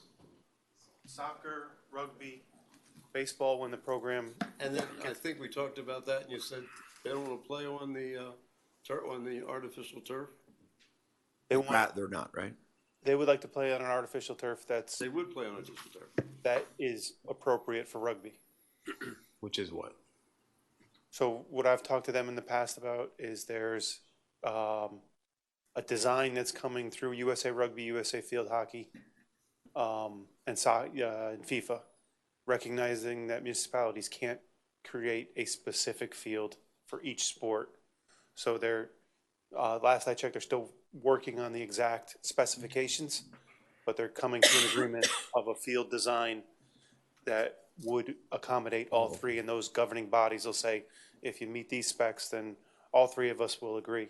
So that's the field design that we would want, obviously. I think we should be looking at that one, put the turf down. Sure. Yeah. I thought you told me that rugby doesn't play there anymore. Their older kids don't anymore because the size of the field. Their older kids go off island now. Okay, so they're just the smaller kids are playing. Yeah, I mean, they practice there, but their games, they go off island. Okay. The other thing, Joe, is that I guess same kind of an agreement we have with the lights, that if they cancel our lease. Yes. Yep. I'm for it. Okay, so bring us something back, and we'll push it along. I'm sorry, Mr. Mayor, can you repeat the consensus of council? To use part of the budget surplus and allocate it to a capital improvement program that we have already talked about, which is the turfing of St. Agnes Field. Thank you. Artificial turfing. And Mr. Mayor, generally speaking, once our audit is done, we'd be able to identify exactly what our amount is. We would be aiming to come, hopefully in April. If not April, we'd come in May with a recommendation. Great. Of cost. Next item is Town Hall. Councilmember Kaplan. We've already discussed it and I think came to a decision. Okay. The next item is Zoning Code. Councilmember Kaplan. Periodically, we revisit this. There's been a fair amount of construction. We see the results. We periodically review, the report card is what gets built. Is it what we've intended to incentivize? I think what I would propose is that we task the village attorney to independently consider what we might want to revisit and also take our collective input, come back and we'll make a date. Didn't we just do that with Brett? Didn't we just did it? Well, we did it, but there's, you'll start seeing some differences, and it's going to be hard because, flood and raising houses, they're going to look bigger. And we, of course, we don't want that, but we want that, right? So it's going to be, I don't really know where you can win in this one, right? Because we're going to have to do it. And it's going to look a lot larger than everybody else. I know that there's I've been reached out to from some very specific items like additions on homes. We changed something in the code to say minimum BFE to maximum BFE. And what has happened now is that non-conforming houses, if you're going to add, 100 square feet to make your bathroom a little larger, it now reads in our code that you have to bring that portion of it up to BFE. So, if someone wants to have a bigger shower, they're going to half their showers down here and half of their showers up there. It doesn't make sense. But I think there's a bigger question that we're going to have to discuss, because obviously we want people to ultimately raise their houses at some point, or tear down their houses and build higher houses. But at the same time, you don't want to put a burden on people that are trying to maintain an older house. And obviously, sea levels are rising, but they're not rising at the rate that tomorrow we're going to be underwater. So there's still time left for people to enjoy older homes, and then obviously they're going to get torn down at some point. So I think that we will have to kind of make a discussion on those type of consequences. And I think the other one that came one time was a variance about the second story of the house. Like these little things I think we can fix, because it make no sense why one story's here and two stories there. Things like that I think we can bring up. There's a handful of things that, just in response to what's going on in the world and the legislature and all that, we might want to look at. But I just so you know, my psychology, it's not to address future-oriented radical changes at this stage.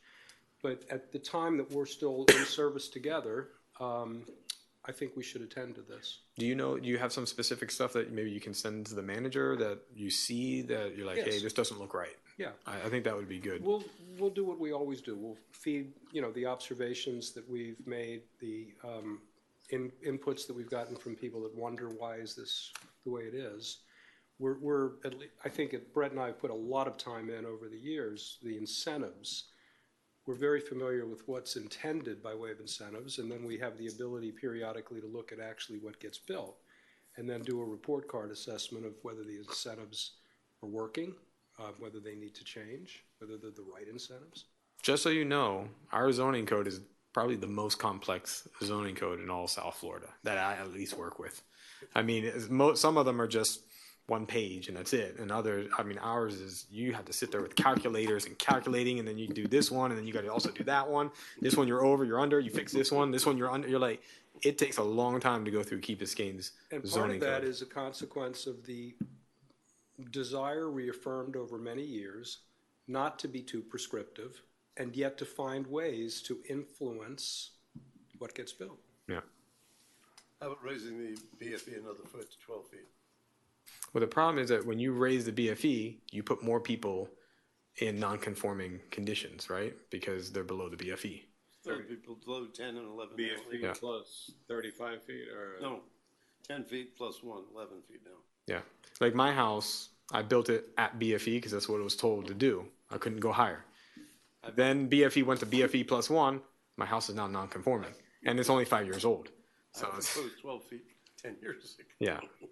So that's the only problem, that every time you raise this, which over time I think it's just going to continue to raise anyways, right? They're going to continue to raise it. When we're talking about sea level rise, we're talking about flood premiums and everything else. Yeah. I would think you want to go to 12 feet. Be proactive. Well, I don't think we control the BFE. I think that's FEMA that will do that. We control BFE. We tell them what BFE. We control the freeboard. Yeah, but but we said the freeboard would just be whatever the building code is, but I guess we could say more if we wanted to. Yeah, the FEMA sets the base flood, and then we can adopt more higher. But right now we give the option of people to go up. But okay, that's great. I think we should look at any unintentional consequences. Let's look at those, and I'll try to write some of mine and just share them with the so we administration. understand the direction. If you could send your comments to myself or Jeremy, we'll work together and put them together, and then come back at the March meeting, I think is what you're expecting. Yeah, but also to the extent that you have suggestions, criticisms, let's have at it. Sure. I think I already had a discussion item scheduled for the March meeting about the issue with any additional square footage on the lower lying homes as well. So I will expand on that. Okay. I think the faster that we do it, because there are architects calling me in the middle of a project going, we don't know what to do right now, right? And so, look, we actually, there was an enforcement delay on that because it was a later interpretation or realization that this code read that way. So yeah, it's been very challenging because that- you have people mid-project. For that specific one, could we have an ordinance written for March's meeting that we can discuss and make amendments to? Because that's already two more readings. We're going to be all the way out till June by the time that, if we're just having a discussion next week. I think we need policy feedback before I draft something. I think what we can do is, we could discuss potential interim zoning measures in March. But I think Jeremy needs the policy direction, so we can have specific items, and you can give us some type of feedback, and we can create a zoning in progress type regulations to try to shave some time off of. But as a council member, can I work with you to put an ordinance together of what I think the policy should be? Bring it to everybody. You guys say, hey, amend it or not amend it. I mean, throw it away. generally, historically, the council, when it comes to ordinances, has first discussed it and then gave direction, and then we draft it. So, we all don't spend a lot of our resources and time, and then it comes up and the council's like, we don't want to support this policy. So, I mean, if you But give we're talking about direction- one sentence. No, maybe, I'm just giving you the mean, history. I mean, yeah. and I understand your concern. I mean, and what Jeremy's concern is, and it needs to be addressed. There seems to be a change in interpretation plus a change in our code, which has caused some concerns with architects in the community. So, I think that Jeremy struggles because he wants to understand what the policy of the council was. We're not going to have this debate now. I think, Councilmember Moss, you have a lot of strong feelings on it. You were involved, and I think that Strong feelings? No. but I think Jeremy wants to have the full blessing of the whole council, obviously. Right? But we still, I mean, it's an ordinance. We're going to have to go through 2 readings. I'm just saying that you add another one, that's 3 meetings. Maybe we can do zoning in progress, but I'm just thinking if we bring something, whether it's the one or not, we can make amendments and still have another meeting We can bring to change stuff. We can bring an ordinance forward. Yeah. We can draft the title broad enough, and I think that we can do that if that's. And we don't have to act on it. We can just, we're not ready, we defer to the next meeting, but at least we have the ability, if it's easy enough. I think we can draft something where we get close, and then if we need to modify it, we'll modify it. Yeah, that's what I was thinking. I think we can get close. Okay. To have the specificity to support a zoning in process, you'll have to do that kind of detailed work anyway. For sure on a zoning in progress, but if it's the will of the council, look, we have an issue. We got to bring an ordinance forward. I think what you're hearing here, on that one, we can bring it forward. There seems to be a need. On what Councilmember Kaplan you're discussing, we should still bring together our list of items and present it to the council and get direction, and then go from there. Okay, deal. Okay. Just since we've gone off on a couple of tangents here, miscellaneous things, but they refer to your department. Talk about communication. I get constant barrage of things. What's going on with the house in front of the bridge? Master Bridge. You don't need to answer it, but talk about communication. That's the kind of thing people are, well, it looks like it's not to scale. It looks like a hotel. We need to have a better understanding of our code so that, it's something that people can talk about and understand. Well, is it the code or not, or what? And this has nothing to do with the fact that we're giving some bonuses for outfalls. So, that's one thing.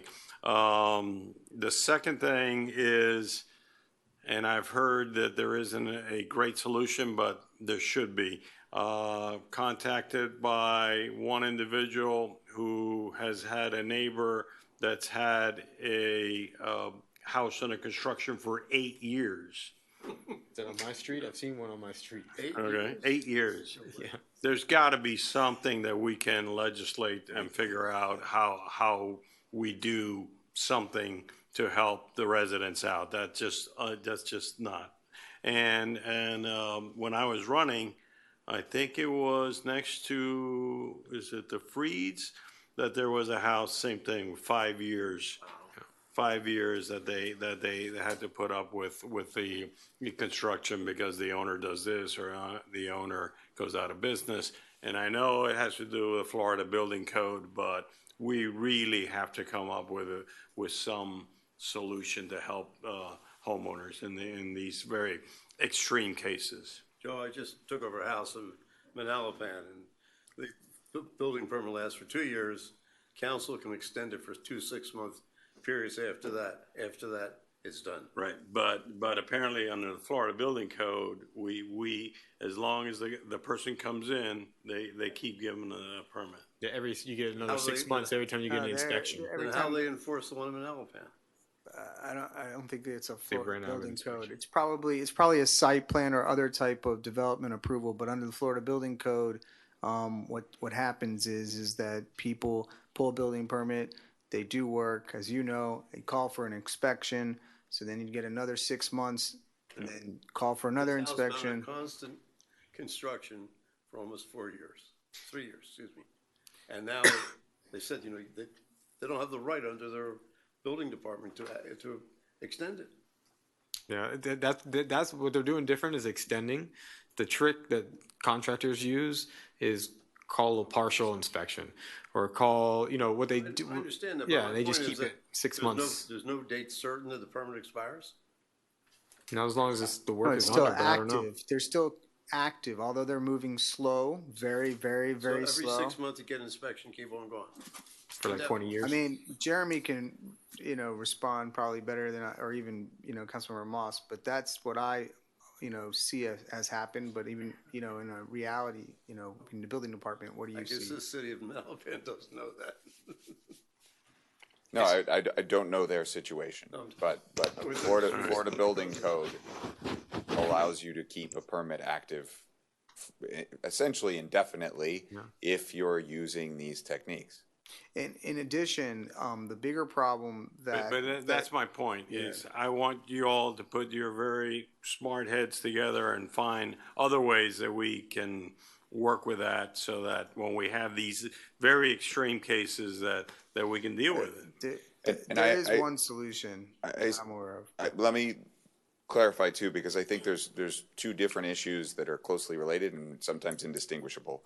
One is that a project is under construction forever. The other one that I think is more common is that construction begins and then there's some financial issue and you have an abandoned site.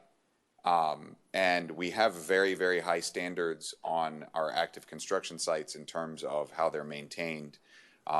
Maybe there is a way to come up with an additional set of regulations for the abandoned construction sites to hold them to an additional high standard for site maintenance. Could become unsafe structure, right? If it's abandoned too long. If there's enough structure there to be, yes, it could be an unsafe structure. And we have been aggressive on utilizing the unsafe structures in the past in those circumstances, but it truly needs to be unsafe. But I have one thought we can work on that. Okay. Okay, great. So consensus to bring an ordinance in March 12th. We got it. It's okay. Okay. Mr. Mayor, I don't mean, are we over? Yes. I wanted to have an update on the motor scooters. I had asked for that. I understand we're really tight on time here, but I think it's important, Okay. or if not, I would like to see a resolution from this council to really make a determination of whether we're gonna ban those things or not. Because at this point, I'm ready to vote in one direction on this. I don't think we can continue,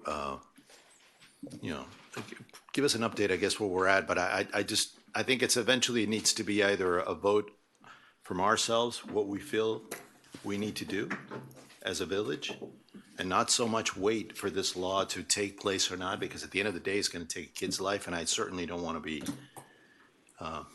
carrying that, so, please. Good evening, Mayor and Council. Jason Hughes, Deputy Chief of Police. As far as a law enforcement standpoint, what we've been doing is we've been continuing our enforcement efforts. We've doubled down on certain locations. We know the hours, the high peak hours, and we've targeted some areas for where these scooters are violating. The officers are out there. They're enforcing. They're giving citations. They're giving warnings. Our issue is Crandon Boulevard. I mean, that's the most traversed area. And to my understanding, the county has started an ILA. So as it relates to the county, Steve and myself have been communicating with Commissioner Regalato's office and the county attorney's office. They have a proposed ordinance that they're bringing forward. Commissioner Regalato had some comments given back to the county attorney, and we hope to get that onto a county agenda, which that ordinance at our request would allow us to enforce the county ordinance to prohibit these types of vehicles on the sidewalk, period, which has been the major complaint, at least on Crandon. Can we ban them overall? Yes, but I've not recommended, but I advised you that that's, something you can do under the law.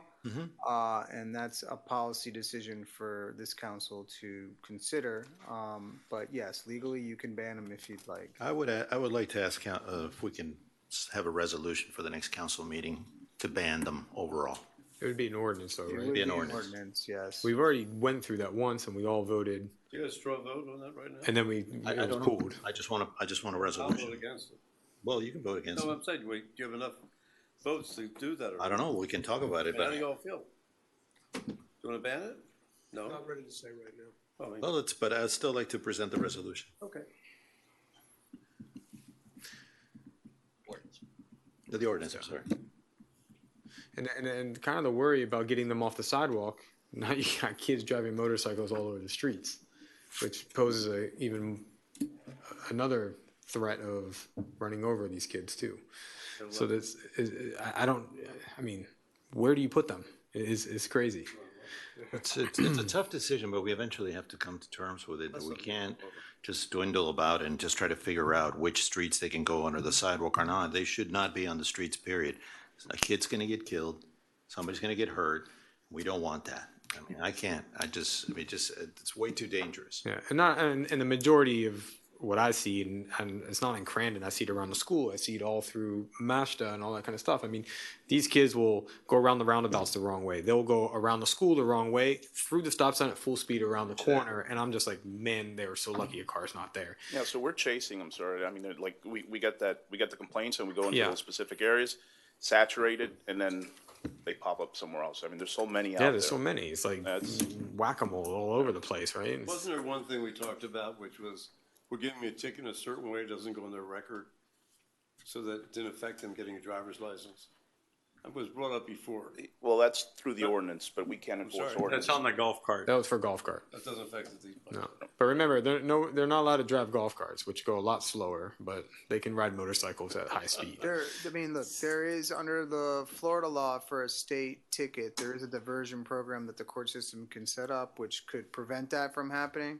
But I don't think, we haven't gone to that point with the judicial system yet to set up that process. I think at this point, you guys have been writing tickets, and I don't know if it's been affecting their, driver's license or not.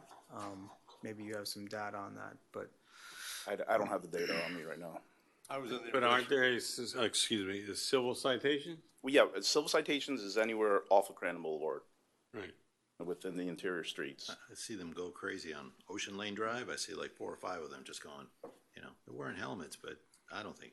The reason I'm bringing that up, I thought we were gonna do this so they wouldn't go on their record, limit for driver's license.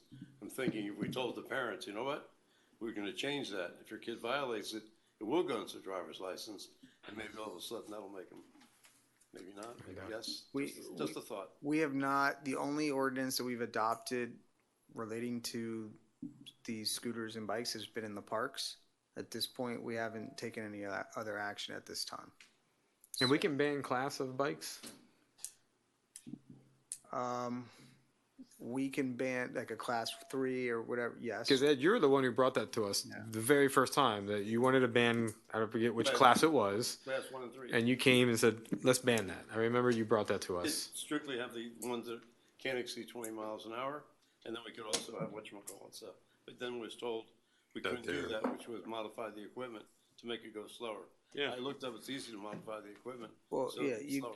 yes. But that's not our modify- responsibility. We just ban it. We're not allowed to modify the equipment. We're not allowed to require a modification to the equipment, but we can ban a class if that's what we wanted to do. You can ban the class, the fat wheels, the 73s, and the other ones that go 28 miles an hour. Let's prepare. That's like 90% of them right there. That's fine. 95%. The other ones, which are pedal assisted, they're not, electric bikes. Excuse me, Mr. Mayor, it's almost 11 o'clock. I Do you think we're want done. to We can motion have an to ordinance extend? for the next meeting then on that? Could we prepare an ordinance? Put it on the Vote? agenda. Okay. We can have a discussion on what that. Wait, but I think that, I mean, what is the direction? Just to prepare an ordinance, what would you like?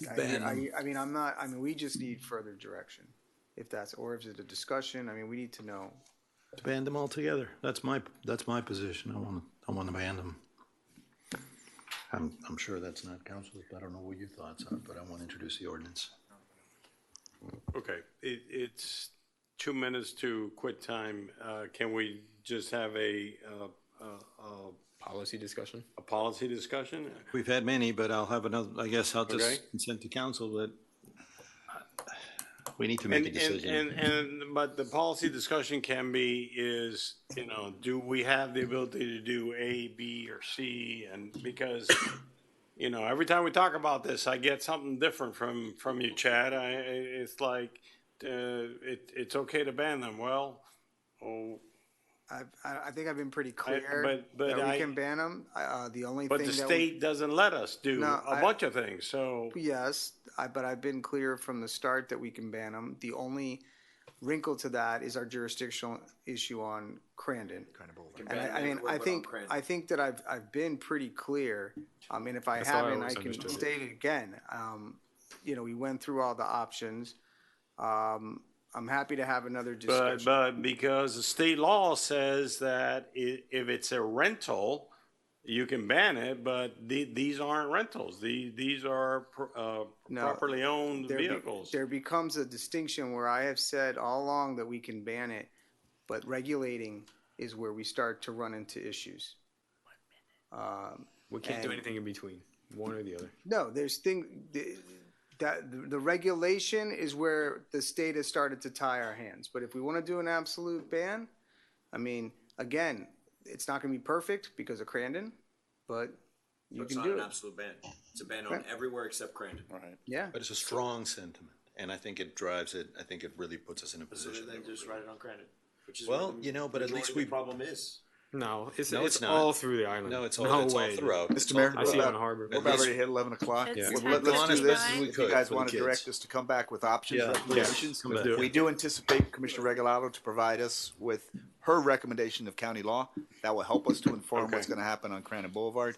We'll come back with a number of All right, that recommendations. sounds in good. March. Sounds good. Motion to adjourn. All those in favor say aye. Aye.